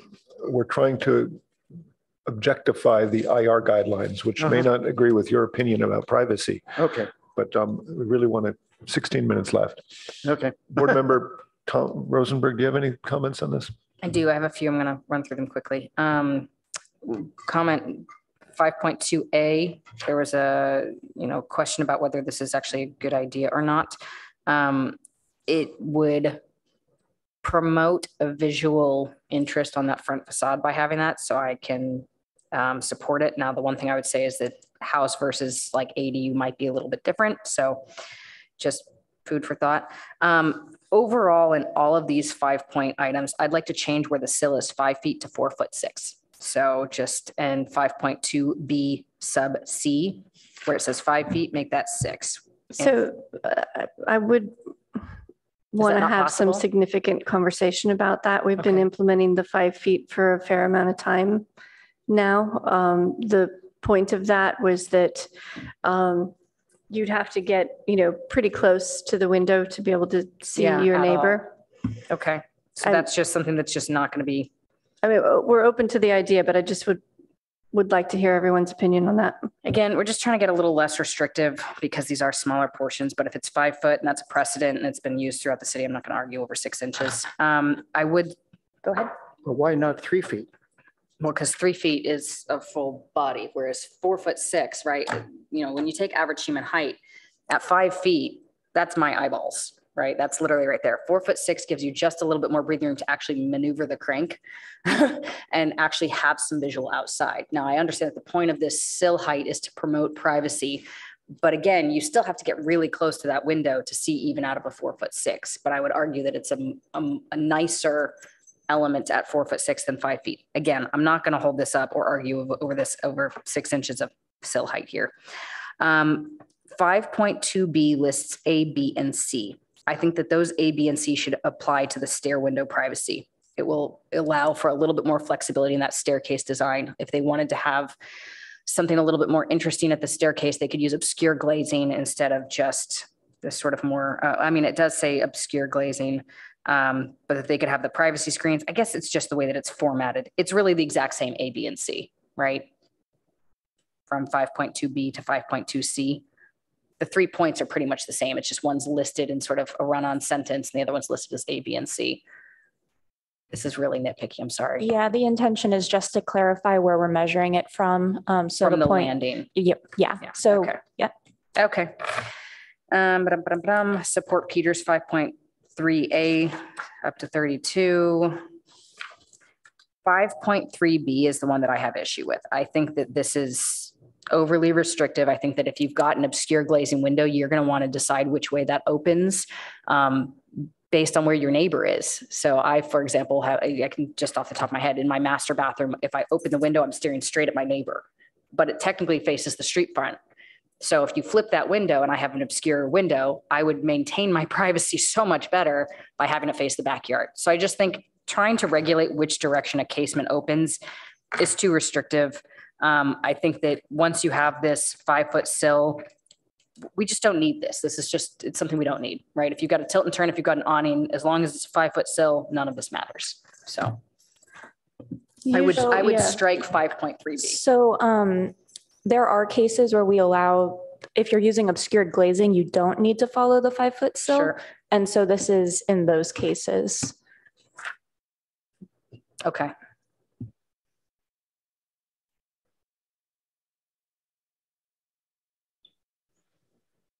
No, that's it. Let's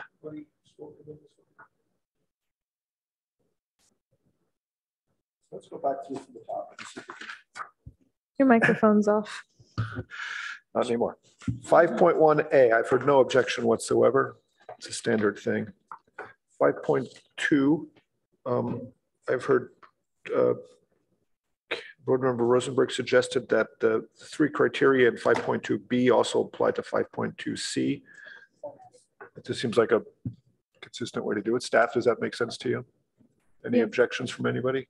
Silence is approval. Do we want to talk about the 5 feet at all? Or we will. Okay.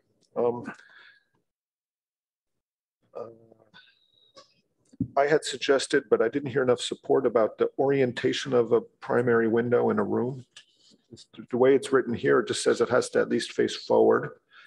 Board Member Chen brought up that when you have a building at the back of a property, does that still apply that it faces forward? In other words, it faces into the property rather than at the back. Maybe that is a good intent. Yeah, I could see scratching that just because it might just make more sense. It'll depend on the property and it'll depend on the orientation of the building. I had suggested making it front or rear lot line. The issue is that when you have a 4 foot setback, you don't want that facing backwards. Mm-hmm. As I think it through, maybe the way it's written is the best. Maybe there's a way to just simply say front or rear if there is a 10-foot setback or something like that. Is that a worthwhile thing to go for, or just as it's written, leave it alone? I'm fine with it as it's written. To be honest, my concern was more that a number of clients are very noise sensitive and don't want their bedroom facing a street. And this would force them to do so on at least one bedroom on a house. I think it's probably an outlying situation. This is already a small SB9 thing. When your lot is this small, you have lots of other compromises you're making. If it's really that important, you can go through the IR process. I'm okay with it the way it is. Yeah, and for noise issues, if it's really that important, you can do a triple pane window. Yeah. So any objection to leaving it as it is? That's fine. Okay, and then on the landscaping, Board Member Hirsch had been concerned about the spacing of trees for landscaping. Is that right? And I agree, 25 feet is too far apart if you're trying to achieve privacy. Staff, could we just change that 25-foot number in section 1.4 to be closer to maybe 15 feet? Do we have consensus on the board that that might be a better number? Yeah, I think we probably need to not do the reference to 1.4. You know, this has a different reasoning, so we could have closer numbers for this 5. I think Board Member Hirsch was just commenting that if you're going to have several plants providing screening, then 25 feet apart is too much. Should we just pick in that? What number do you think would work then? Let me make one counter argument here, though. You might have trees at 25 feet with separate plantings in between. So I think that by keeping the trees at 25 feet, you're allowing trees to be planted at one level. You're allowing for something in between, because this privacy screening is sort of another layer to that tree spacing, right? So if you've got 2, Japanese maples at 25 feet apart, you might grow something that's reasonably tall, 8 feet tall in between, or maybe not. It does say. Staff, help us out here. What's a reasonable way that you've seen this done? I mean, as it's currently written, where it kind of asks for the screening shrubs to be placed where the windows are, and having the 1 per 25 as a separate requirement, we would expect what gets proposed to be something in between. I guess if we need to consider if that's not objective enough, but they are 2 separate requirements with 2 separate purposes. And so in order to meet the privacy requirement, it may very well be more than 1 per 25 feet. Board Member Hirsch, are you okay with us just leaving it unspecified? In other words, leaving it to staff's judgment whether it's meeting privacy requirements? Yes, sir. If they strike the reference to 1.4, then that's what that does, right? Colleagues? Say yes or shake your head, do something. Yes. So I know you heard me. Yeah. Board Member Thompson. She's thinking something. I've been looking at 1.4 and I'm a little lost on what we're suggesting here.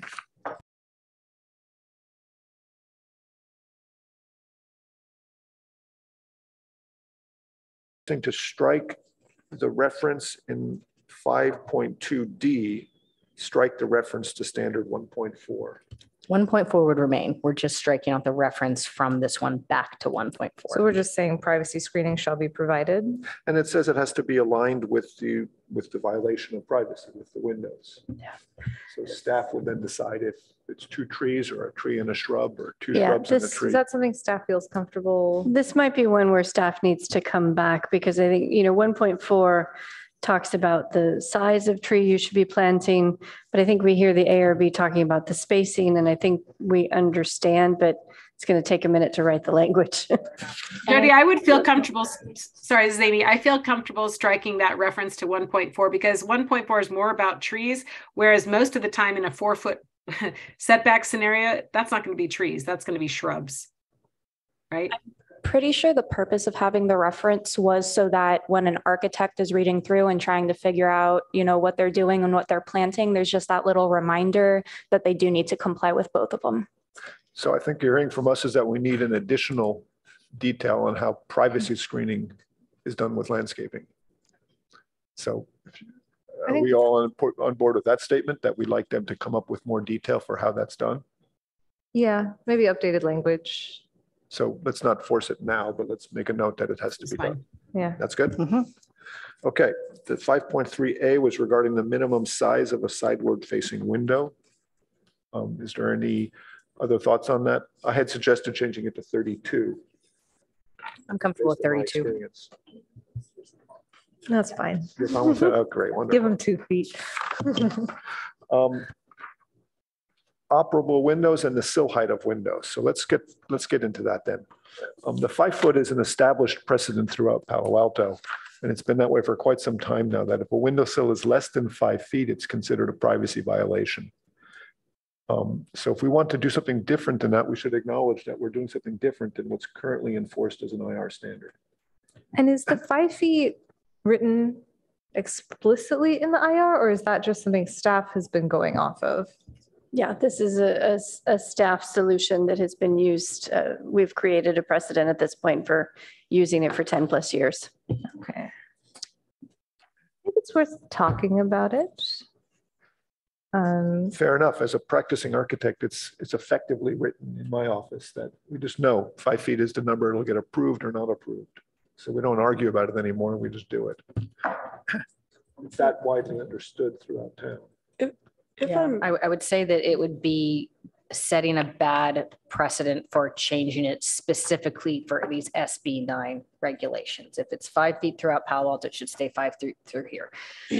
So if that's what it is, I'll defer to that. Now, the reasoning for 4.6 is purely because I'm short and I want to see out the window. And also that neighboring city does use 4.6 very effectively. However, I will also say that to backtrack my own comments, if 5 foot is the standard, SB 9 should not be different. I differ with all of you. I think the base of the window, the first, if it's a glazing over glazing, and you, what is the name of a window? Double hung window. Like it should have the diffused glass in the bottom of it, should be required. And then it could be as low as 3 feet. Yes, that's right. The standards allow that. If it's a, is that in here? If it's a translucent glazing, then you can go lower than 5 feet. In the lower section. I think we're talking about clear glazing, the lower limit of clear lower glazing. Limit could be 5 feet for clear glazing. I'm okay with that. That's that's the current standard. And you can go lower than that if you have a diffused glass. That's right. That's what's in here now. Terrific. That's just fine. The only reason I want to talk about this is because people are short and they're getting taller. Are they getting taller? I don't know. I don't know if people are getting taller. Maybe they are, but maybe they're also getting shorter. But I do, Kendra's point of, there's a lot of people talking about the fact that this 5 foot limit might have been set at a time when people weren't thinking about 50% of the population. That's short. I'm trying to, it's like a conversation more about like equity and it's like inclusivity, right? You're thinking about a 6 foot tall somebody as your standard person, but that's not actually the standard. And we as architects have been, in school, we always had to show a 6 foot tall person, but that's like a very Western centric thing. And we are a much more diverse community. And I just want to throw it out there that, maybe there has been a precedent for 5 feet, but maybe that's not appropriate anymore. I just want to throw it out there. If I may just add one point, that I have certainly been out to site visits that forgot to put in the glazing or just chose not to. And it's been something that they need to resolve. And, it's had very clear views into homes, and you go back for the second inspections where they fix it, and it very much has resolved the issue. And it's been very effective. On a lot of times, if people don't put it in, I hear from the neighbor that, hey, they've installed these windows and it doesn't have it in. And so it's been a very effective way to just, it gets resolved. I don't hear from the neighbor again. The neighbor's happy. And it's not an ongoing discussion. So, I can't speak to whether 4.6 would be, equally as effective, but I will say that it's been a very effective way of resolving issues. And while I support Osma's comments on, short people matter too. I mean, the long and the short is that what I was proposing is a 6-inch difference. It's not really going to make or break it one way or the other. We do allow for the option in Palo Alto of having that obscure glazing below that limit. So again, it's not something that I think that is worth setting a new precedent for SB9 specific projects. I think if they change it in Palo Alto as a whole, that's a conversation, and then we could apply it back to this. We don't actually have the words in here about it being clear glazing. And I think we need to add where it says operable casement windows. It should say operable windows with clear glazing. We agree on that. Yeah. And I think maybe the other reason I bring this up is because up until now, 5 feet has never been written anywhere. And now we are setting a precedent by having it written in black and white. And so, I'm not trying to, maybe now's not the time for change. Okay, maybe it's not. You see the word objective on the top of this list? Listen, can we also strike the word operable? We're really talking about windows that are transparent. Whether or not it's operable doesn't change how a neighbor perceives privacy. I think that the reason for operable windows, I think casement can be struck, but the whole point is that the operation portion of the window needs to be at 5 foot or above. Because even if it's like obscure glass down to the floor, you wouldn't want to actually be able to casement that open or slide that open. Well, let me speak from my experience, though, that the staff has consistently interpreted us to require 5 feet when a window is transparent, the sill height, whether or not it opens. They have not consistently regulated whether you can see through the window once it's open. In numerous cases, we've had casement windows that would allow a privacy violation. It's been deemed to be not consistently an issue. Sometimes it is, sometimes it's not. Sometimes we have to put a regulator on the amount it opens. Sometimes we don't. And it's changed over time less consistently than the 5 foot standard, in my experience. The 5 feet has been very standard. We have tried to have, the obscured windows open towards the public street so that they're not violating privacy when they're open. That has been a newer revelation that we've, been implementing, but that it has been years in the making. And we're very open to, talking about the 5 foot measurement. I just wanted people to be aware that we probably would want to make that change, across all projects, not just SB9. So I recommend that we keep 5.3B to say that clear windows on the upper level with a sill height of less than 5 feet, et cetera. So not just operable, but all windows that have clear glass that are less than a 5 foot sill height is what's being regulated. I recommend we strike completely the reference to how the windows operate and where they're hinged towards. Sure. Can you please, Peter, if you don't mind, could you just state what you think this should be read as? Like state how you think it should say windows with clear glazing. So right here, instead of operable casement windows, windows with clear glazing on the upper level with a sill height of less than 5 feet above the finished floor and within 20 feet of an interior side lot line shall. Well, okay, you're right. It doesn't make sense. And clear glazing is not allowed below 5 feet anyway. It should say windows with clear glazing in the upper sill level within 20 feet of an interior side lot line shall have a sill height of 5 feet or greater. Yes. That's what we're regulating, is the sill height of a clear window. And the conditions are clear glazing and within 20 feet of the side lot line. Okay, so I think my point that I would like to add to this is, or I guess kind of like pull out of this, is that I think that the operation portion of the window should also be that limit at 5 feet if the whole point is to protect privacy. Yeah, but suppose I have a double hung window or a sliding window or a tilt turn Exactly. There's all kinds of windows. But that's, so it's, again, I'm not trying to say casement, I'm trying to say operable. Right. So the operable portion of the window should be at 5 feet and above if we're trying to maintain that privacy. So for example, you could have a full height window, but the lower portion 5 feet and below is fixed and obscure, and the upper portion that is clear is allowed to be operable. If it's allowed to be clear, it's allowed to be operable. That's sort of the goal, that the privacy is maintained below that 5 foot sill, because they're trying to account for the direction of when it opens. And I think my argument is that I don't think the direction matters as much as the height. So if it's 5 feet and above, it could be a side to side slider, it could be a tilt and turn, it could be a casement, it could be an awning, it doesn't matter. But I'd really like to have the option. Would it be helpful if we explained what 5.3B like looks like when we apply it to existing projects? Sure. Because I kind of feel like what Chair Balte had described as how he wanted 5.3B to be changed just became what 5.2B actually says. Sorry.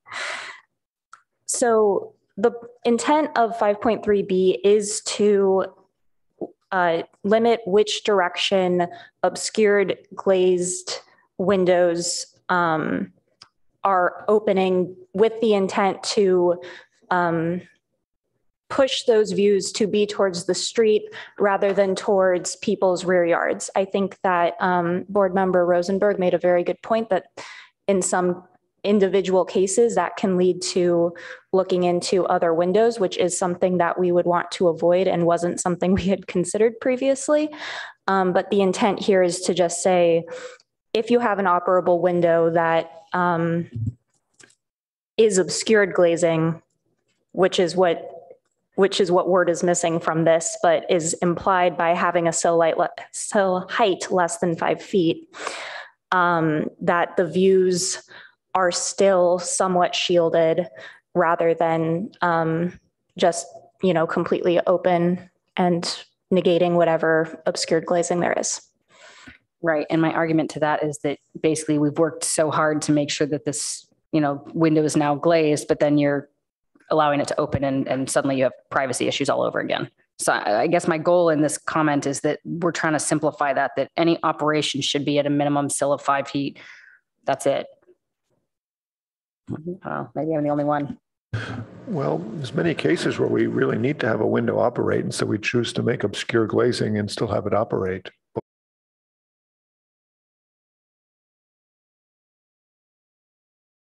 On a side yard window. You're right. An egress window might be the only option on a side yard, and you would have to have that sill be, maximum 44 inches above floor? I've been arguing, I think, maybe not clearly, that we just shouldn't limit privacy relative to how a window operates. A casement window can open up 100% and then there's no privacy impact. You can have, instead of a horizontal sliding window, you could have a vertical sliding window. What I was trying to make the point is that that's not as consistently regulated right now. So I don't think we should try to increase the level of regulation, which is what I think this is doing.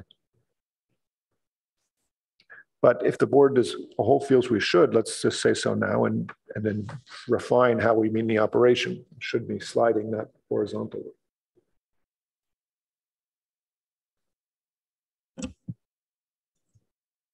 I haven't heard an argument for why we should regulate the operability of a window that's above 5 feet. So I would be okay to remove it. We're talking potentially below 5 feet though.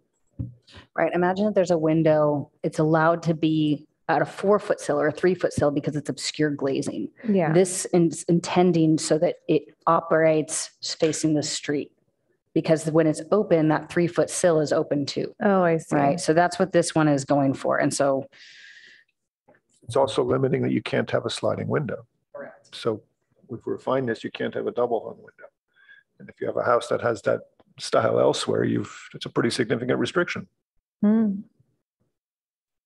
And basically, you're saying you're not going to have anything but casement or awning windows on the sides of a house. And that's not currently required.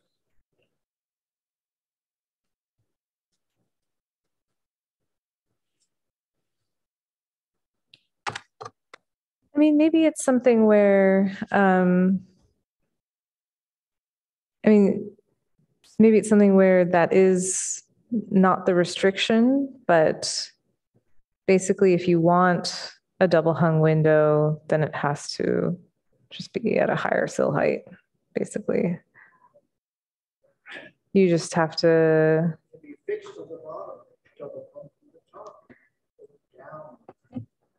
But you have to meet egress on these. The typical. The common situation is a side yard facing bedroom on the second floor. And you have to meet an egress requirement, which is a sill of less than 5 feet. And it has to operate less than 5 feet. That's the point. So if we intend to eliminate window types, because I can't do that, then we should be clear about it. So this is saying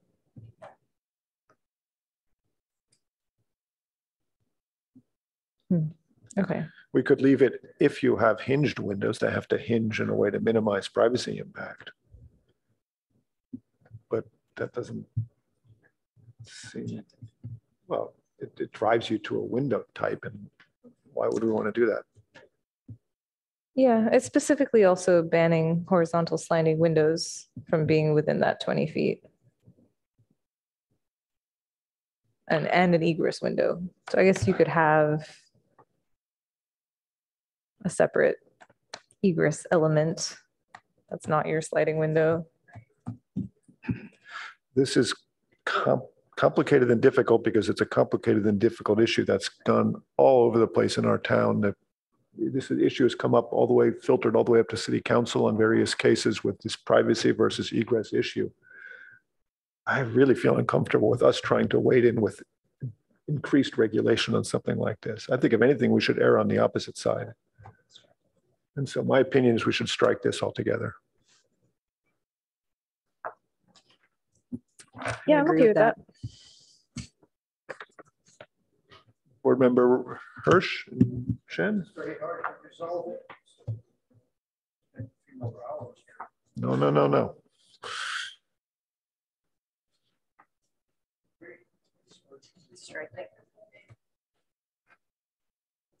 David, your microphone's off.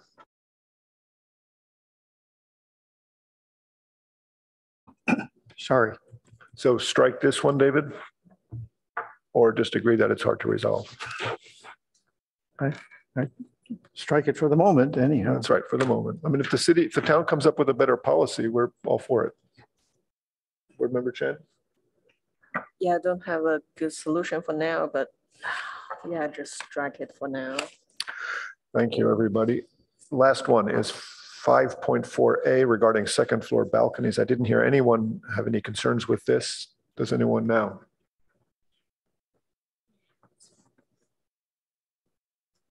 This has been a hot button issue throughout the town.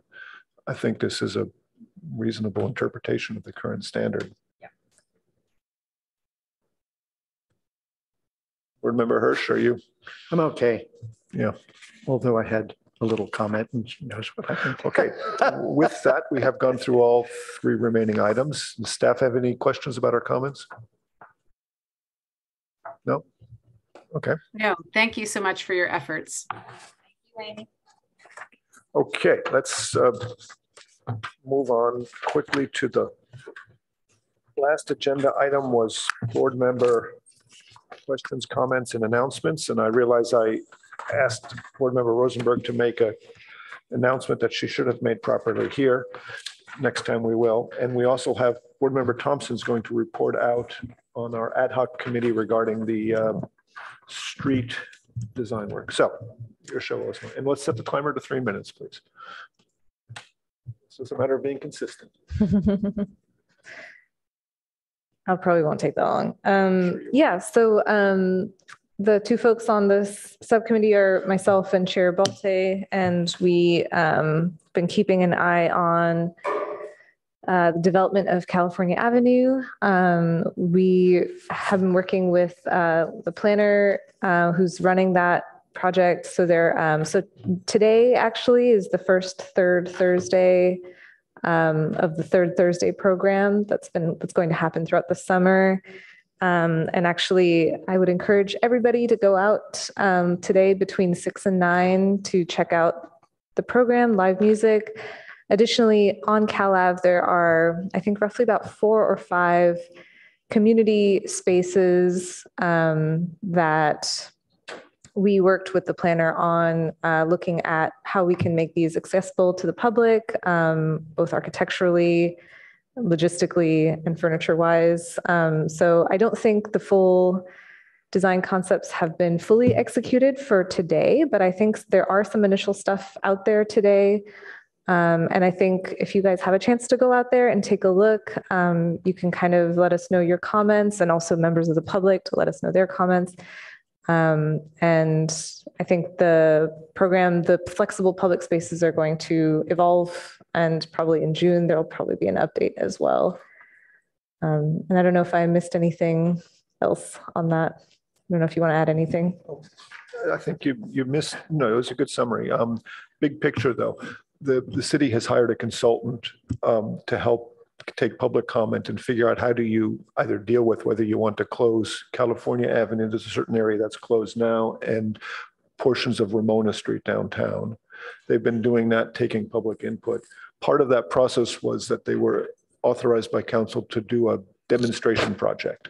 And that's where board members Thompson and I got involved, helping the planning staff figure out the best way to do a demonstration project. And I think we've been quite helpful. We'll see how if they really listen to us with what they do, but just what kind of furniture to purchase, where do you do it? How do you give it a design sensibility? I think our advice was highly needed and perhaps highly effective. Certainly board member Thompson deserves lots of credit for giving it real design thought as a practicing professional, and in my opinion, making a big difference. So if everybody was out there, that'd be good. If you have feedback on what you see, just remember it's not a permanent solution. This is a demonstration to the town that these closed streets can have effective and quality urban spaces.